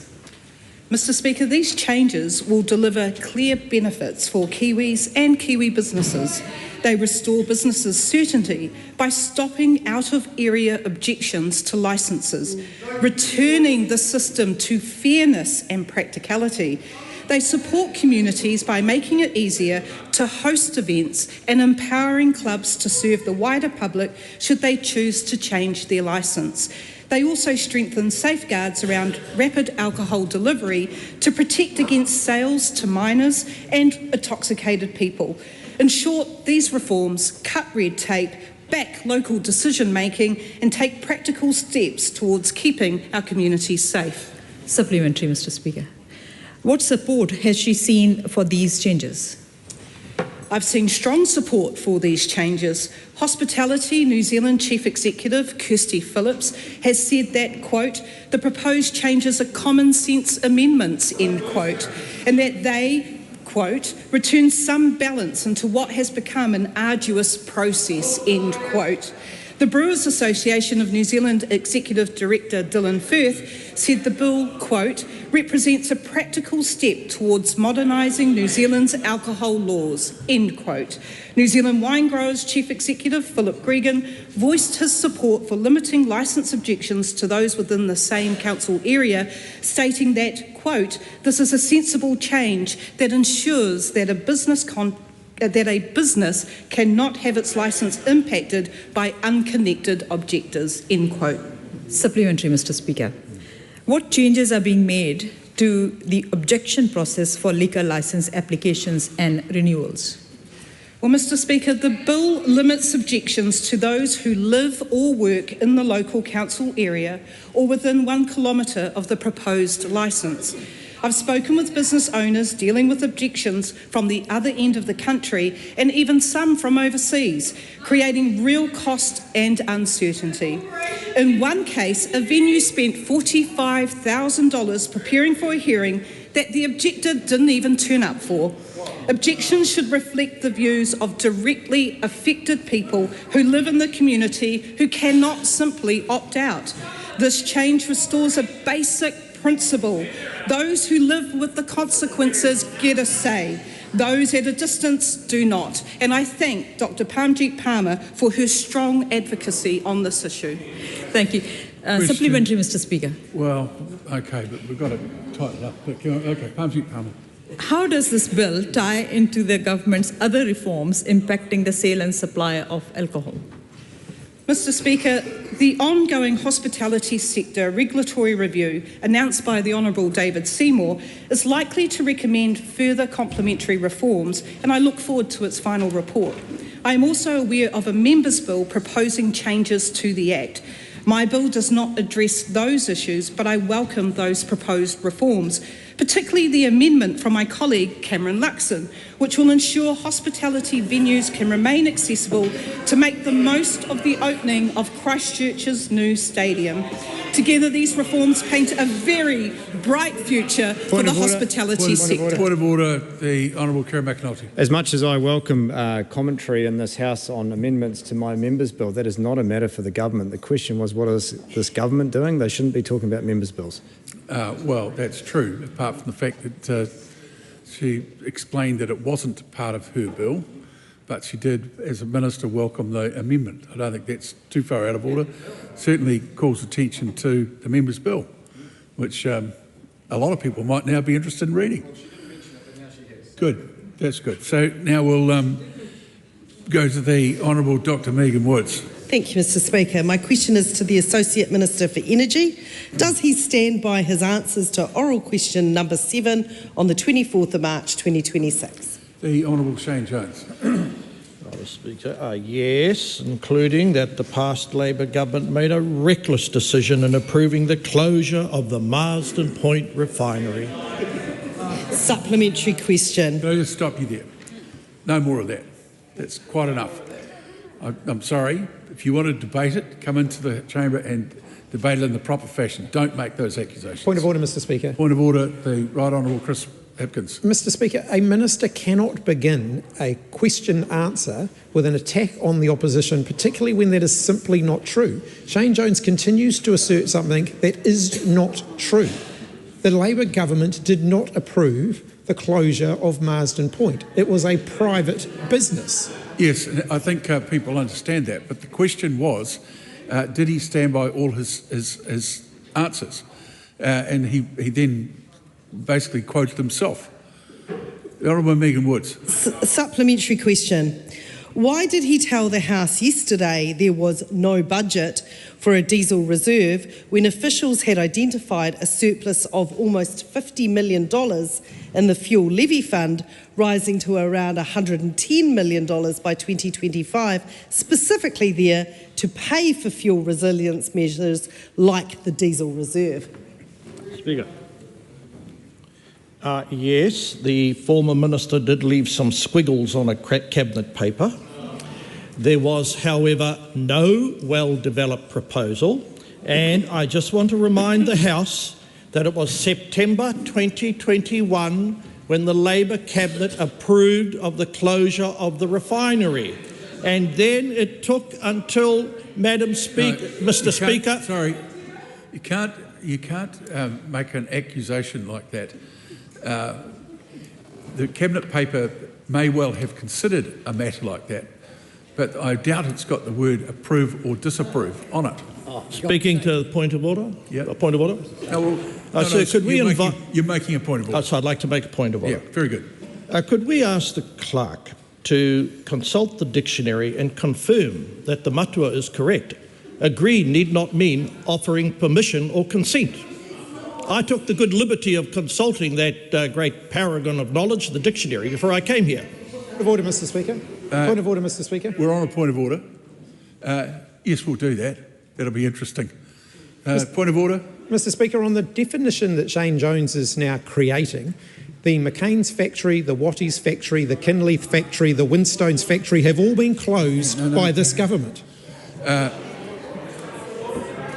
Speaking to the point of order. I can assure the House I have presented no cabinet paper agreeing with the closure of Watties, the closure of McCain's, but I can table a cabinet paper where they agreed to close the refinery. Good. Supplementary question. Supplementary question. The Honourable Dr. Megan Wood. As of today, how much money sits in the Petroleum or Engine Fuel Monitoring Levy Memorandum account? Mr. Speaker, that account is dedicated to a range of expenses, and if the member would like to write me a letter without squiggles, I shall provide a detailed answer. Supplementary question.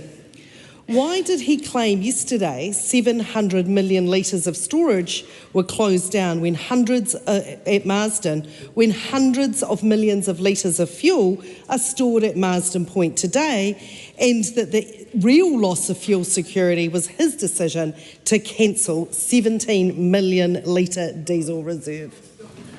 Speaker, sadly New Zealand is labouring under a shortage of capacity to store fuel. You cannot lay that problem at any other place than the feet of that woman who approved the closure of the refinery.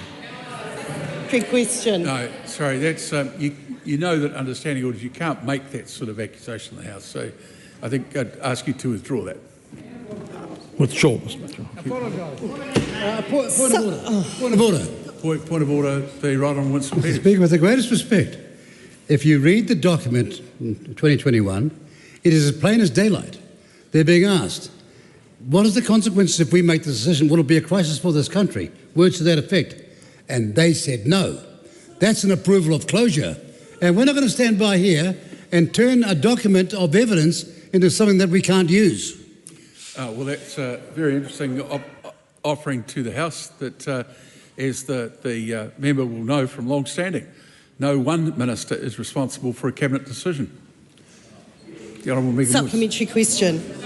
Megan Woods. Why, when Marsden Point still has capacity to store hundreds of millions of litres of fuel, did he not use the existing tank farm to support a 17 million litre government diesel reserve, but instead chose to scrap Labor's fully funded strategic reserve of diesel?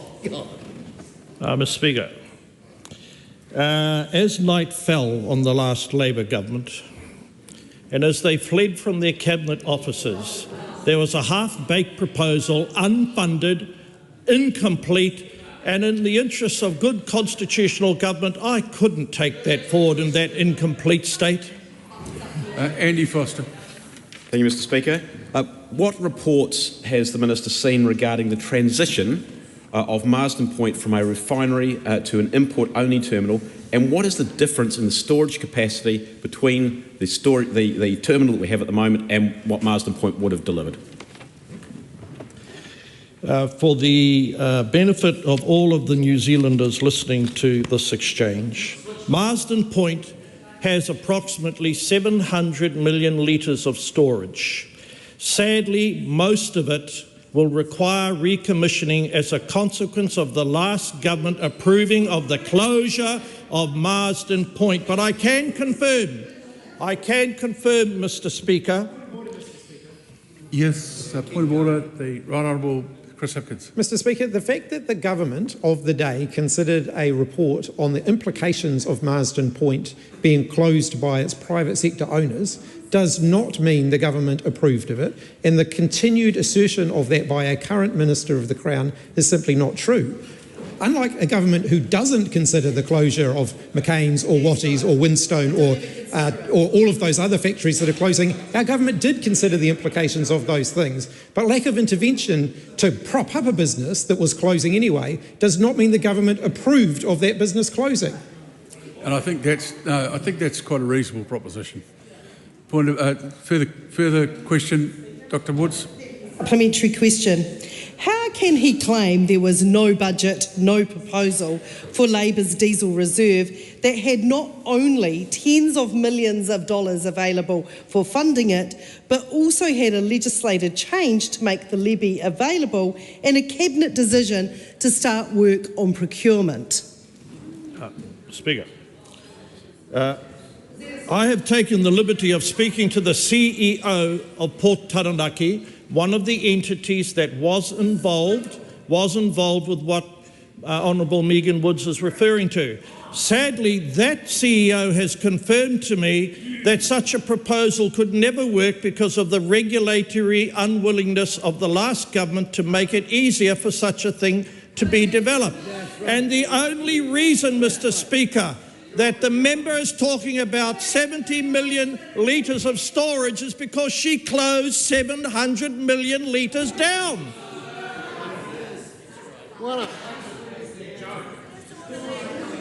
Question number 7. Question number 7. Well, I'll tell you what. Not putting up with that sort of chipping from the sideline. Soon as a question brings in a party's name and a party's action, you get a political response. That's what that was, and I'm not interfering with that. Didn't interfere with the question. I could well have stopped it. Rawiri Waititi, question 7. It better be a good point of order because I'm at the end of it. Sir, we weren't complaining about the political response. We know that if there is a question with a political bent to it, we should expect a political response. But what we do expect is ministers, when you have just agreed with the point of order made by Chris Hipkins, that the assertion that the previous government closed Marsden Point is incorrect, he then turns around and ignores that and says it anyway, we are going to express concern about that, sir. Well, I'd invite you to read the Hansard answer and you can come and discuss it with me if you want. The way I heard it was not quite the way you were putting it. Rawiri Waititi, question 7. Thank you, Mr. Speaker. My question is to the Prime Minister. Does he stand by all his government statements and actions? The Right Honourable Prime Minister. Yes. Why has he condemned Iran's response but refuses to condemn the United States and Israel for the illegal invasion of Iran, which killed over 1,500 people and injured 20,000 more? Well, we've canvassed this over recent weeks, and as I said, these are independent actions by the US and Israel, and it's up to them to explain the basis for their attacks. Why has he refused to condemn the perpetrators of Operation Epic Fury when the Minister of Finance, Nicola Willis, has stated clearly yesterday afternoon that, quote, Operation of Epic Fury and its resulting fallout is hurting Kiwis, end quote? Well, that is true. The conflict is hurting Kiwis with higher fuel prices. Does he dispute the claims made by NATO Secretary General Mark Rutte when he indicated that New Zealand would be sending military support to the region? If so, will he categorically rule out sending any military support to this illegal bombing campaign that is killing Iranian civilians every day? We have not been asked, or there's been no proposals put to us about any military engagement. We are very focused on actually responding to this conflict and the impact that it has on Kiwis. That's where our focus is. All right, question number 8, the Honourable Ginny Anderson. Thank you, Mr. Speaker. My question is to the Minister of Education. How many times has she used government resources to direct people to party political sites? The Honourable Erica Stamp. Yesterday, for the first time, I included an embedded link to a ministerial video that I created especially for teachers in a sector email. The ministerial video was mistakenly uploaded to the wrong site, and when brought to my attention, it was resolved within about 15 minutes. And an email to the sector was sent this morning with the correct link to the same video. Can she specify what the, quote, human error was, uploading the video to the National Party YouTube channel or sending out the email with a video link directing teachers to the National Party site? Well, Mr. Speaker, as I've already said, there was a mistake in the uploading of the video to the wrong site. It was rectified within about 15 minutes of me being made aware of it. It was human error, and of course I take responsibility for all of the things that happen in my office, as you would expect. Just a minute. The Honourable Jenny Anderson. Did she authorise the email that was sent out in her name? And if not, who did authorise and send the email out from her office? Mr. Speaker, the email was sent out from my office, and as I've already stated in the previous answer, I take responsibility for everything that happens in my office. This was genuinely a human error, and it was rectified as soon as it was brought to my attention. Supplementary. Honourable Nicola Willis. In her role engaging with parents whose children are in the education system, does she find their focus is more on who authorised an email in error or on lifting the reading, writing and maths achievement of their kids? Well, Mr. Speaker, parents and the sector are more interested in how we are reforming the education system with a clear laser focus on raising achievement in reading, writing and mathematics. And the real question around this email was, what was it about? It was about the new SMART tool, which is an assessment tool, first time in this country, consistently used across the country to measure reading, writing and maths over time so that we can raise achievement and close the equity gap. The Right Honourable Winston Peters. Can I ask? You won't be disappointed. Can I ask, please, Minister, how does this temporary brief oversight for a few minutes compare with the over 52 million bribe to the Public Interest Journalism Fund? Well, in so much as the Minister has some responsibility around this. Okay. A point of order, the Right Honourable Chris Hipkins. Mr. Speaker, a member of the House cannot accuse anyone of bribery. It's a fairly big accusation to put in a question in the House. Yeah, I'm sorry, I didn't. Once again, I've had proper speakers fitted here.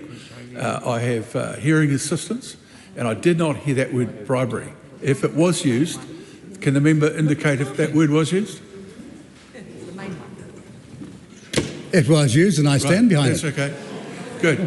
Then we'll have the Honourable Jenny Anderson. Yeah, I think that is right. You do have to withdraw that comment. Withdraw what? That they got paid $52 million when they signed up. Can I do this? Only if they ran a certain narrative. Right. What do you call that? Emma's been here a reasonable period of time and knows that it's not appropriate to accuse anyone in this House, either as an individual or a party or a form of government, of bribery. And that is a long-held point here. I've got the clerk currently assisting me in getting the appropriate speaker's ruling, and I would in the meantime suggest the member simply withdraws it or withdraws from the House. Mr. Speaker, point of order. Would you ask the clerk to follow what was said, because they immediately accepted that the word bribe applied to them. I didn't say them, but they thought it was them, and therefore that's why they objected. Now that's the difference that the clerk of the House should be able to tell you about. Yeah, good. Well, I think the member's got an instruction from the Speaker. You must make an unqualified withdrawal for a personal reflection. SO, Standing Order 121. Are we doing that or not? Well, I apologise for having referred to a bribe. Okay, and, no, that's it. No, you can't qualify it. And some members of the House think it belongs to them. I'm sorry, Mr. Peters, you're either just without qualification... All right, I apologise for the first part. Good, right. And withdraw it. Withdraw and apologise. Simple words. Mr. Peters, withdraw and apologise. I've withdrawn the second part and apologise for the first part. Right.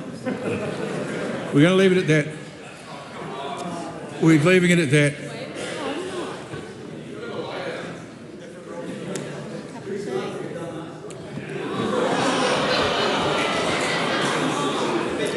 The Honourable Ginny Anderson.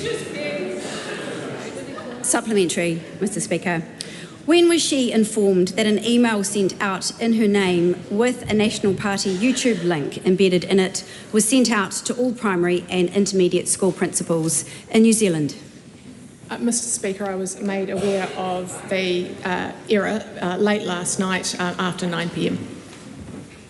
When did she inform the Prime Minister that she had used government resources to distribute a link to the National Party YouTube channel to all school principals? Good. Now, just a moment before I call the Minister, the House will be quiet and it will listen to the question in silence. When did she inform the Prime Minister that she had used government resources to distribute a link to the National Party YouTube channel to all primary and intermediate school principals in New Zealand? This is the big issue. Mr Speaker, when I was made aware of the issue last night after 9 p.m, I of course called the Prime Minister's office to explain what had happened and to make sure that we rectified it within a few minutes. The Honourable Chris Bishop. In the middle of a global fuel crisis, is it her habit to bother the Prime Minister with matters like the subject of this question? No, well, that would be a question of the nature of personal interest. We're not taking that. The Honourable Ginny Anderson. Who removed the video from the National Party YouTube channel at around 10 p.m. last night? No. We're going to hear the question again because questions are heard in silence. When we're all silent, I beg your pardon? Who removed the video from the National Party YouTube channel at around 10 p.m. last night? Mr Speaker, I don't know the identity of the exact person that did it. I think the key thing, though, is that when we were made aware of it, we realised that there was an error. We took it down, and this morning we put up exactly the same ministerial video on the correct channels, explaining to teachers that for the first time there is an amazing new smart assessment tool to be used twice yearly to measure student progress in reading, writing and maths. The first time this country has seen a freely available, nationally consistent tool required to be used so that we can raise achievement in closing the equity gap. Supplementary, the Honourable David Seymour. Has the Minister considered engaging a private detective to get to the bottom of this weighty matter? Who did it? Who took it off the YouTube channel? And how do we make sure it never happens again? Mr Speaker, while I understand that... in this case, a yes or no would be satisfactory. We'll take it as a no, sit down, and we'll have the Honourable Ginny Anderson. When the House is quiet. Is she concerned that there is a pattern of behaviour? Can we start again? I'm sorry. It's going to be a long afternoon because all questions are heard in silence. Is she concerned that there is a pattern of behaviour with her and her office regarding email distribution that she herself has previously described as untidy and not best practice? Look, Mr Speaker, I know that the member is very excited about her very first question as education spokesperson and would love a great conspiracy. But unfortunately, Mr Speaker, there is not one here.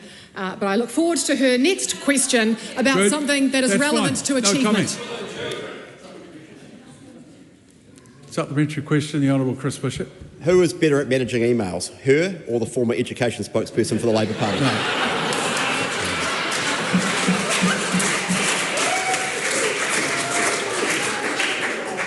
Well, that's going to be the end of a number of supplementaries from the government today. The question number 9, Dr. Vanessa Winnick. Thank you, Mr Speaker. My question is to the Minister of Health. What recent progress has been made against the government's health targets? Mr Speaker. The Honourable Seymour Brown. Mr Speaker, the latest quarterly results for October to December 2025 show encouraging improvements across all 5 government health targets, with more New Zealanders accessing care faster. Despite a challenging quarter, Kiwis are spending less time in our emergency departments. There are shorter waits for elective surgeries and first specialist assessments. faster cancer treatment, and more children fully immunised by the age of 24 months. While these results are encouraging, we know there is still more work to do. You cannot manage what you don't measure, and through our health targets, we remain committed to driving improvements and ensuring wait times reduce for patients. Supplementary. What progress has been made in reducing wait times for elective surgeries and first surgical assessments?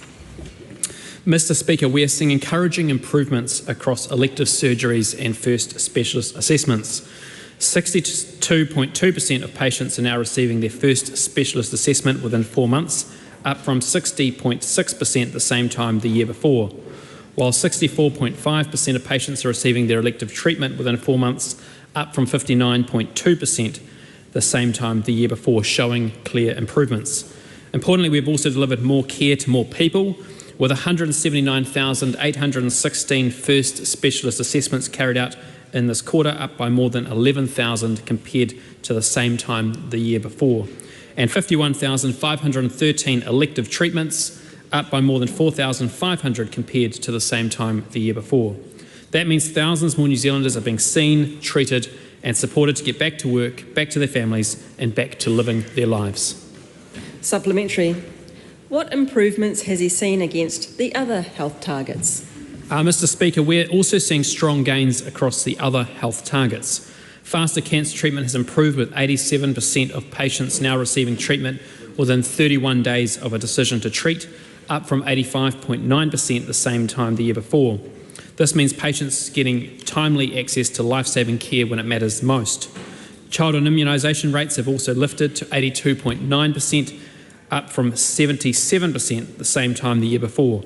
That represents more Kiwi children protected from preventable diseases, ensuring they are given a healthier start to life. Shorter stays in emergency departments have also seen improvement, with 74.2% of patients being admitted, discharged or transferred within 6 hours, up from 72.1% the same time the year before. Good. Question 11, Greg Fleming. Yeah, I know you have, but it's Greg Fleming. Question 11. Sorry? Question 10? Sorry? Question 10? No, question 11. Oh, question 10, you're quite right, yes. Ricardo Mendes March. Thank you, Mr. Speaker. My question is to the Minister for Child Poverty Reduction. How many parents, if any, of the 169,300 children living in material hardship will receive the full $50 increase to the in-work tax credit? The Honourable Louise Hudson. Mr. Speaker, the $50 increase to the in-work tax credit is targeted at low and middle income working families with dependent children. Inland Revenue estimates that around 143,000 working families with dependent children will get the extra $50 a week in full.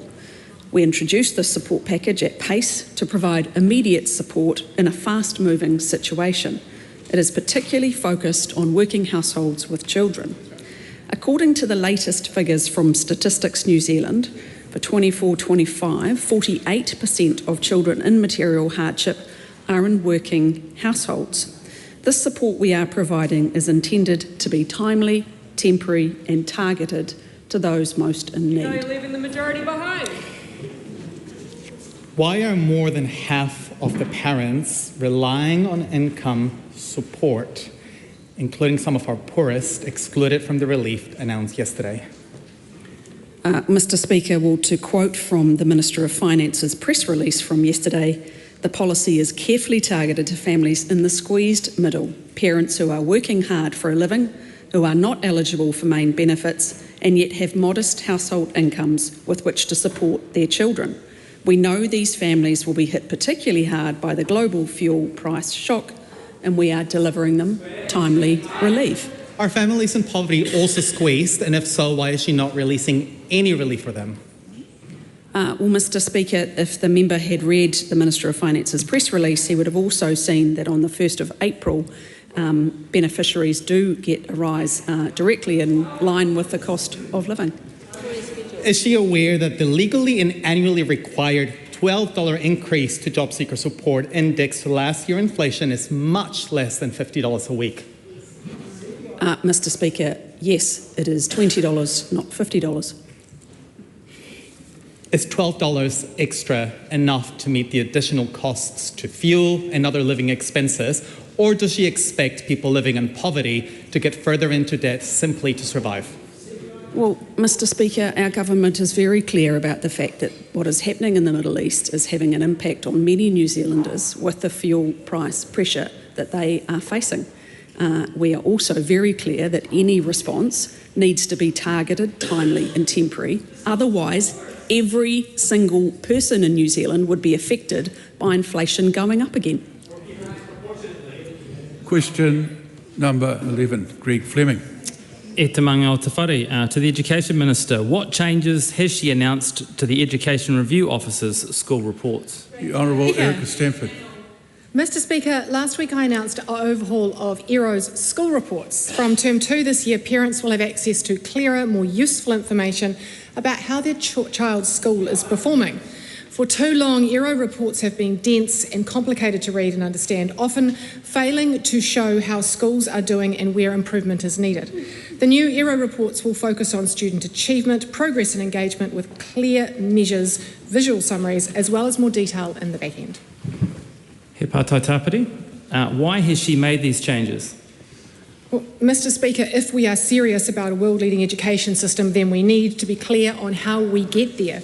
High quality, clear reviews from ERO are a critical part of ensuring that all parts of our system are prepared to intervene, to respond, to support our schools to excel. This helps the Ministry to best direct resource and to reduce the postcode lottery of school quality and performance. This is what parents care about. What will be in the new reports? Well, Mr. Speaker, the reports will provide a snapshot of school performance across 14 areas, including literacy and numeracy, school achievement, attendance, equity, and provision for learners with additional needs. These are clear areas and categories that will give school communities clarity on what's working, celebrate success, and feedback on what needs improvement. Reports are focused on capturing the value schools add, recognising that progress and improvements that learners are making, and not just a point-in-time judgment. Question 12, Reuben Davidson. Mr. Speaker, my question is to the Minister for Economic Growth. Do the 350 job losses at Heinz Watties and the closure of the McCain factory in Hastings contribute to economic growth, and if not, why not? The Honourable Nicola Willis. Mr. Speaker, let me first acknowledge the member's new role. I also want to note that it is a very difficult time for anyone affected by these proposals, workers, growers and contractors alike, and my thoughts are with those involved. Support is available from the Ministry of Social Development, including help with finding new employment and income support for those who are eligible. In terms of what it means for economic growth, changes at individual firms are part of much bigger movements in the economy that determine whether it is growing or not. It is worth remembering that 2.9 million New Zealanders are working in jobs across the country and that this rose by 15,000 in the last quarter. And while the last few years have been challenging for many manufacturers, the performance of manufacturing index has shown the manufacturing sector as a whole expanding each month since the middle of last year. Supplementary. How will the closures of Watties and McCain's contribute to the growth of unemployment, which is already at a 10-year high of 5.4%? Well, Mr. Speaker, I'm always concerned for those who become unemployed in these situations. However, what the member needs to understand is that the unemployment figure reflects both new jobs that are created and jobs that are lost. And it is the case in any modern developed economy that while some firms close, other firms open, while some businesses reduce their workforce, other businesses expand their workforces. And it is the overall balance of these factors that determines the unemployment rate. Supplementary. How many of these hundreds of Kiwis who are losing their jobs does she expect to move to Australia? Well, Mr. Speaker, I haven't had any advice on that. Supplementary. Is it acceptable that many Kiwis are facing job losses, rising unemployment and increasing living costs, all while last year's annual GDP growth rate was just 0.2%? I think the member is confused. He's referring to a quarterly growth rate for the fourth quarter of the year. What the member needs to understand is that the very reason this government is so galvanised in our efforts to grow the economy is because we recognise that that is where good paying jobs come from, that is where rising incomes come from, that is where the increased productivity that delivers a higher standard of living comes from. In order to be a country that delivers these things, we need to grow our economy, and that is what we are focused on. Supplementary. Is it appropriate for her to continue to be the Minister of Economic Growth, considering she is not actually growing the economy? Well, Mr. Speaker, yes, and I would refer the member to the Statistics New Zealand website. It's easy to find on Google, which shows that the economy grew in the last calendar year. Any questions? The Right Honourable Winston Peters. Can I ask the Minister, when was the last time she heard someone measuring the GDP growth on just 3 months' results? Well, Mr. Speaker, he's new to the role. Let's give him a break. That concludes oral questions.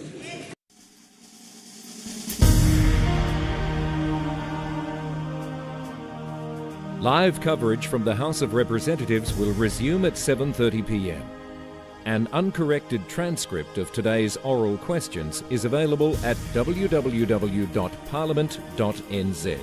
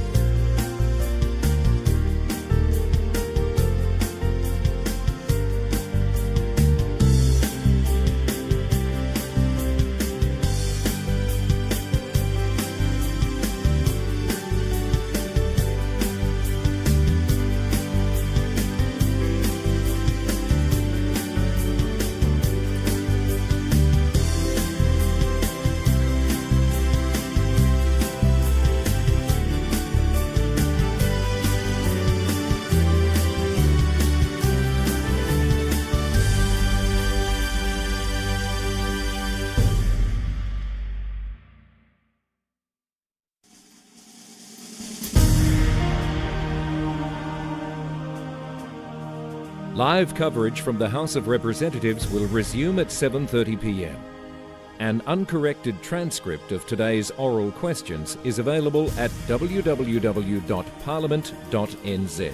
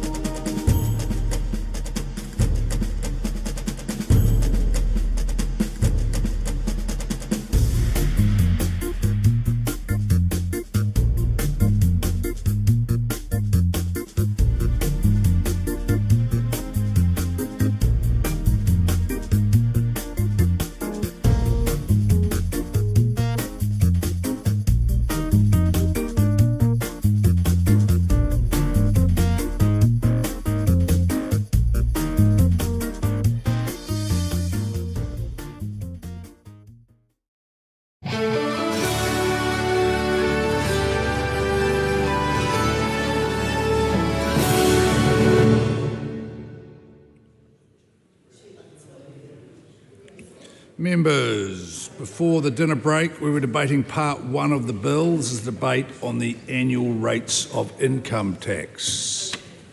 The Honourable Megan Woods. Mr Chair, and just to think about where we were at before the dinner break on part one, where we're talking about the rates of income tax, the revenue side of it, but also the policy decisions that sat behind there. And Mr Chair, I may be mistaken, but from my recollection, the Minister has yet to answer my question about trusts and whether or not there was any policy thinking around the rate of taxation applied to trusts, given that there was some quite major changes in other parts of the Act and the bill, and we'll come to that when we get to those parts, but given there was some other major changes around the disclosure laws, whether or not there had been any thinking about changing the 39-cent trust rate and whether or not that was there. The other thing is the Minister introduced into the debate in his contributions the idea that we had this broad-based tax system in play. And one of the things I'm sitting here thinking about what would be really good for us to know in committee stage is did he look at international comparators to look at whether or not New Zealand really was this broad-based tax base, and if so, what were those international comparators that he looked at that he might compare us to? We can see there that we have rates at 10.5% up to $15,600 and then $180,000 and $1 above 39 cents in the dollars. How does this compare to other, particularly OECD tax jurisdictions that we would normally compare ourselves to?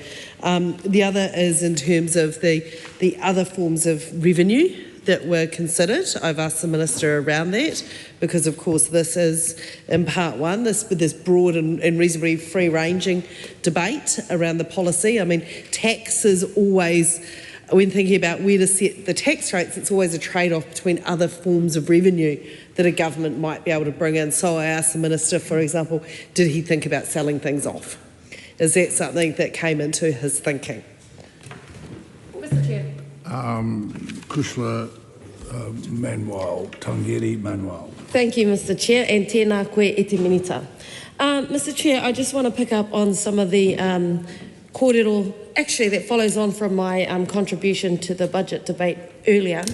And I want to start with the Māori authorities tax rate, Mr Chair, and maintaining that.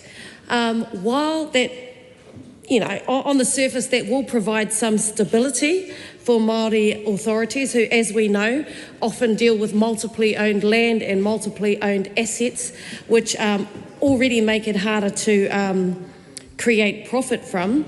So while that may provide some predictability, has any thought been given to targeted incentive for further development and growth for Māori authorities?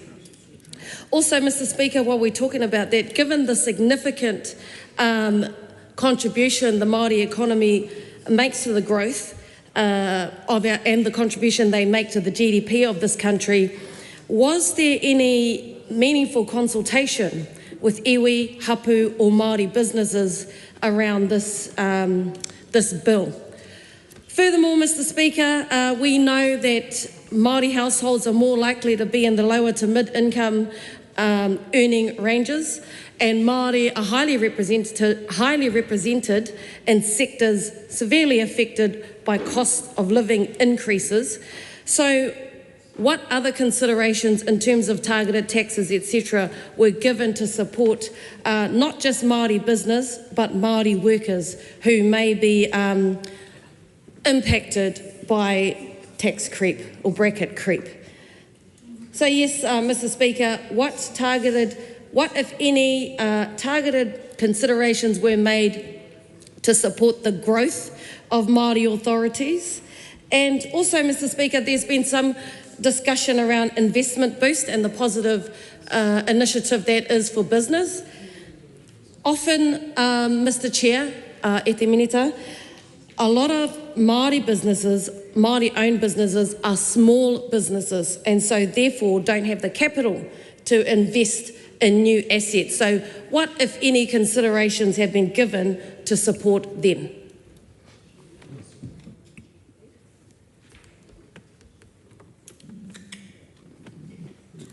The question, just made it, Dr. Wood.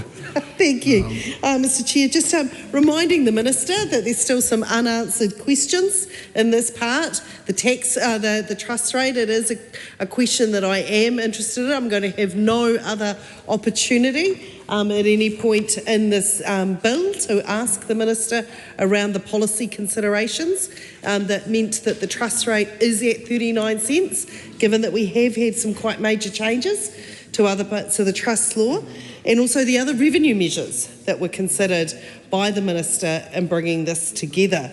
But, Mr. Speaker, I think it is important. We're going to come to some quite fundamental changes that are happening in the tax system through this amendment bill, and for the Minister to use this opportunity in this very broad-ranging debate that we have around Part 1 to answer those questions. And they're the live questions that are sitting on the table for the Minister. Mr. Chair. The Honourable Minister. Thank you very much, Mr. Chair. Just in regards to some of the questions on Maori authorities and consultations, obviously the FEC did a wide range of consultation, including iwi Maori organisations that input as part of that process.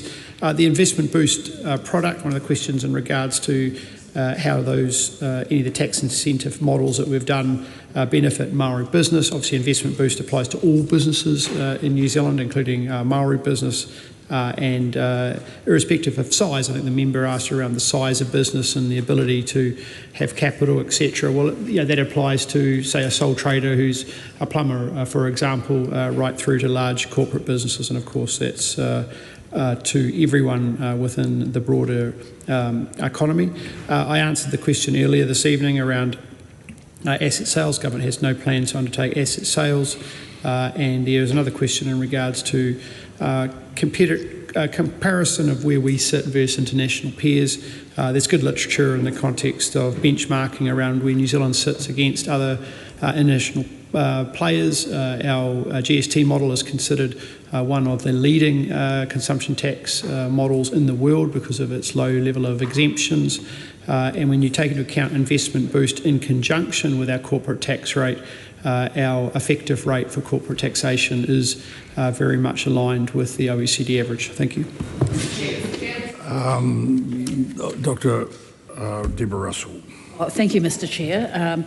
I do want to pursue another line of questioning of the Minister, just in respect of attempts to ensure that New Zealand has sufficient revenue to pay for the things that New Zealanders over many generations have expressed that they want, you know, health, welfare, education, so on.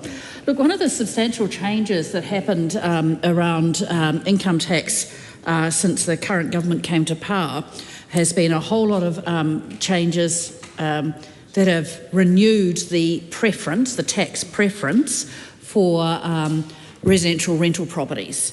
So, amongst other things, the current government has changed the bright line test from 10 years, a 10-year bright line, to a 2-year bright line, and it has put back in place full interest deductibility for rental properties, even when a large part of the interest expense is actually related to the untaxed capital gain on rental properties rather than on the current income earned by rental properties.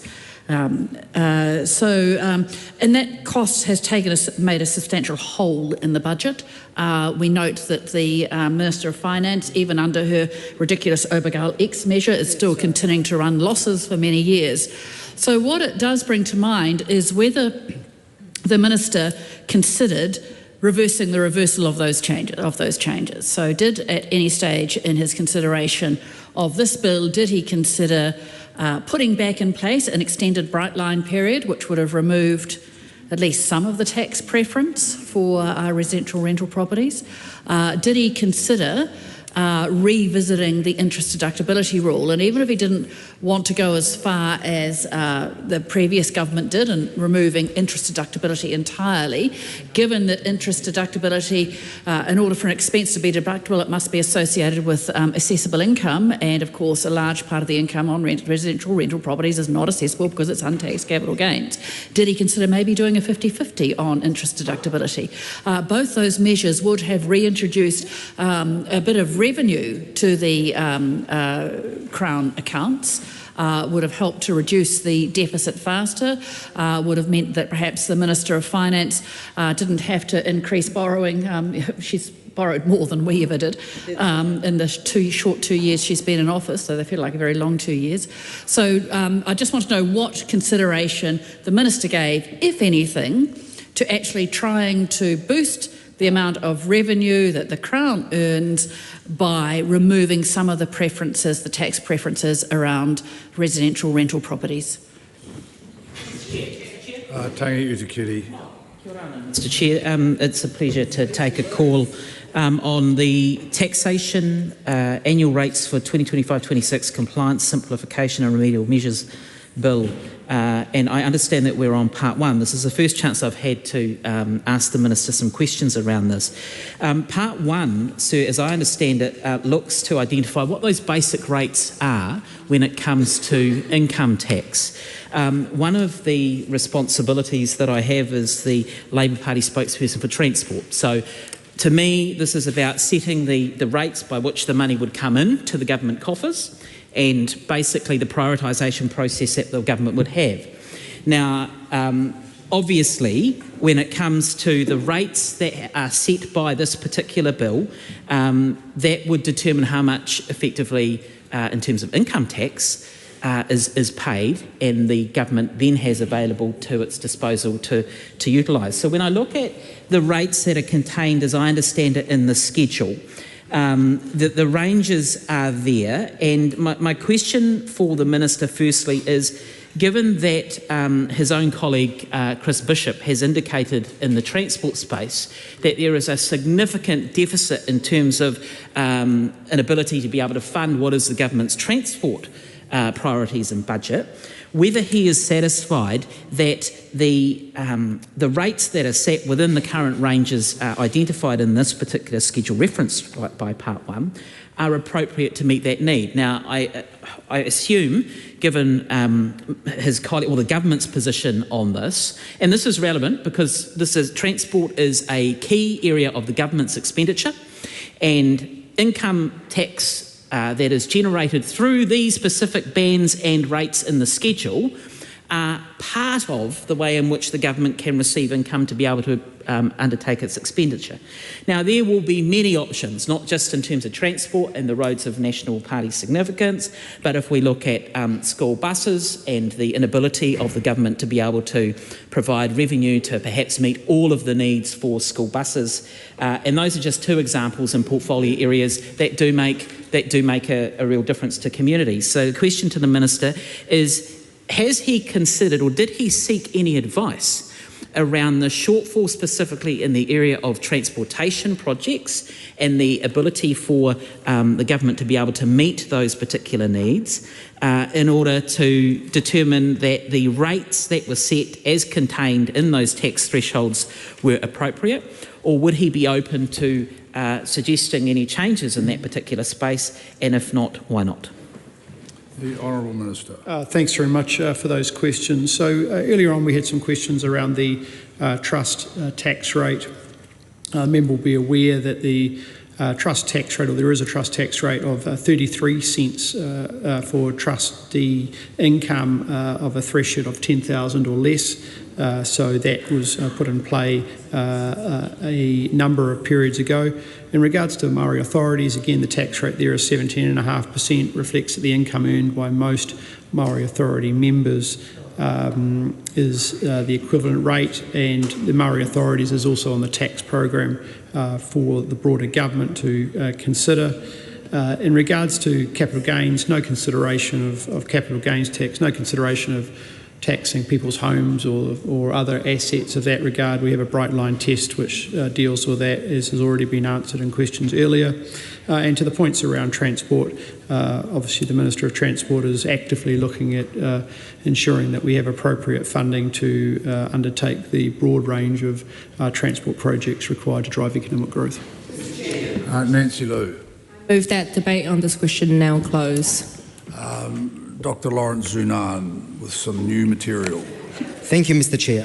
There are two areas I want to check with the Minister, and of course, in this case, we're referring to the taxation, the Income Taxation Act 2004, but specifically the Schedule 1 of that. And I think one of the questions I want to check with the Minister, and thank you, Chair. I do understand that this is my first call for this particular part is, one of the things that we discussed, Minister, during the second reading, actually it was a comment made by Dr. David Wilson, was around the difference between tax base and tax rate. And I think that was a really worthwhile conversation to be had. I think one of the things that was suggested there is that you do catch more honey with vinegar in terms of tax rates, that, the higher the tax rate doesn't necessarily mean more coming in. But I guess in the context of Part 1, and so I'm looking specifically at Section 1, the tax income general. One of the things that we have seen that was really successful overseas, and particularly Australia, is having a tax-free threshold. And that has been something that, proportionally speaking, it balances out in a way that it benefits people who are on lower income more so than people who are on higher income. And I wonder if that has been a consideration when it comes to the Part 1 of this bill. But I think also moving on in terms of when we're looking at the tax income around the superannuation, which I believe is Clause 10 of Schedule 1, it's also important to note that, as we're seeing with the annual income tax rate, seniors have been hit particularly hard when it comes to any of the changes, and particularly when we see in terms of cost of living. Has there been any consideration around adjustments to the tax rate for superannuation fund in particular to relieve seniors in terms of some of that particular entitlement? So those are my two questions for the time being. Thank you. The Honourable Minister. Just in regards to the question around tax-free thresholds, no, we haven't considered, and the primary reason is that while that mechanism is in play in some jurisdictions overseas, it is not targeted. And what I mean by that is that individuals on high incomes also will get the tax benefit of, in effect, paying no tax at a band of zero income to whatever the threshold is set. And therefore our view is that having a low rate broad-based approach ensures that there is appropriate coverage for all taxpayers to ensure that they pay their reasonable amount of taxation revenue. Lawrence Zunan. I really appreciate that response from the Minister, but I guess the question is, considering we do have a progressive tax rate, one would assume that, regardless of how high your income becomes, you're always going to the bottom tier. My understanding is the bottom tier, you're always going to have the benefit of that lower income or a lower tax bracket. Therefore, if you do introduce a tax-free threshold, it's the same thing with what we have now in Table 1 of Section 1 of Schedule 1 of Income Tax 2007. People who are on higher income will still enjoy that 10.5% between 0 to 15,000. It will be no different than if they enjoy that as a tax-free threshold. But of course, if you change some of the tax settings in a way that the higher tax threshold might be adjusted, it actually, proportionally, as we see working in Australia, that people who are on lower income actually gets more in their pocket than people on higher income. And then just want to check with the Minister in terms of that clarification, and also my other question regarding superannuation. Honourable Minister. The member raises an interesting point, but it's important not to compare different countries and like for like in the taxation system. The other element of consideration is the broad base of the welfare system in which New Zealand also operates in conjunction with our tax system. You have to look at those two parts in a totality of a system and the benefits that provides through to individuals. One can't look in isolation of the tax system versus other jurisdictions without considering the other aspects such as welfare. Miles Anderson. I move that debate on this question now close. The question is, a debate on this question now closed. All those in favour say aye. The contrary, no. The noes have it. Party vote is called for. Please conduct a party vote. New Zealand National. 49 votes in favour. New Zealand Labour. 34 votes opposed. Green Party of Aotearoa, New Zealand. 15 votes opposed. Act New Zealand. 11 votes in favour. New Zealand First. 8 votes in favour. Te Pāti Māori. 5 votes opposed. Taku Te Wharis. 1 vote opposed.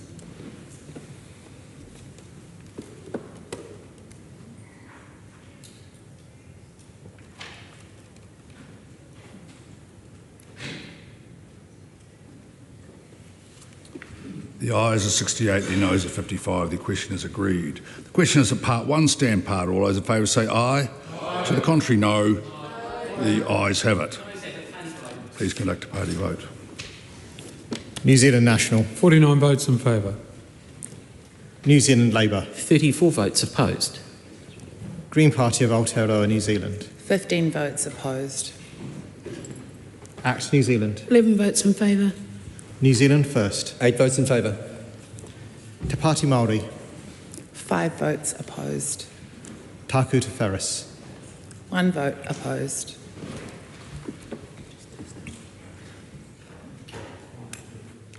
The ayes are 68, the noes are 55. The question is agreed. Members, we come now to part 2, to debate on clauses 4 to 106, amendments to Income Tax Act 2007 and part A of Schedule 1. The question is that part 2 stand part. The Honourable Dr Deborah Russell. Thank you, Mr Chair. Just setting out what this particular part deals with, amongst other things, digital nomads, the RAM, revenue account method for foreign investment fund rules, some new rules for employee share schemes, some rules around the income for the sale of excess electricity, some change, and then a couple of amendment papers. So Amendment Paper 559, the Minister's Amendment Paper, deals with a number of issues, some of which are in this part. In this part of the Act, it covers some rules for new water organisations, and it also, importantly, I think, covers some really interesting new rules for around thin capitalisation. So we do want to discuss those in reasonable detail because they have not been discussed at Select Committee. The other amendment paper is, it'll come into our discussion once we get to around about clauses 79 of the bill. So it's an amendment paper which puts in place the measures needed for the policy that the government announced yesterday around increasing the amount of money that some families can receive under the in-work tax credit to help with some of the cost of living issues at the moment, particularly precipitated by fuel prices. So there's a whole lot of stuff to work through. We will want to spend quite a bit of time on that last amendment paper because it's quite a significant government policy, and even though the actual tax changes are minimal, I think there is no other place to discuss the government policy except here. So we will want to do that. However, as is our usual practice, we want to move through this bill quite carefully, clause by clause. It's a complicated bill in some ways, with clauses that amend obviously a number of differing main acts, the main acts. And so what I want to start with is in part 2 and clause 5B. So as far as I can tell, it changes the way that an asset is depreciated if a taxpayer has claimed investment boosts, but then has changed the way the asset is used. So it's gone from partial use in a business to full use in a business, or from full use in a business to partial use in a business. The obvious example of an asset that would function like that might be a vehicle, would be an obvious one for that sort of thing to happen. So The first question there, though, is this is an entire rewrite of Section CC15. So it's quite a substantive change to the investment boost rules. So I guess that's in part because, I mean, it's unsurprising. We get these big changes in budget night legislation. Not everything is perfect the first time through, and it does need to be worked on. But I do want to understand why you did need to do that entire rewrite of the section. But in particular, if I'm going to look at it, I want to understand so why it needed to happen. But I looked at the new CC 15(1)(c), and it says the change of use means the amount of the deduction the person would have been allowed under Section DI5 if the section were applied as if the income year were the income year in which the change of use occurs is less than the deducted DI5 amount. And I feel like saying, well, and in English that says what? So I wonder if the Minister could just disentangle exactly what that new section CC15(1)(c) actually means, because that is quite confusing. And just one other question, Mr. Speaker, I will request an extra call, but I won't take the full amount of time, I promise, just to make sure I get there. But I just want to deal with this bit here. So I'm looking at the change of use, and it says when this section does not apply, and it says this section doesn't apply, so you don't have to change around all the stuff in the accounts and in the deductions and this, that and the other, when there's less than a 25% change in use. So I can see the formula there, and the formula does seem to work, but what I'm interested in is why a 25% change in use? Why not a 33% change in use? Why not a 20% change in use? Why not a 50% change in use? I'm hoping that there's more to it than someone just sticking their finger in the air and saying 25%, but if the Minister could just clarify those questions around this clause 5B of the bill. And Mr Chair, I didn't need the extra call. Thanks, the Honourable Minister. Thanks to the member for the question in regards to clause 5B. So this is a clawback of investment boost deduction following a change of use. This was actually something that the Finance and Expenditure Committee discussed and in response to officials' feedback and made a change which is reflected in the legislation. In effect, the rewrite, and the question was around why was a rewrite. The rewrite was undertaken to provide greater clarification in regards to the way in which this section was drafted. The push of the change primarily is, and probably the best examples to think about is a commercial building, for example, service departments, that can be easily converted to dwellings, and that's an example that the member is referring to around what you'd see as a change of use. The proportionality is 25% because that's the or more, which is important because that's considered to be what would be a material change of use based on the feedback from officials. Deborah Russell. That materiality thought for just a moment. So back in my auditing days, long gone, thank goodness, something which had made less than a 5% difference was deemed to be immaterial, something over 10% was deemed to be material, and in between there was the judgment zone. So that materiality of 25% seems a little high to me. I just wonder if the officials did any fiscal analysis of that or any modelling of what the actual fiscal impact of that would be, because that could make quite a difference there. So just for the Minister and the Chair, we're talking about the materiality. So again, the Minister, 25% was deemed to be the material level, but as I said, that just doesn't quite stack up with the sorts of definitions of materiality we might have in other spaces. And I'd like to know whether there are other places in the Income Tax Act which have different levels of materiality. One of the nice things we can get from time to time is a little bit of consistency. So just if we could have a wee bit more on why 25% was deemed to be the material level. Mr Chair. Honourable Chris Pence. Thank you, Mr Chair. Good evening to members of the Committee of the Whole House. I thank the Honourable Dr Deborah Russell for her contributions, including those which I was able to catch on Parliament TV prior to relieving my colleague and friend, Honourable Simon Watts. I understand that 25% was considered a reasonable threshold that would remove compliance costs where there was a small change in use. So while reasonable minds can disagree as to where one draws the line, of course it's necessary to draw the line somewhere, and it was felt that that was a reasonable threshold at which to introduce that. Deborah Russell.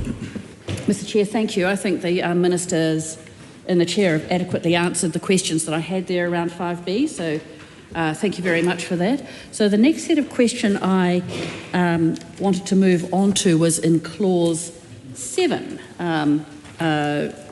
Clause 6 we'll deal with later on when we get to discussing the revenue account method and the foreign investment funds. So in Clause 7, and this is going to relate to some of the discussion we had in Part 1, it is to do with capital distribution amounts, and it says in the formula we're replacing capital gains with net capital amount and deleting capital losses. And it's a deeply confusing thing. I guess I just wanted to ask a question here. Does this mean that we actually have capital gains taxes in the tax law already? Is this yet another example of something I referred to in Part 1 of the confusing morass of capital gains taxes, which actually do exist already in our income tax law, or is there just something I'm missing here? So if you could just clarify for that whether or not we are actually talking about some form of capital gains tax here. Honourable Jenny Anderson. Mr Chair, following on, I do have a question for the Minister in relation to Clause 8 within the bill. I understand that this specifies to those great things we all get sometimes in our birthdays or for presents, those gift cards, that it specifies that gift cards won't be treated as part of income subject to pay as you earn, unless, of course, the employer chooses to do so. And I understand, Mr Chair, that later clauses in the bill ensure that the cards are in fact subject to the fringe benefit tax, if I'm correct, and that's in Clause 21 further on in the bill. But this applies to essentially open loop gift cards. And so what I would really like to hear from the Minister is some sort of further specification as what is actually classified as an open loop gift card. If he could provide a particular example, that would be of use. And also, if an open loop card are like money, if it is like money, why would they not be included as employment income, just like other forms of money? If he could speak to that, that would be really useful. And if in fact one of these open loop cards is like money, can it and it can be spent anywhere, which many of those cards are open. It's not just to one particular shop like the warehouse. You can use it in multiple different outlets. And a closed loop card would be only spent at one particular place, such as Whitcoulls, one particular place only. What about gift cards that are limited to shops in a particular geographic area, such as a mall, so Queensgate Mall in Lower Hutt? You can buy one of these and you can buy anything within that vicinity. Does that fall into, which of those two does it fall into? And what I would be really interested to know from the Minister is, wouldn't an easier way to do this be to treat them as like an employer-provided accommodation rules, where employer-provided accommodation is taxed through the pay-as-you-earn system instead of the FBT system? So it does seem to be that there is quite a reasonable level of complication. People are already, do get a level of frustration when that gift card isn't used in time. But what is really the specification he can give people in terms of where they fall in the system and how this legislation treats open loop gift cards? The Honourable Minister. Thank you very much, Mr Chair. First, acknowledge the question posed by the Honourable Dr Deborah Russell in relation to the politically fraught area in which she has invited me to stray regarding capital gains taxes, quote unquote. Of course, as the member herself will know, and indeed be much more au fait than me, given her academic background in the subject of taxation, of course there are such things as taxation on gains, notwithstanding that they might not have that label CGT. Of course, famously in the case of residential property, where income is derived from the sale of a non-primary home. The question is intention as to whether one purchased the property for the purpose of on-selling, one might call speculating or flipping, and of course it's difficult to gauge intention, so there is a test that is easily knowable, a bright line, hence the name, of course, that bright line test. So I don't wish to open a general can of worms in terms of the desirability or otherwise, Dr. Russell, of capital gains tax, but simply clause 7, the purpose of that is to elucidate that the reference to capital gains tax should be read as a net amount as opposed to and therefore the amount that the company can distribute tax-free on liquidation. And in terms of the clause 8 related questions of your colleague, the Honourable Ginny Anderson, of course the policy balance to be struck in relation to fringe benefit tax generally is how to treat a benefit that goes from the employer to the employee, whether it should be regarded as income tax and therefore attract that manner of taxation on the one hand, and therefore do we inadvertently disincentivise the provision of such, I suppose, bonuses, to use a phrase possibly incorrectly, certainly in terms of encouraging small business and hospitality uptake by businesses and the generosity of bosses, we don't want to preclude that. In terms of open loop gift cards, more specifically, my understanding, and I have to say that I'm not particularly au fait with the area, is that it's in the nature of a Prezi card, which is a particular brand of gift card, but in the nature that you can load credit effectively, and that's usable at most, if not all, establishments, but in the same way that credit cards might be usable almost universally. Megan Woods. I appreciate the answer that the Minister and the Chair has just given, and I do appreciate that the Minister sitting in the Chair is filling in for the Minister. So it does make it somewhat difficult for us to interrogate policy intent and thinking processes behind that, but nonetheless this Parliament does need to interrogate that, and it does need answers on it. So I think one of the questions, I appreciate the Minister's answer there around gift cards, and I think we all now understand after going through this bill the difference between an open and a closed loop gift card. I guess the question that remains outstanding is whether or not there was policy consideration of treating them all the same, of bringing them in. So why is it different if you get the Westfield card versus the Pack and Save gift card?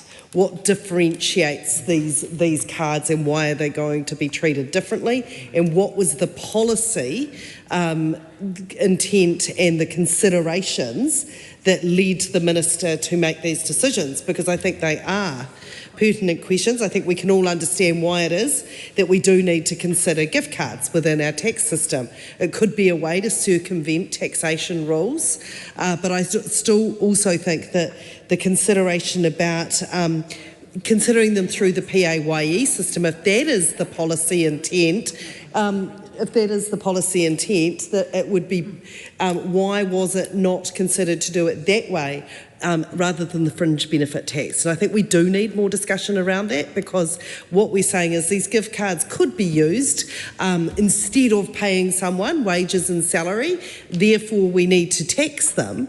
But why then is it coming through the FPT system and not through the PAYE system? So was there, when policy was being discussed, was there a difference between the bonus being paid in form of these, or these being given in lieu of wages? Was there any attempt to differentiate the different ways in which a business might attempt to use gift cards as a form of payment to employees? And what was the consideration that was in behind that? Because I think we can all appreciate that if someone's, paid $10,000 in Westfield vouchers as a bonus, that's somewhat different than them receiving their weekly wages in the form of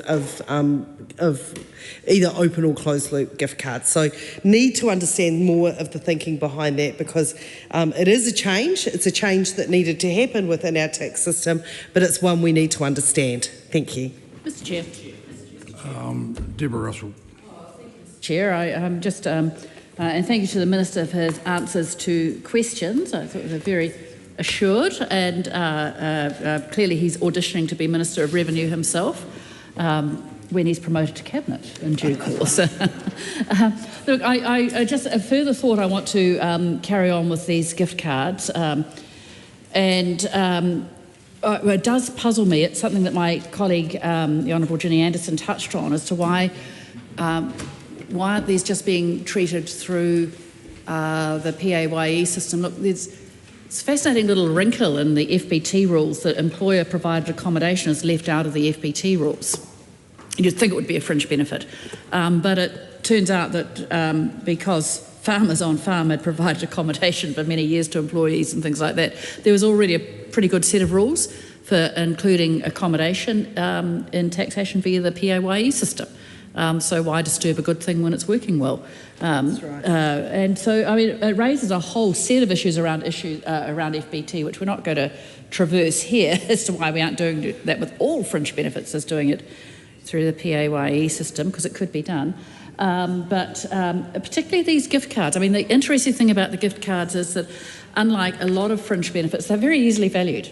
Right? There's a very distinct value to them. It's, you know, if a person gets a Prezi card, it's worth $100 or $50 or $20. The value is very, very clear.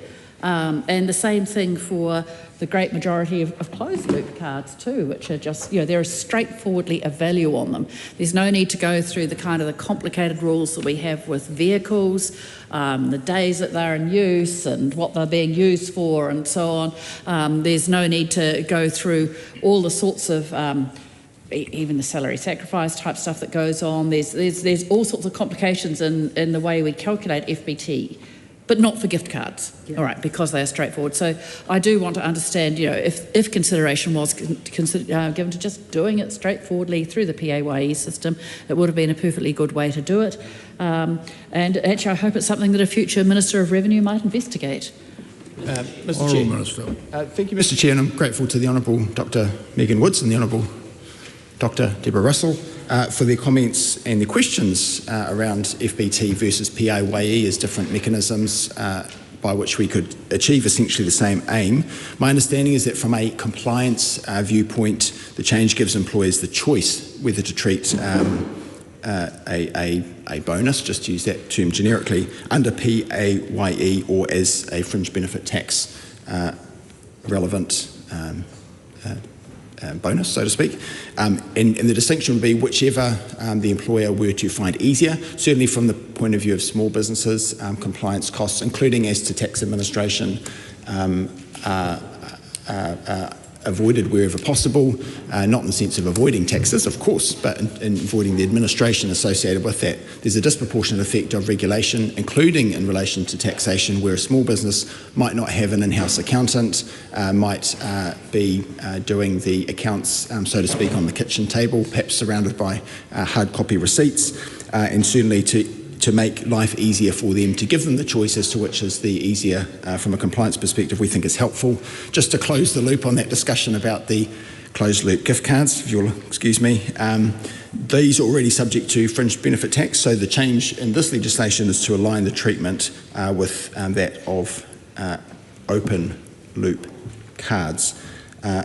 As for the policy intent that Dr. Woods has invited me to expound further upon, my understanding was there was a pretty full consideration about some of these broader policy aspects, but it's not necessary to raise or to reconcile all those, I suppose, certainly with all the differing views that might be out there in terms of the way that we could treat FBT versus PAYE in our system. Ruben Davidson. Thank you, Mr. Chair. The Minister may think that we've talked about gift cards a lot, but as someone who sat on the Economic Development Science Innovation Select Committee, when we were considering the subject of expiration dates for gift cards, and I'm sure the Minister is aware, it's now come into law that the universal date for those gift cards has to be a minimum of 3 years. So a significant shift. There were a lot of gift cards that were being issued with much shorter expiration dates.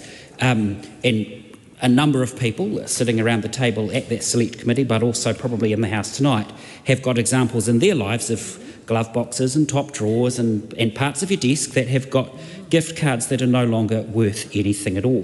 What we're seeing with this shift to a 3-year standard expiration date for open loop or closed loop gift cards is that the potential for their use is quite likely to change over this next financial year, and whether there's been any consideration given to or any modelling requested by the Minister around what those changes or trends are likely to look like as a result of a shift in the expiration dates by law of gift cards, so the minimum expiration date, and therefore the behaviour of use of those gift cards, particularly in the workplace.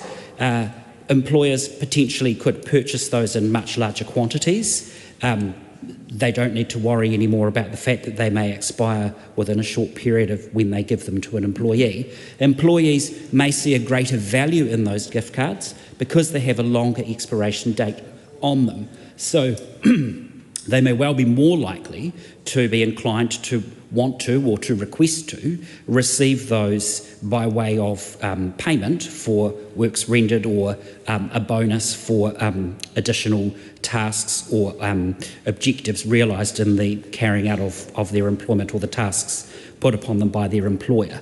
So really the questions for the Minister would be around what considerations were given to changes in behaviour, to the use of gift cards, of both open and closed loop gift cards, by both potentially by the general public, but also by employers who may choose to use those now at different extents and in different ways to how they were previously used in the workplace. Really interested to hear. Honourable Minister. Thank you, Mr Chair. Thank you to Ruben Davidson for the questions about gift cards. I've got a couple of questions myself, actually. Why can I never find the damn things when I need them?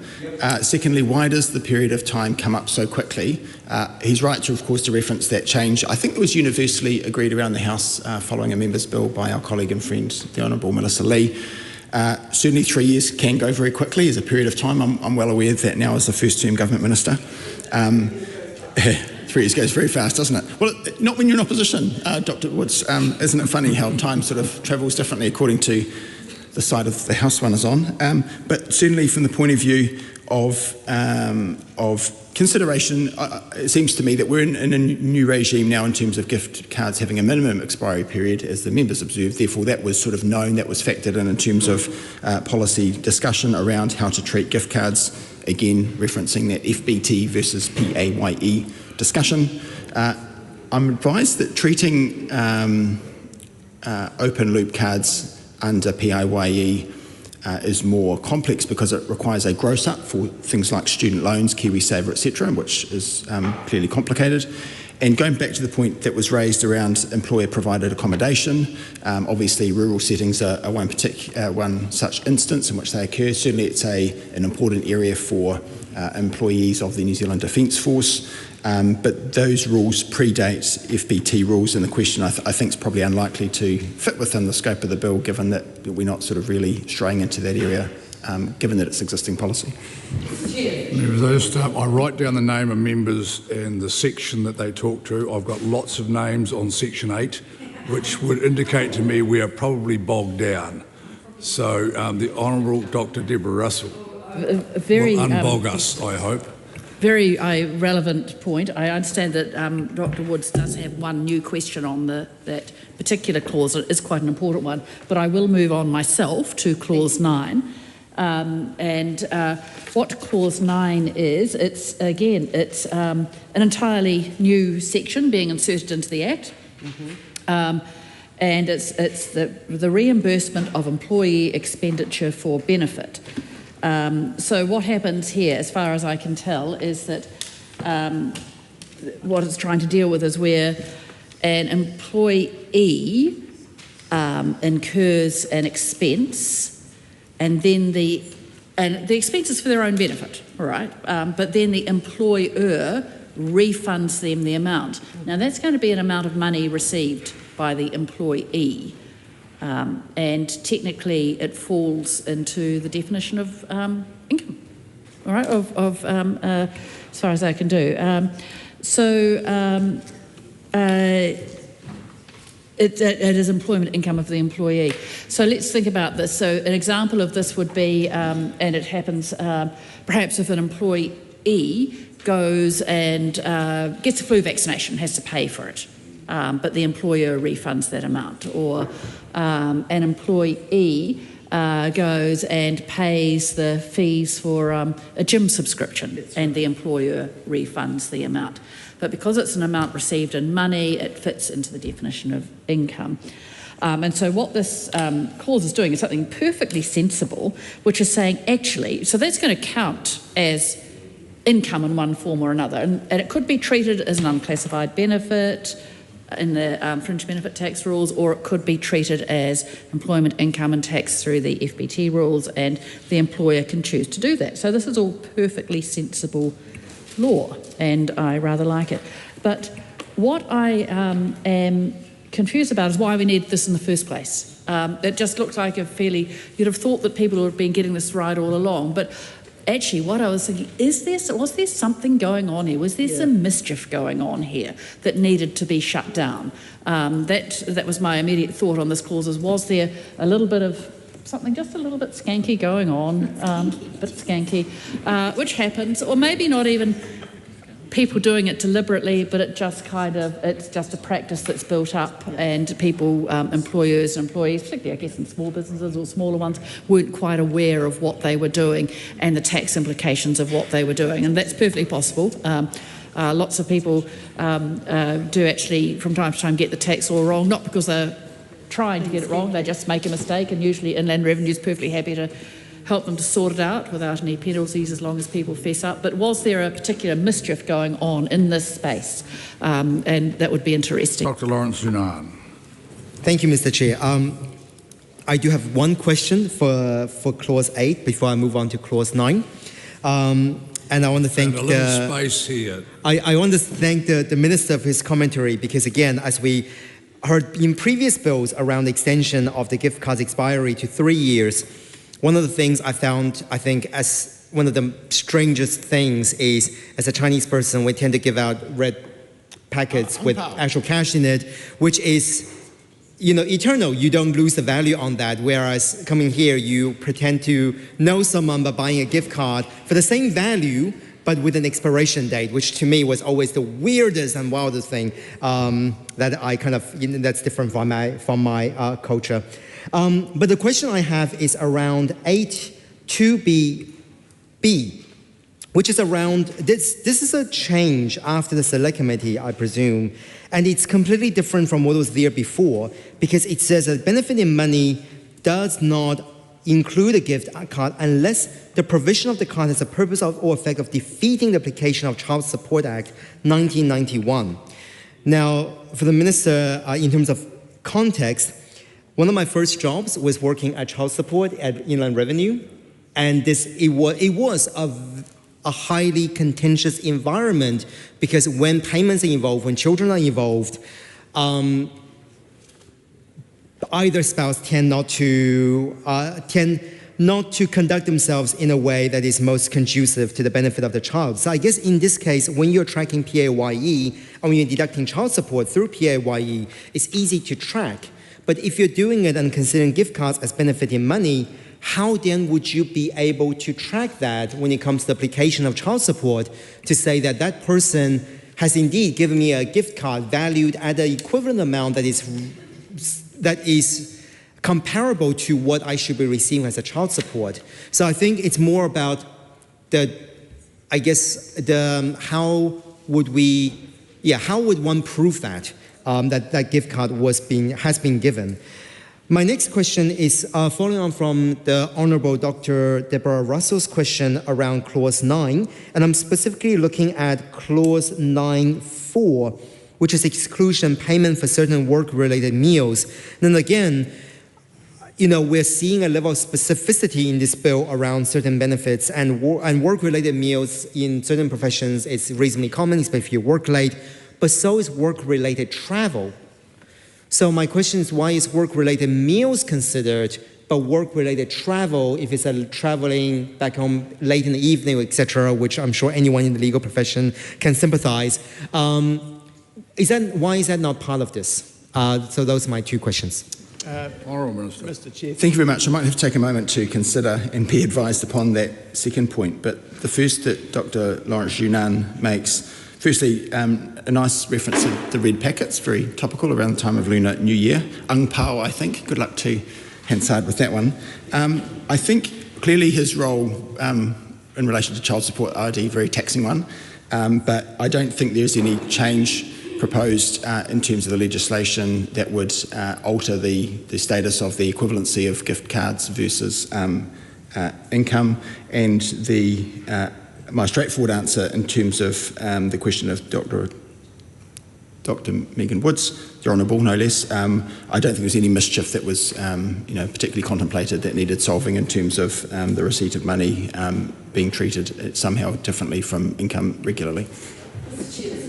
The Honourable Dr. Megan Woods. Thank you, Mr. Chairman. And just I do have one very specific question to return to on Clause 8.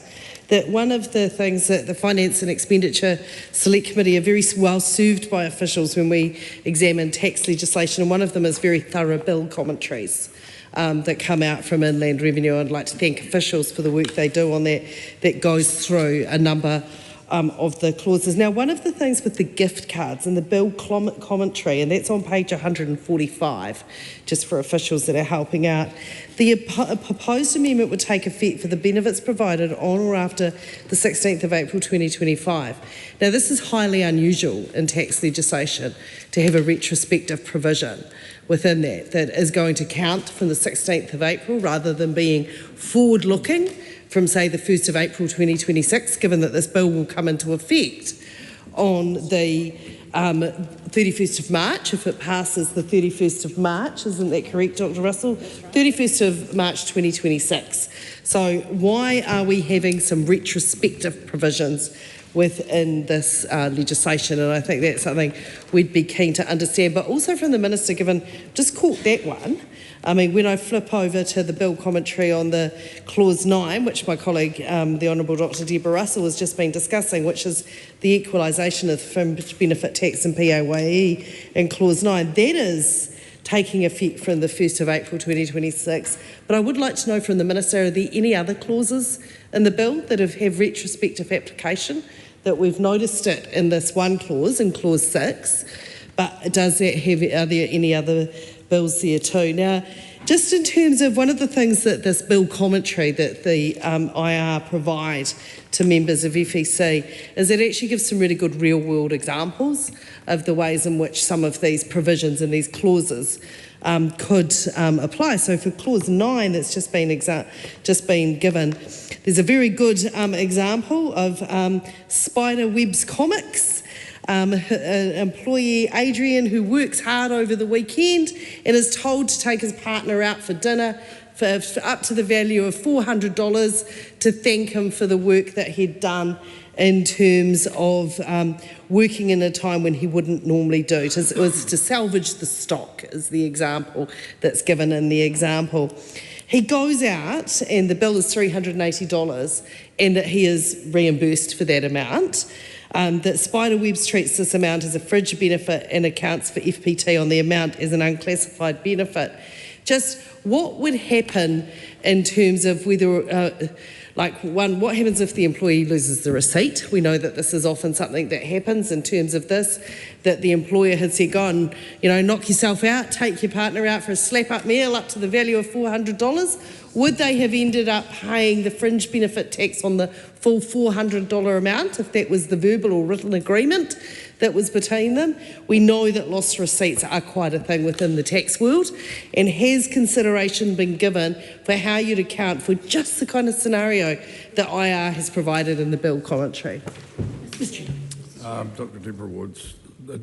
Deborah Russell. For the clarity of the House, it's Dr. Megan Woods, Dr. Deborah Russell and Dr. Lawrence Yunnan. And Clause 8. Yeah. And this is not a Clause 8 question. I want to go on to Clause 10. Now, Clause 10 is Actually, it's associated with the employee share scheme rules, which we are going to want to talk about later on, and I will want to talk about the substance of those rules later on, but I just want some clarity. Anyone who is reading through this would go, looking at clause 10, and which has a new section CE7B, which is amended, and it's got a little definition there, a liquidity event date. And I'm just going, all right, so I have great respect for that tax drafting team, but they've come up with a little sobriquet here, and I just want to know exactly what that is. What is a liquidity event date? And I'm sure there's an answer there somewhere on that. So I'm blessed. I always think when I see things like that, but I would like to know exactly what it is. Look, just carrying on. If Mr. Bailey would like to participate, I'm sure he's very welcome. I guess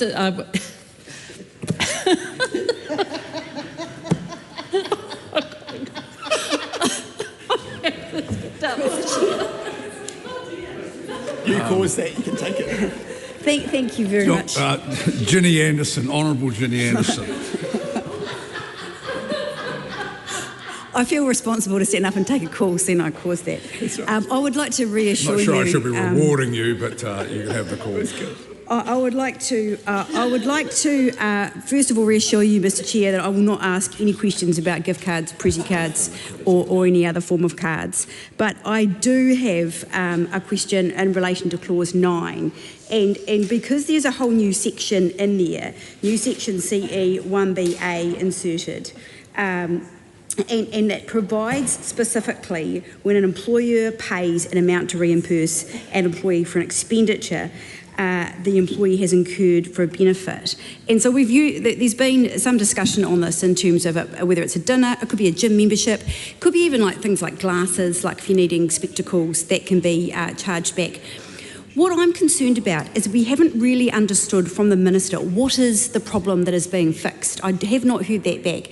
And given the context of this government in terms of some of the legislation already passed in terms of undermining workers' rights, we've seen an absolute plethora of bills through this House that have fundamentally stripped away some of the core rights that workers have fought hard to attain over the decades.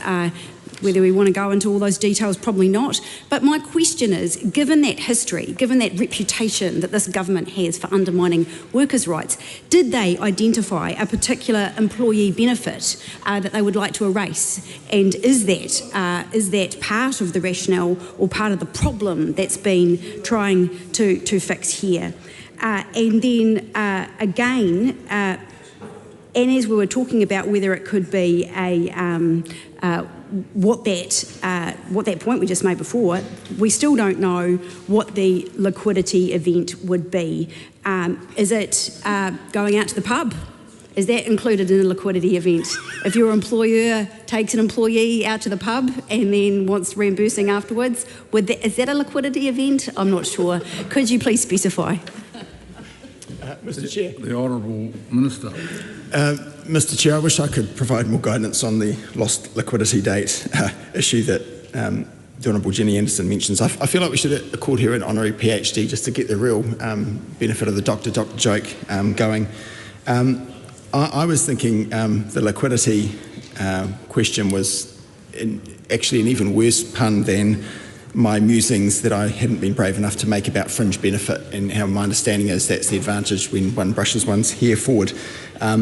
But of course, in terms of, on the serious point that's raised, I think, by the Honourable Dr. Megan Woods regarding retrospectivity, the point there is that the date is that on which the Commissioner issued public guidance that altered the treatment of open loop cards and said that PAYE should be used to account for these. So it's really aligning with that real world understanding of the treatment. And so for the legislation to sort of look to that date and provide that certainty and alignment seems to me appropriate. And that's the case wherever such dates arise in the bill. And in terms of the loss of receipts following a quote-unquote slap-up meal, I think it seems to me that's number one, an unfortunate incident, but I think there would be the usual understanding about how one would treat that. And of course, the best guidance that I can possibly give viewers, should there be any left at this point, would be simply to hold on your receipts. If an outfit's called Spiderweb, you'd think that they would be online rather than operating on the basis of paper receipts, but you never know. And I think that's all the points that have been made that have not yet been answered. Although actually coming back to the meals point that Dr. Lawrence Junan raised, Clause 9 refers to meals in a way that ensures that the current rules around limitation on reimbursement of meals elsewhere in the Act cannot be circumvented through the fringe benefit tax rules. Deborah Russell. Chair, I note that this part goes from clause 1.4 to 106, and we're up at about clause 13, and there is a very substantial amendment paper that we must discuss, but we haven't reached it yet. I just want to go to clause 11. So clause 11 includes trustees in a list of people who don't get taxed when they get a gratuitous payment. And I was puzzled by this. I sort of thought, well, what is this about? So, and it just seems to be, I just want some clarification here. Trustees are usually paid for their services. It's normally a straightforward income earning opportunity for trustees, or what they earn is normally actually taxed. So I thought about this one. I thought this is probably maybe to do with being the trustee of an executor of an estate. And it's often the case that in a will that a person will make an extra payment to someone who is going to act as the executor of the will, or and that sort of happens, or act as a trustee for it. So you can imagine in a family where one child who perhaps is an accountant or a lawyer or has some expertise in that space is asked to be the executor of the will, or is asked to has that kind of trustee type role, but then there is no payment for it, but there's an extra amount provided in the will, not actually as payment for it, but as recognition that they've done it. So I just want to clarify that that's the sort of situation that we have in mind there, so that they're not taxed on that service that they are providing. Mr. Chair, if no one else is, I could carry on to some other questions. I do want to move on to something quite substantial now in the context of this bill, and that is the work on, I want to go to clause 15, and it's a really important new section, and it's a policy section, and it's to do with, it really picks up the clauses that deal with, it inserts new sections that deal with digital nomads. So digital nomads are the people who come and live in New Zealand, but live here for a while, but they work here, but they're actually just kind of working remotely from their normal place where they live. Now, it's a little complicated as to how all of this works. So there's a whole set of sections in here. So new section CW22B makes that income exempt from taxation in New Zealand. That's fairly straightforward. New CW22C brings, I'll just leave that for the time being. CW22D actually does the work of exempting digital nomads by setting up new definitions in the Act, and this is where it's get interesting. So all the, really a whole lot of the machinery of the Income Tax Act sits in the definitions, which sit in Part Y of the Act, and the particular rules around residency sit in YD. And so if we go to, so in order to make sense of all this, we actually have to jump forward to Clause 98, which sets up a new definition. Now that's on pages 63 to 65 of the Act, of the bill, which is available on the table. So what has been done for these digital nomads? So people who they're in New Zealand, they're here living somewhere, doing all the things that people do, visiting all the sites, this and the other, but they're also working from home. And what we've done, the standard definition for when someone gets caught in the income tax net here in New Zealand, I think it's 183 days, officials will correct me if I've got that number wrong, 183 days in a 12-month period. we've gone now for a digital nomad is someone who is in New Zealand for, I think, no more than 275 days in an 18-month period. So what I want to understand from that, now the 275 days, if you take an 18-month period, if you take, that's exactly the same proportionality, 275 days in an 18-month period is the same proportionality as 183 days in a 365-day period, no worries with that, but why 18 months? So I'd like to know from the Minister what policy advice he got, what understandings he got from officials as to why 18 months. 18 months as opposed to 2 years, 18 months as opposed to 3 years, because the proportionality could have been done quite easily. I guess there's a point at which someone really does become a resident rather than a non-resident for tax purposes, but why 18 months is my first question around the digital nomads. Mr Chairman.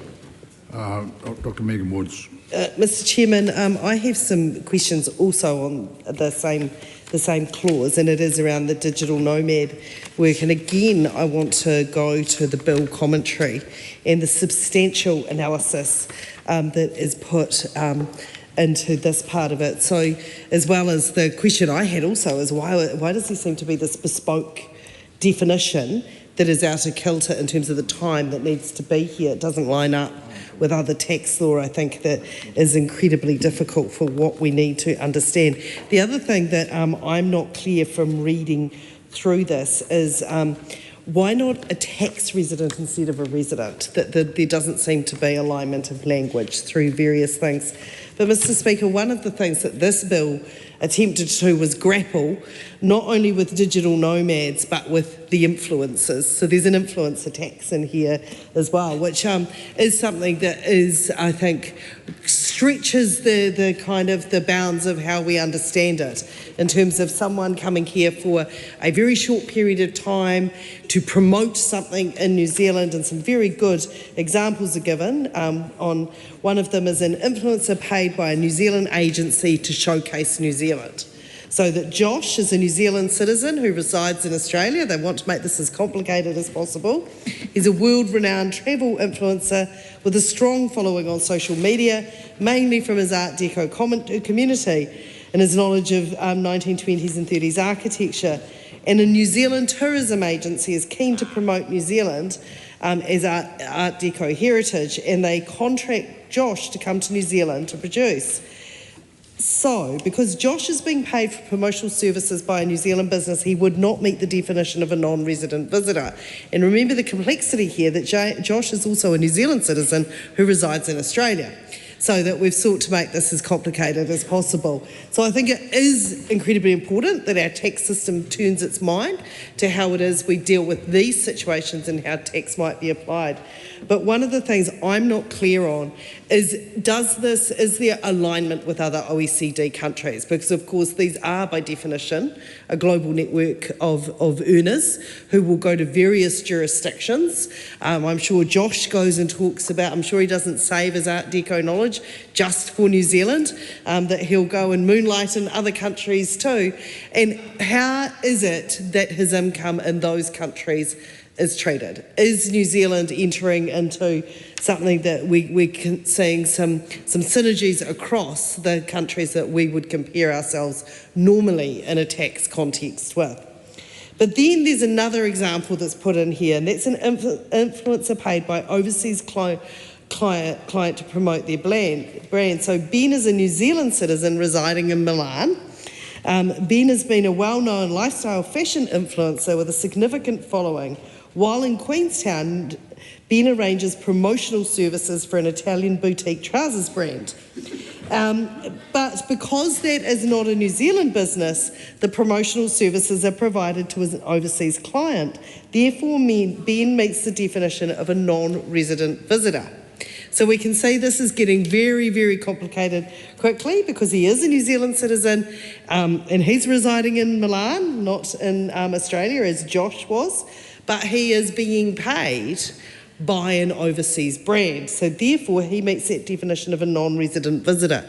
I'd just like to know, in terms of what if there were alternative ways of treating someone in Ben's situation that were put up from a policy perspective, were other ways of thinking about how that may be treated in terms of income, and whether the Minister received any advice on that. And again, much like the situation that Josh found himself in, was there does this put Ben into a situation in the way that if he goes and promotes trousers or in other places in the world, that he might be taxed in a similar way?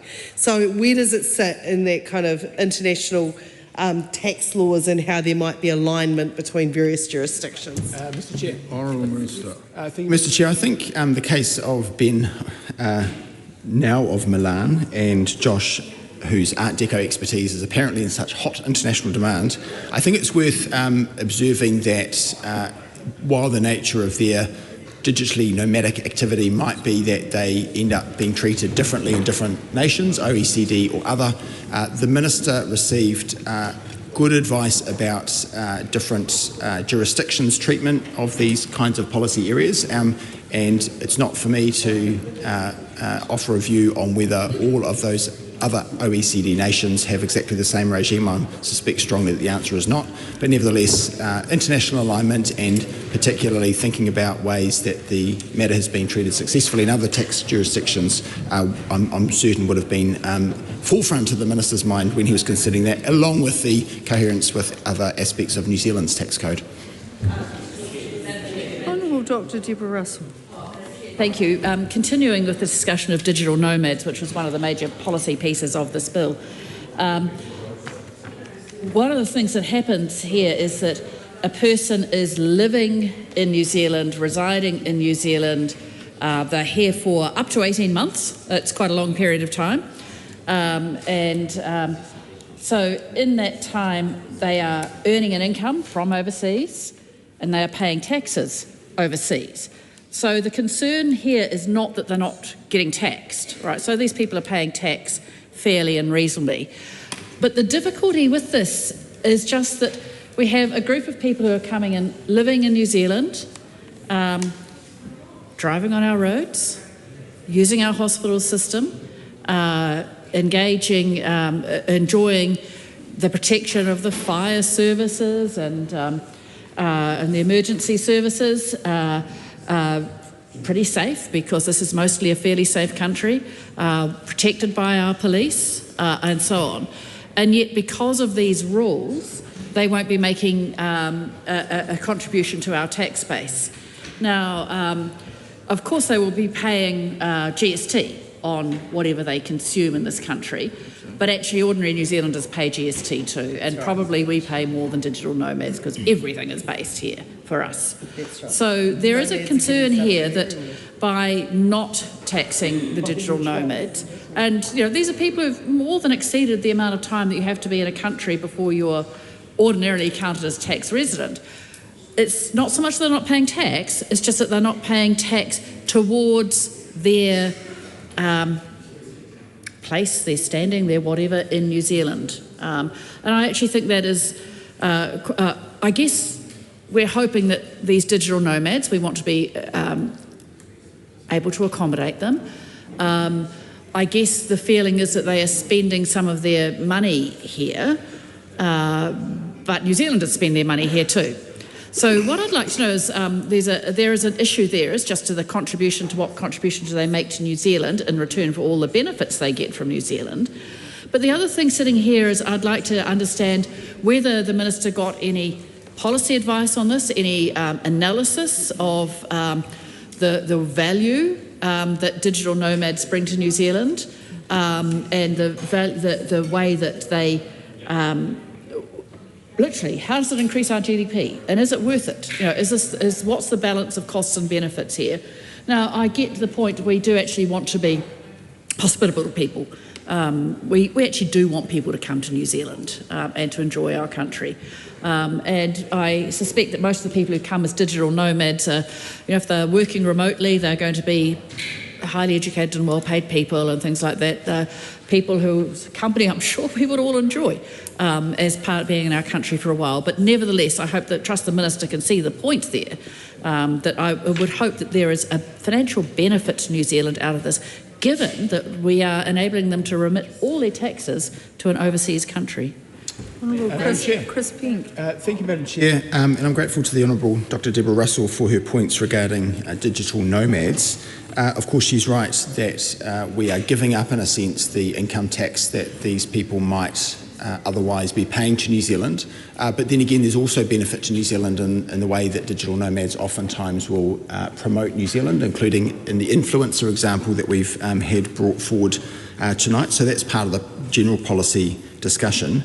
And of course, the member quite rightly points out that GST is applied to goods and services that such visitors, digital nomads, spend here. But of course, to the extent that we are attracting visitors to be digital nomads and in a way that they might not have otherwise visited New Zealand, or certainly as residents here, tax residents, there's an additionality that we have by the fact that they've come here and feeling enabled to do so and earn money, perhaps prolonging their stay and enabling them to spend more money here. So I think there's a certain logic to that. And then going back to the point that the member had raised around the 18-month period versus the 12-month period, and as she rightly notes, the proportionality is the same, roughly 1 and 2 days. And the 18-month period, I'm happy to advise you, relates to the general visitor visa period. Madam Chair. Honourable Dr Deborah Russell. Madam Chair, I note that this is a long and complicated part of the bill, and we have yet to discuss the Minister's significant amendment paper, particularly Amendment Paper 590 and Amendment Paper 589 and 590. But before we do that, there is other stuff in this bill we need to discover. Issues that the Minister, or various ministers, touted as excellent measures. So I want to move on to clause 19. Just before you do, I agree with the member, there's still substantial in this bill, but I'd like the questions to be more concise rather than building too much around the questions, if we can stick to the point from everybody, not pointing to any particular member. But there is to this side, there is a bit left to go to traverse. Thank you. Okay, take a call then. Are we finished? Yes. Right. I'm finished. You can go. I don't know if Mr. Rutherford's finished, but I have. Thank you, Madam Chair. Okay. So I want to move on to clause 19, and it's a really interesting clause, as all clauses in tax bills are. But this is the one around. It introduces new section CW61B, income from the supply of excess electricity from dwelling.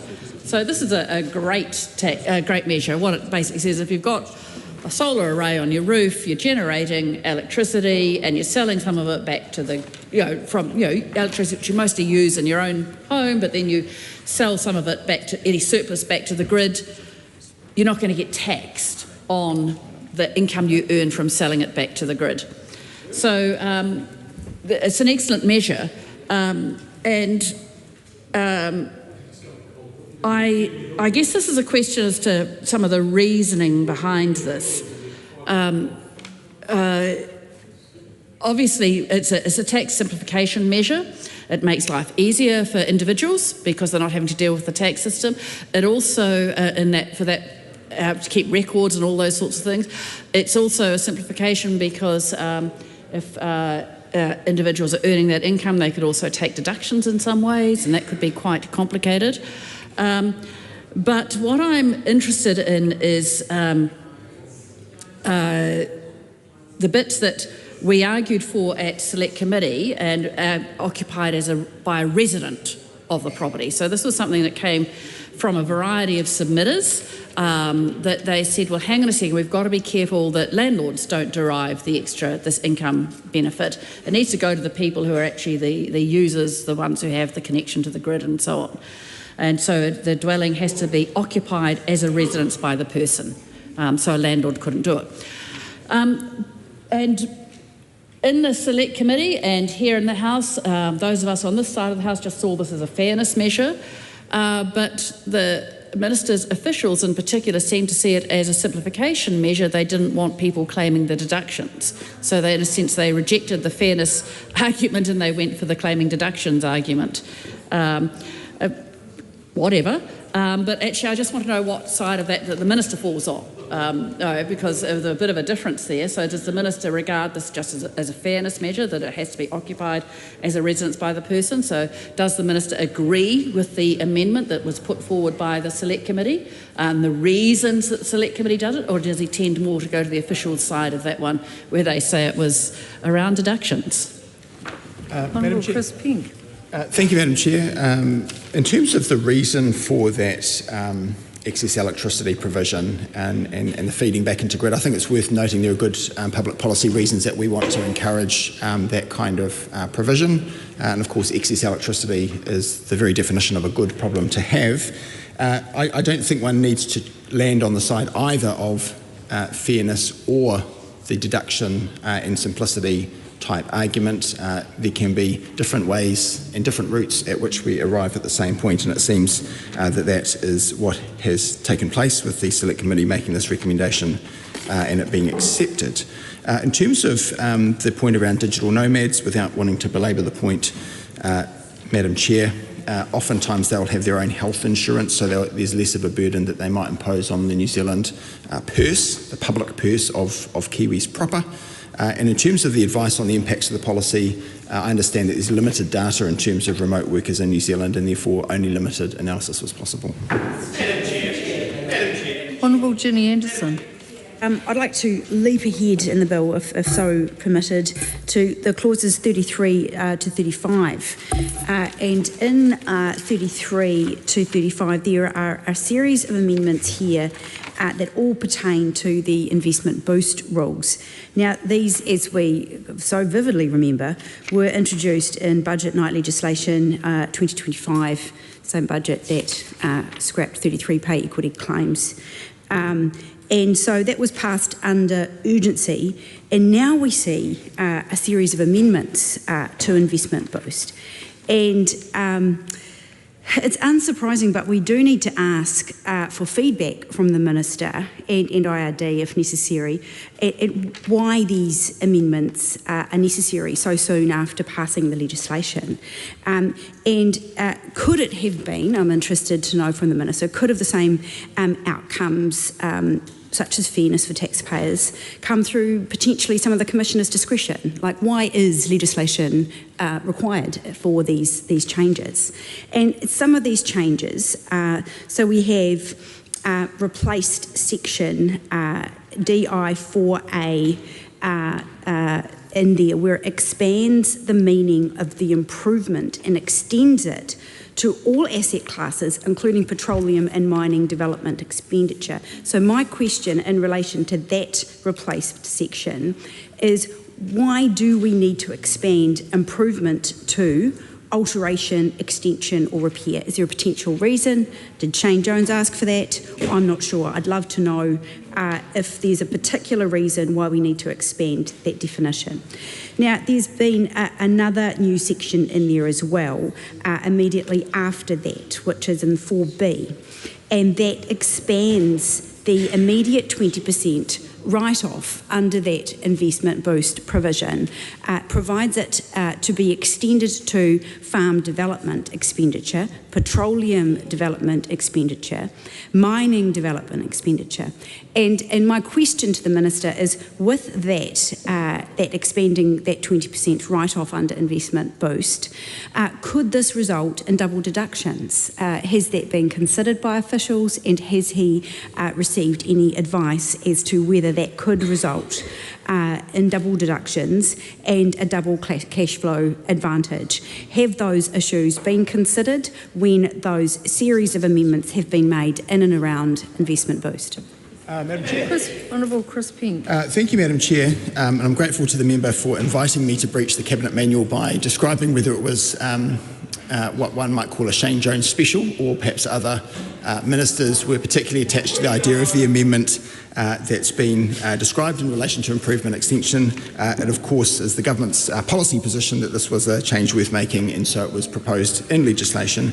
And then to her prior point about whether Commissioner discretion could have been used in lieu of amending the Act, of course the Commissioner, powerful individual as he or she inevitably is, nevertheless they cannot act in an ultra vires manner, that is to say in a way that's outside the law of the land, and nor should we have in tax legislation, so far as possible, Henry VIII provisions where we'd simply allow in effect the primary legislation's provisions to be changed in a way that doesn't reflect the will of Parliament, as evidenced, for example, through the Committee of the Whole House process. In terms of the 20% threshold or the deductibility that kicks in terms of investment boost, my understanding there's no prospect of double dipping, but if there's any further to say on that, then I'm sure my colleague and friend, the Revenue Minister himself, will be sure to provide that to you. I'm going to call Tom Rutherford on the trust that this is a genuine call. I move that debate on this question now close. Honourable Dr Megan Woods. Madam Chair, mine is a very quick call. It is on the clause that relates that my colleague has spoken to, clause 19, the residential supply of excess electricity. And much like the clauses that sought to deal with digital nomads, this again is another set of clauses. This is another clause that is trying to position our tax law to be relevant and deal with what is happening around us at the moment. The examples that are given in the commentary to the bill, I think, are quite useful. There's one which shows the way in which shows how it doesn't need to be complicated when we're dealing with a rental arrangement around where the benefit would fall between the tenant and the landlord, and the fact that the tenant wouldn't have to file for their purposes. But the question I have for the Minister is what would happen if that solar was instead via a virtual power plant working in a situation where there was effectively arbitrage going on, and that someone with a battery was actually selling back at a profit and doing it at quite a commercial scale, but it was on residential properties that essentially was using it for the purpose of generation. Is there a threshold where there would be seen as this is beyond the intent of the legislation, which is to simplify the rules for tenants and for landlords, and something we utterly support, but we can see that there potentially could be a different way it would be used, and whether or not the Minister received any advice on that, and whether that's something that he has asked his officials to ensure that there is some way of monitoring that that is not the case. Reuben Davidson. Thank you, Madam Chair. I just wanted to circle back to clause 15, which we did. I'm not really in favour of going backwards. I'll allow you to do. I'll allow you to do it this once, and then the team needs to be organised about going forward. Okay? Thank you, Madam Chair. The reason that I'm wanting to look at it is because there is in that an exclusion that says explicitly that this section does not apply to the income of a public entertainer. And whilst I applaud the moves to create a system that better supports digital nomads, and that's quite a forward-looking, which you're a fan of, and future-focused industry initiative. What it doesn't take into account is the crossover between public entertainers and digital nomads, and these are significant. Many of the examples cited are around influencers or people who create content for digital platforms. And while they're doing that content in its purest form would qualify for digital nomad consideration, and therefore the implications in this bill around the tax requirements. However, if they were to host or be present at public events where they provided a service, potentially a ticketed service, then all of a sudden they arguably have become a public entertainer, but they could also fall under the category of a digital nomad. And where that becomes even more murky is that some of these people wouldn't see the genre or the content that they're creating online or in real life at ticketed events as being entertainment. They could, in fact, see it as being commentary. They could see it as being news and current affairs analysis. Or news and current affairs, as simple as that. All of a sudden, they're no longer a public entertainer as such, but they are still arguably falling into the exclusion category from the digital nomad category that was explicitly set up to support them. So the questions really for the Minister are, who decides whether someone is a public entertainer or, for want of a better term, a digital nomad? What happens when someone is both? And what advice, if any, or reports did he get to understand how many times this might happen, how many people it will affect, and the amount of work that would be required to operate essentially a split system between the newly proposed digital nomad taxation structure versus the established public entertainment structure? Honourable Dr. Deborah. Honourable Simon Watt. Just a couple of quick answers to the questions in regards to that. Public entertainer is a defined term within the Income Tax Act, so the member can look at that when he reads the legislation.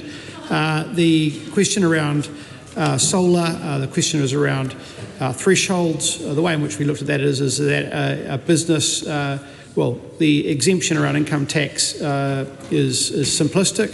But if a business wants to be able to, on the other side, claim deductions for the capital cost of the equipment and such as that, then it would be, in effect, subject to income tax on the revenue gained from the electricity that it exports back into the grid. So it's either one or the other, and most businesses, such as farms, will be taxable entities and therefore claim a deduction and therefore pay tax.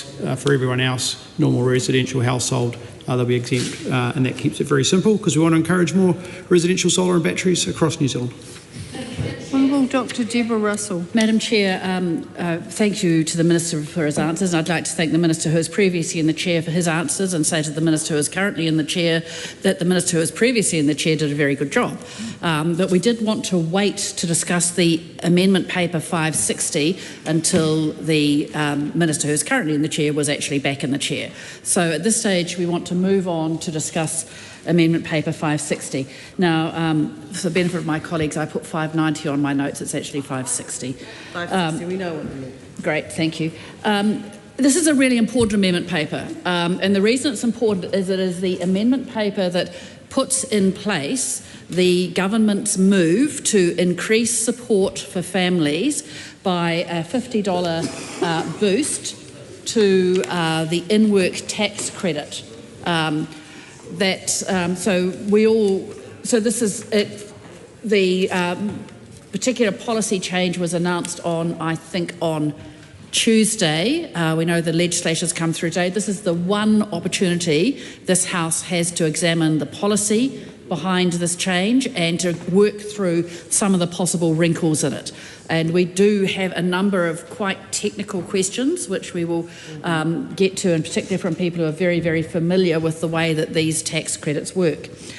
So in terms of Amendment Paper 560, my understanding is, and people I'm sure will correct me if wrong, it's basically it increases the in-work tax credit by $50 a week for a year, or, and this is announced as policy, though it's not in the legislation, or until the price of 91 petrol is below $3 a litre for 4 weeks in a row. All right, and so there's a whole set of questions around that. And the idea is to just increase support at a time when we know that fuel prices are increasing. Time limit is an obvious thing to do for this, and to make it very clear that it's a time-limited benefit. It comes in place, sorry, the $50 increase will be in place until the earlier of 1 April 2027, or that date set by Order in Council. But there are a set of questions around that $3 a litre. And for 4 weeks, it's 91. But what we need to know is where that's going to be measured. As we know, for those of us who use the is it Gatsby app? Thank you. That we can actually see the price of petrol up and down the country. It varies substantially around the country. So apparently the cheapest station is the Gull station in Mangawhai. interesting to know. There's also a very cheap one down on State Highway 1 as well and things like that. But the petrol price can vary across petrol stations. So that below $3 a week, $3 a litre, is that just one station in one place at one 4-week period, or is it an average across the country? Does it have to, what kind of flexibility is? So there is a set of questions in there which I think New Zealanders will want to know the answer to, and this is the one opportunity we've got to get this answer from a minister, is to just exactly how that $3 a litre is going to be judged. So sensibly they've said it's on 91. That is, I think, a reasonable compromise between the price of diesel and the price of 95. But, just exactly how is that going to be judged? So that's the first question to the Minister. My colleagues have other questions. It's also $3 for 4 weeks, but if there's a 4-week period ticking along, it goes above $3 for just one day. Is that enough to reset the clock? These are serious questions. People will need to know them for their own planning, so I'm looking forward to the answers from the Minister.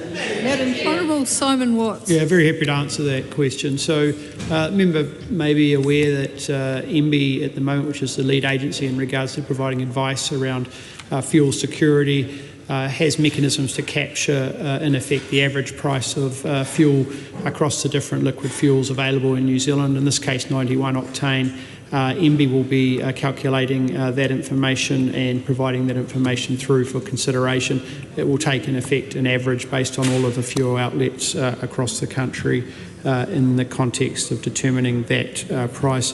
In regards to the timeline, the advice around 4 weeks is a reasonable period of rebalancing. We have to acknowledge there's a lot of volatility out there at the moment, but a 4-week period of stability under that threshold would indicate a structural reset of the price point, which on that basis means that the temporary intervention is no longer required. Dr. Lawrence Yunnan. Thank you, Madam Chair. And I think following on from the initial questions by the Honourable Dr. Deborah Russell, I think this is a good time for us to sort of examine this part in length, noting that this particular amendment, Amendment 560, has no disclosure, Department disclosure statement. It also doesn't have a regulatory impact statement, and it does affect people quite significantly. While I do understand the context in which this was being brought to the committee, but I guess the question that we ask initially when you're looking at any sort of policy decisions is what is the policy basis for something like this in terms of both the scope of this particular policy, but also in terms of the amount. I guess one of the things we want to check is, if we have a situation where the child impact statement was conducted, what is the increase of $50 a week? Would that meet the requirement of a child impact statement where children would not be further disadvantaged as a result of this? Was there any demographic analysis in terms of who is going to be, whether this is going to be equitably applied to different groups of people? As we know, when it comes to something like this, Mali, Pacifica, migrant communities, refugees, etc., disabled communities, rainbow communities are most likely going to be affected by something like this. So I would like to know, in lieu of having no additional information, if the minister wouldn't mind walk us through some of these intent. Looking at the specific amount, this in particular is in adjustment to MD10 of the Income Tax Act, and I'm looking at, let's see, I am looking at, let's say, MF4L3A Roman numeral 1. Well, actually, let's go with 3A Roman numeral 2 and B. The reason I pick up on those is if we are looking at this starting on the 1st of April 2026, the $5,070 and also the $780, that's crossing over from the existing what we see in MD10. Therefore, that amount as a baseline has not been adjusted to CPI or any form of inflation, which means it is not $50 a week. It's less than that because naturally you would assume you'll be adjusting that, I would hope.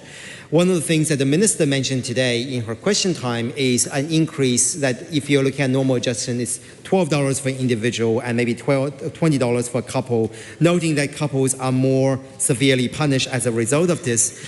But the question is, if that is the case for an individual, I guess, okay, let's even ask another question. Is the $50 a singles rate or a couples rate? And then further on from that, if the $50 is a singles rate, that's an effective increase of only $38 if you consider inflation. Would that be a correct assumption? So I'm going to leave that as to those broader questions for the time being. Honourable Carmel Sepuloni. Madam Chair, great to have the opportunity to take a call. One of the things that we are very cognizant of is that when you change anything with working for families, there are often interactions. And so one of the interactions that we're concerned about is the accommodation supplement. Wanting to know from, I'm going to keep this very brief, wanting to know from the Minister how many people out of the 143,000 are set to gain from the $50 a week, or the supposed $50 a week, are actually going to have accommodation supplement deducted as a result of the increase to the in-work tax credit.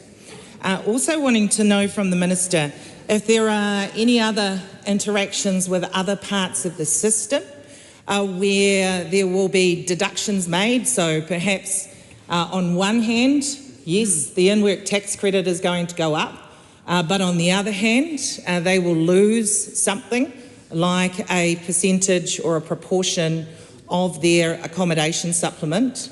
Therefore, also wanting to know how many of the 143,000 people that the Minister for Finance has said are set to gain $50 a week will actually gain the $50 a week. Because I can imagine that many of these low-income working households are actually eligible for the accommodation supplement because of the wage band that they fall in. And so just trying to get some transparency on the actual amount that they will receive and whether there are any other interactions where they could potentially lose that we need to know about in the House.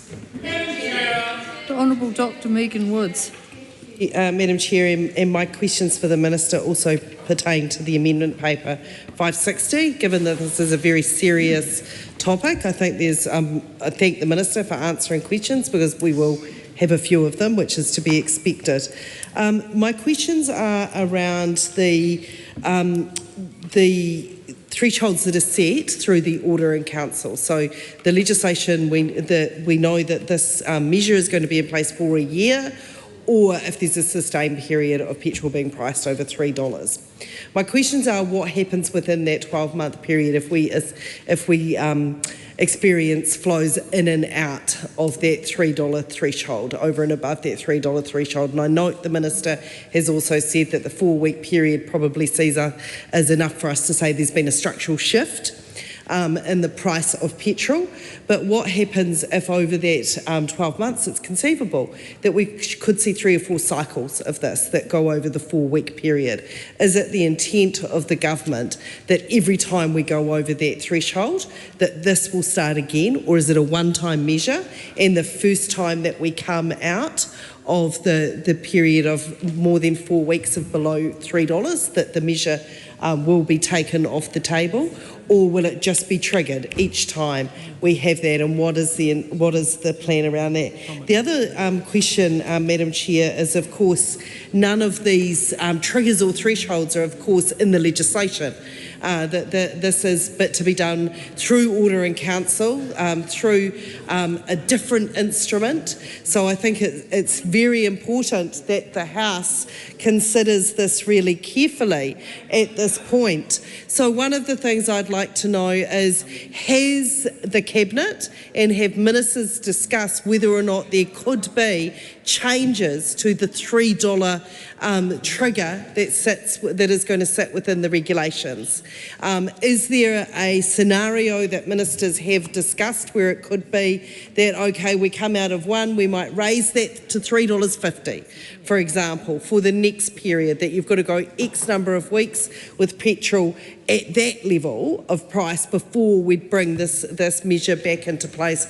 Or could it be that ministers have discussed, if we've got a period of time and petrol's only gone down to $2.97, that actually there's not much more relief for families and it's an on-off switch with this measure? If it's just slightly below $3, there isn't that support for families or for the people that are going to benefit from it. So have ministers discussed whether or not a sustained period of time just below the threshold that they've set may mean that ministers do seek to change that through the mechanism they have through the Order in Council?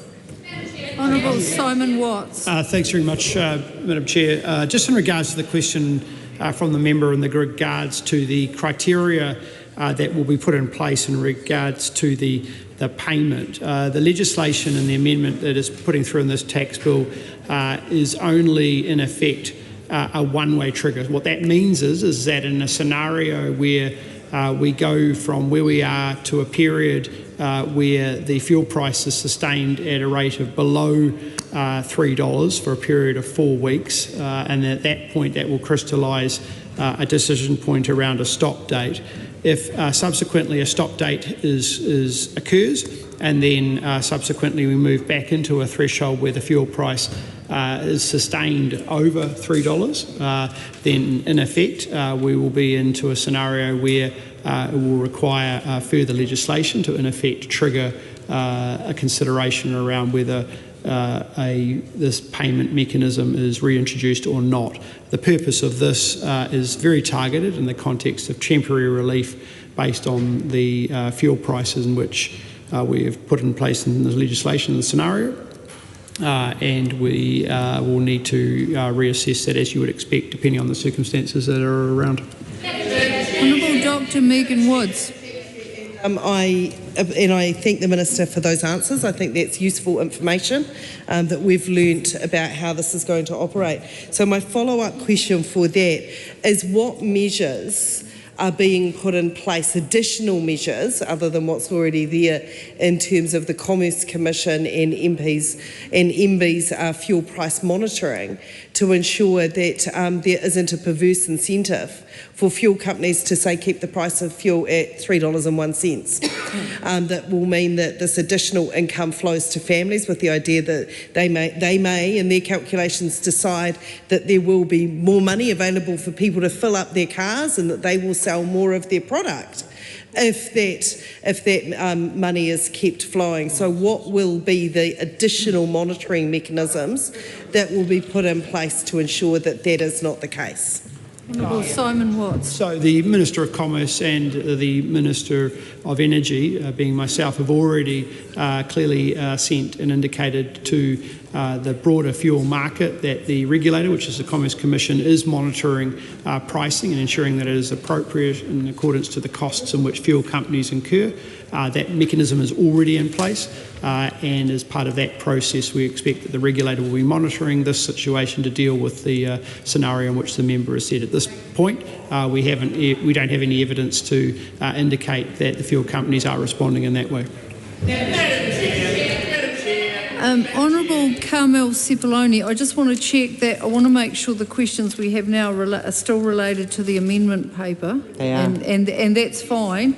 I just don't want to move on to something else and then go back. No. So, yeah. I'm definitely still related to the amendment paper because I haven't got a response from the Minister yet on the question around the accommodation supplement and any other interactions. He's just waiting for some advice. Well, just to elaborate on that particular issue, whilst the Minister is waiting for some advice, I think it is important to note for the House, and I'm sure the Minister has got this information, that the accommodation supplement is abated at 25% when their income is above the income threshold.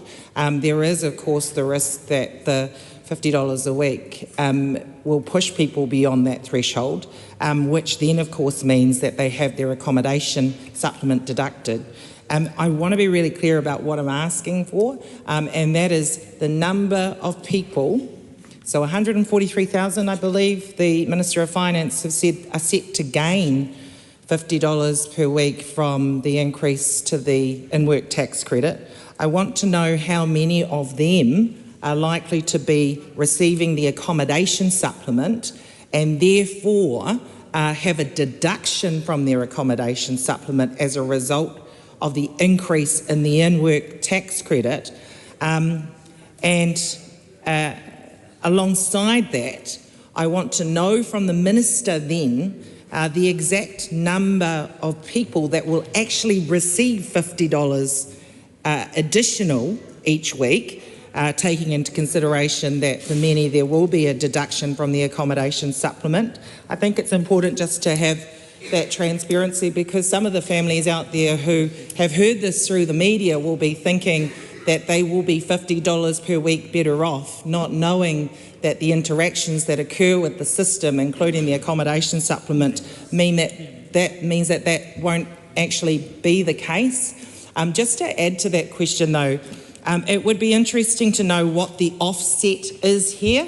And so the Minister has said, I believe, that it's going to cost the government around $333 million for the increase to the in-work tax credit. But clearly there will be an offset because they will be saving money from the accommodation supplement side of things and potentially other interactions. So I'd also like to know what the government is saving from those offsets. Madam Chair. Honourable Willow Jean Prime, just before I take Honourable Willow Jean Prime's question, I just want to remind the people to my right that this is the first time today that the opposition have actually seen this paper, and it's amendment paper that's new on the table, and I want to make sure that these questions are fleshed out. Honourable Willow Jean Prime. Thank you, Madam Chair, and thank you for that point that you make. And I want to say that because there is no regulatory impact statement, there are some questions and some details that we are particularly interested in. I support the contribution that has been made by the Honourable Carmel Sepuloni about the accommodation supplement, but what I also want to ask the Minister about is to understand what advice the Minister was given about people who work and receive a benefit. Yeah, that's right. They work part-time and they receive part of a benefit, because the government is framing this income support about supporting low-income workers. That's been done through the in-work tax credit, and that it goes to low-income working families with children. But what is often overlooked is that many people on benefit are actually working. And you can be working 20 to 30 hours and still be getting a benefit, a part benefit, and therefore not eligible for the government's support here. So these are low-income families with children who are working and receiving a part benefit who we assume will not be eligible because they are on benefit for this government's support. And so the question I want to know from the Minister is what advice did they get around those families? And also I want to know how many low-income workers are there who are on the benefit, part benefit, who are missing out. They are working, they have children, so how many are working part-time, have children, but are going to be missing out from this? Can I please have the Minister's Honourable answers? Simon Watts. Yeah, thanks members for those questions. You'll appreciate that we're currently reviewing the income tax legislation. The accommodation supplement is administered by Work and Income, which is MSD, which is outside of the scope of this legislation, and the numbers and questions in regards to numbers of individuals would need to be answered through that agency. It'd be fair to say, and I just want to remind members, that the benefit in which we've outlined relates to 143,000 families. And obviously there is a different composition in the context of families across the board and those around the eligibility. So I'm not being difficult, I'm simply recognising that the answers to the questions in which you're asking are not within the scope of the bill. Aruna Williams. Chair. My question is to the Minister. Given his answer, what advice has he had on the interaction between the in-work tax credit for those families who are also receiving either a mainline benefit or one of the other supplements? Given that I assume that he's well aware, and he would have received this advice before, that those two things offer people who are working and who also receive support two different options about what their support is. His government has chosen here to put money into one side of that equation. That is a side of the equation which will affect probably thousands of families, because they will be better off moving on to the in-work tax credit and away from a benefit. That might be a policy decision that he has made, but he owes the House an account of how he has made that and how many people are affected by that. Because if there are thousands of families, like my friend Holly, who messaged me today about whether she would be better off moving on to the in-work tax credit, there are people who are affected by that decision right now, and this is a temporary support, because his government isn't proposing to spend $373 million in every year. It is in fact proposing to do that in a temporary way. So those people who are wondering whether it's better for them to move on to the in-work tax credit and receive the benefit that the government is putting into that side, without any regard to those people who are also receiving support and are working just as many hours and really, really hard and not getting ahead, why do they not receive this support? And if that is his policy decision, then he should defend it. He should tell this House why he wants those thousands of people to move on to this different kind of tax credit, because he thinks that's worthy and good, but it's temporary. So they should then look 12 months down the line at moving back onto some other form of support. Why is it that he has made that policy decision with no regulatory impact statement and no departmental disclosure about how many people are in that situation and what the effect on their income will be at the end of the week, and won't account to this House about why he has made that decision? I also have some questions about how many young people are affected by this. Minister, have you asked your officials what the impact on the child poverty targets will be of this decision, and what the impacts will be when it dries up? Because this support also accounts for much of the support that you committed at the time of the election in National's fiscal plan to help those, to put money in investment into those things which actually materially improve child poverty in New Zealand. But this has used up that funding, and this might be the decision that the government has made, but the House is owed an account of why there has been made decisions which will impact on the child poverty targets. Will this improve the child poverty targets? It might, in fact, because more money is going to some of those families, and that is a good thing. But what happens when it dries up? What happens at the end of this policy when we have used that money and not gotten targeted support to those children who do have the impact of child poverty in their lives every day, that we all have signed up to targets that we wish to change and improve, and this government has made changes to them to suit its decisions and its trajectory on those targets. But even still, even if we take this government's child poverty targets, we should understand how this decision is going to impact those, and who the children are in those households who are going to miss out because of this decision and the prioritisation of this particular impact on the in-work family tax credit. Honourable Carmel Cipollone.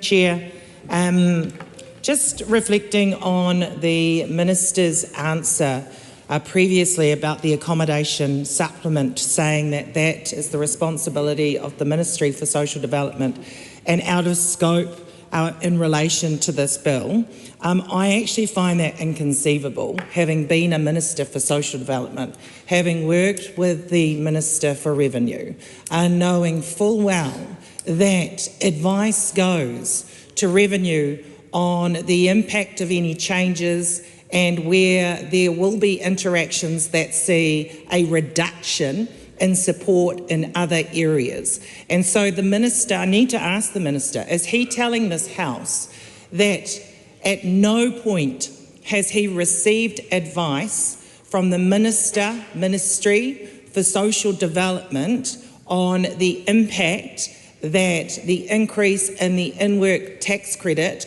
would have on the accommodation supplement? Because I find that very difficult to be able to be I don't want to say believe, but I'd be very concerned if the ministries were not sharing that advice. I also want to point out that although the Minister for Revenue is in charge of this legislation, it does have to go to Cabinet, and sitting around the table is a Minister for Social Development who surely is giving voice to the social development side of things, and in this instance the impact that an increase in the in-work tax credit would have on the accommodation supplement.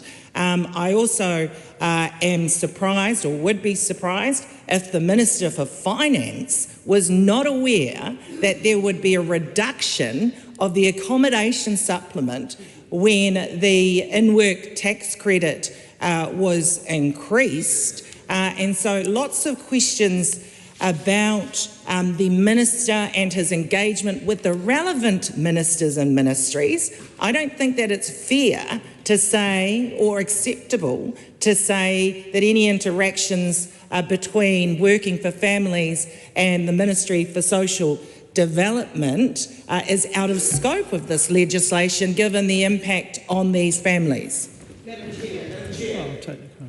Honourable Simon Watts. Look, I appreciate the member's observation from her background and experience, but the reality is that there is and there will be a potential impact on the accommodation supplement if someone is in receipt of the accommodation supplement and the in-work tax credit. However, the assessment is considered to be very rare because of the reality in regards to one needs to be in effect off the benefit to be able to receive the in-work tax credit. So I'm not intending to be difficult in the context of this point, but the member is asking questions which are outside my ministerial accountability and responsibility, best directed to the Minister of Social Development in that context. But I am acknowledging, and as we are aware, there is an interaction. However, the assessment in the context of the advice that I've received is that circumstance in which is being questioned here is a circumstance that is rare.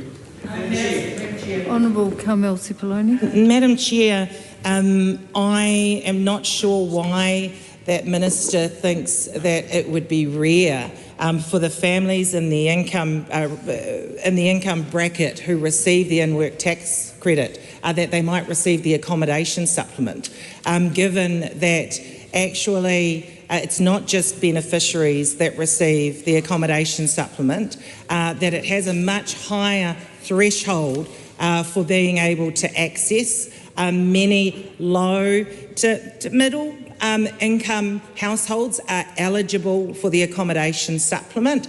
I wanted to know from the Minister actually how many are eligible for the accommodation supplement, but understand, given he has not received any advice from the Minister for Social Development or Ministry for Social Development, that he probably doesn't have those figures.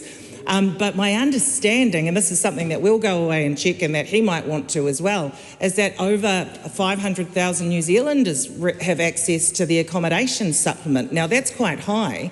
Many of them will fall within that bracket that receive the in-work tax credit. And so I don't know where he got the understanding from that it would be a rare situation for these 143 families who get the in-work tax credit, that they wouldn't be eligible for the accommodation supplement.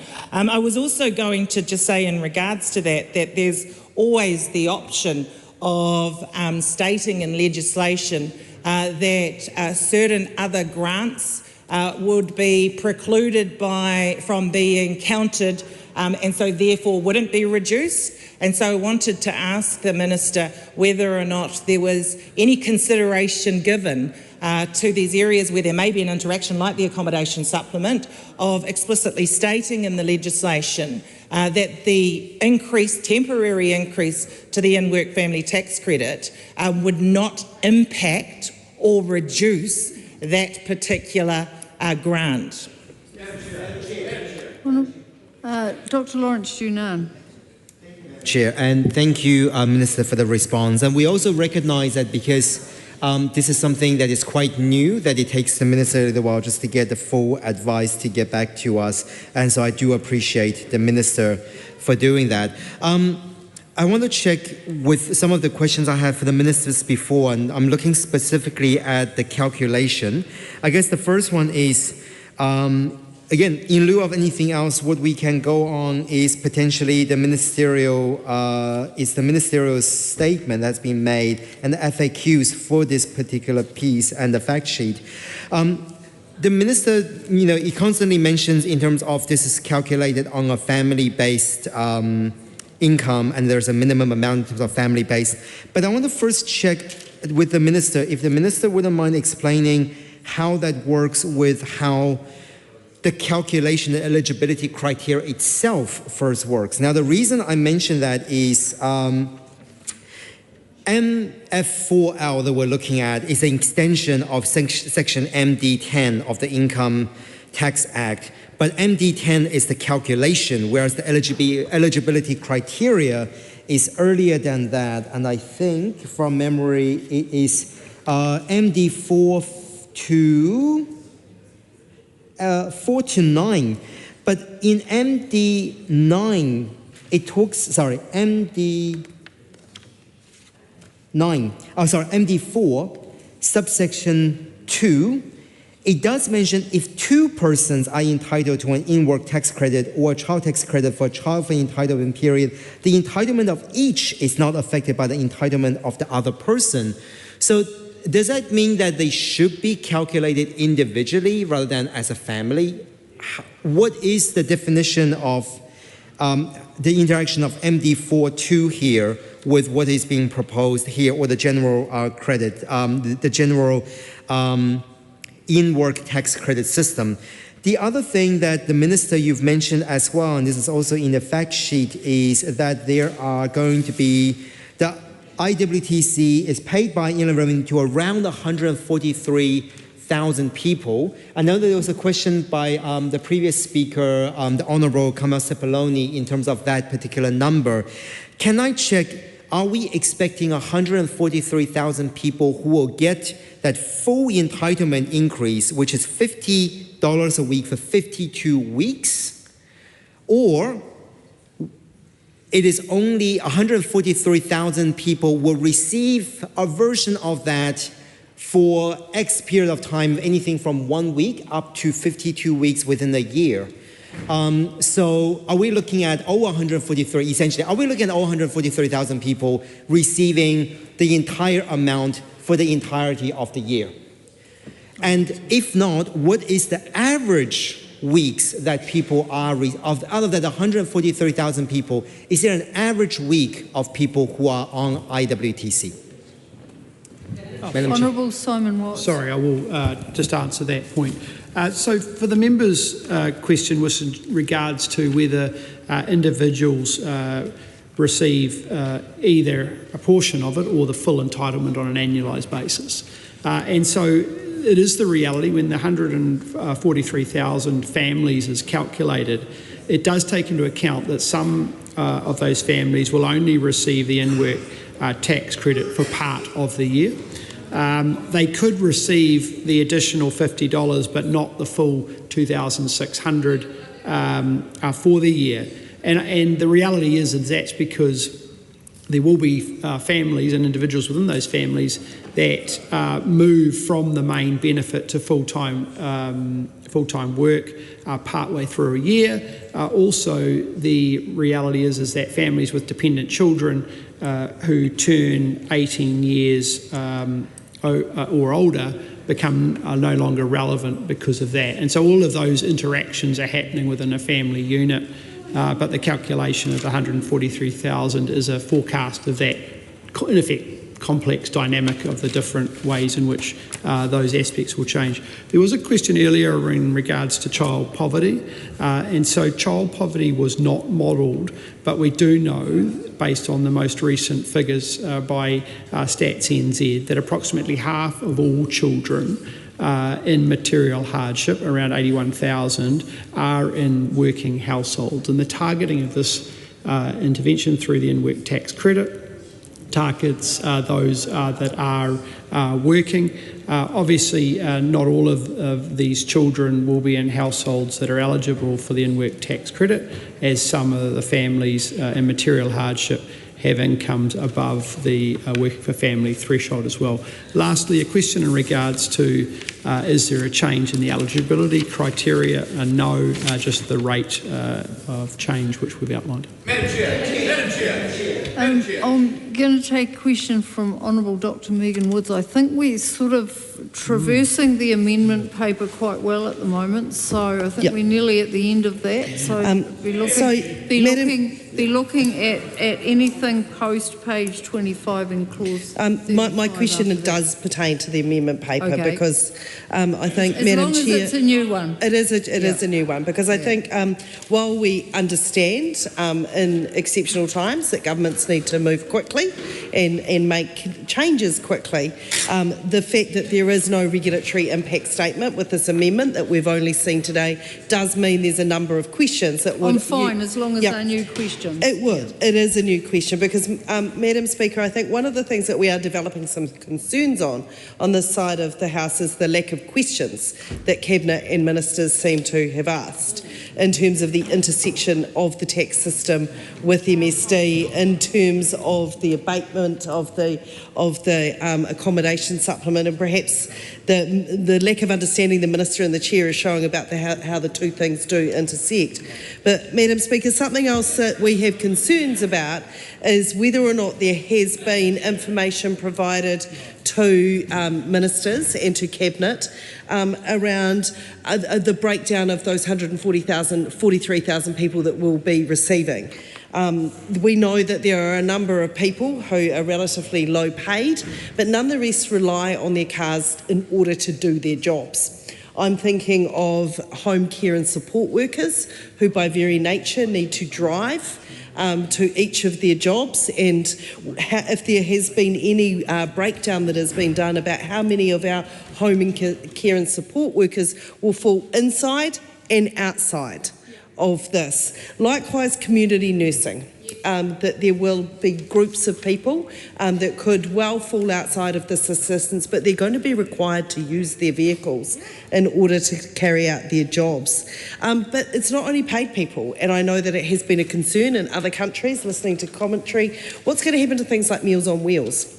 That often we have a large amount of volunteer work done by people who are retired, who will not be eligible for this. They're superannuitants. They fall outside of the eligibility. And I know that we're seeing across a number of country concern around how it is that the volunteers are going to cope in these circumstances in terms of getting those meals to some of our most vulnerable people that is reliant on volunteers at their own cost, using their vehicles and using petrol.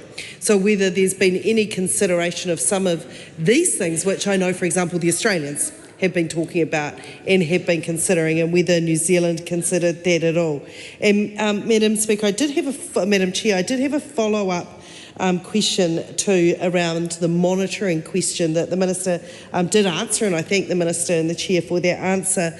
I appreciate that the Commerce Commission and MB will be doing their fuel monitoring, and I'm not suggesting that at the moment there is any cause to concern that they are going to keep it at $3.01 a litre, but of course that many times there can be changes and there are inadvertent and unforeseen consequences and perverse incentives that are put up to keep prices at a certain level, and whether Cabinet has given any thought to what additional monitoring might need to go in that place. For example, will there be a red flag if there's a sustained period of petrol priced at sort of $3.01 a litre, 2 cents, 3 cents, just over that amount for a sustained period of time? Would that raise a red flag that would require some more in-depth monitoring by those agencies? And Madam Speaker, the last question I have for the Minister is he said that he hasn't received advice from MSD, but I would expect, as my colleague, the Honourable Sepuloni,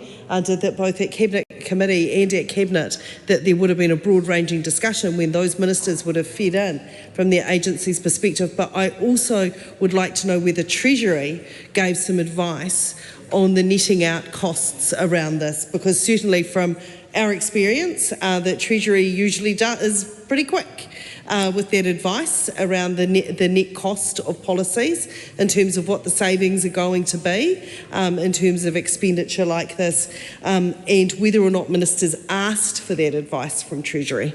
Madam Chair. Honourable Dr Deborah Russell. Here, in terms of this amendment paper, I have a completely new question to ask. I'm hoping that we'll get through the amendment paper tonight and we can return to the rest of part 2 tomorrow morning. But in terms of the this extra $50 a week, I want to bring the Minister's attention to a possible interaction within his own department that is going to matter here. And that is to do with the amount of inadvertent debt that individuals end up in because of the way that the in-work tax credit and other working for families tax credits operate. Now, we know that a large part of the way that these credits operate is families have to estimate their income, and depending on what their estimate is, they're given an idea of how much their working for families tax credits will be.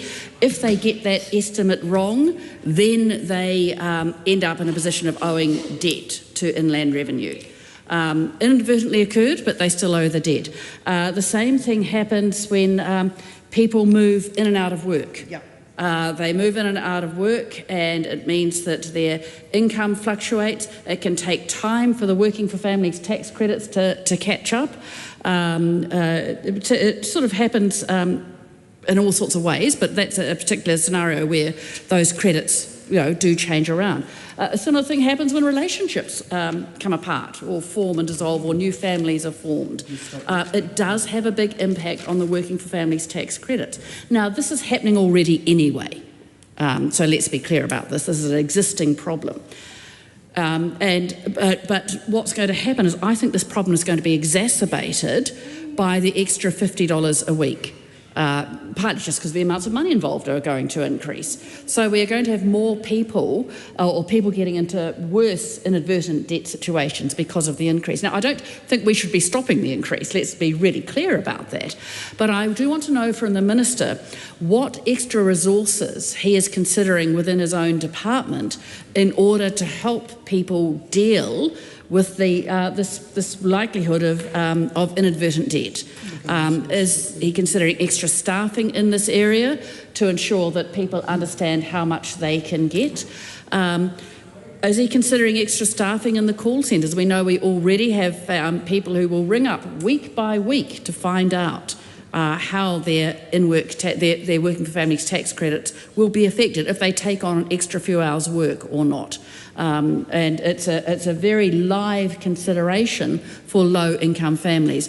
So a couple of questions there for the Minister. The extent to which he has considered that problem of inadvertent tax debt, which we still need a solution for, and the problem of, and as to whether or not he's considered extra staffing from within his department to actually deal with the queries that are going to start coming in about this, and to deal with helping people to get through that inadvertent debt situation. Madam Chair. Honourable Simon Watts. Madam Chair, thanks to the member for the question. Obviously, tax debt is a significant focus for the Minister of Revenue. The number is in the region of 10 billion or so, and if you add in social debt, then it's up around 13 billion, so it's not insignificant, it's no totality. The government did increase investment in regards to compliance activities for IRD earlier in the term. The assessment by IRD in regards to this policy adjustment is that they will be able to manage the impact and the implications of this new policy within their baseline, and that's because they've identified mechanisms of savings through the very hard work that they undertake as an agency. Dr. Lawrence Yunnan. Thank you, Madam Chair. I actually just have one question for the Minister, and this is specifically to do with the formula itself. So this is MF4L3B, and I want to specifically focus on the formula for amount B is 780. Noting that in MD10, the amount has stayed the same in terms of 780, while we're seeing the initial amount has increased. Essentially, the amount that you get for every child after the third child has not increased as a result of this.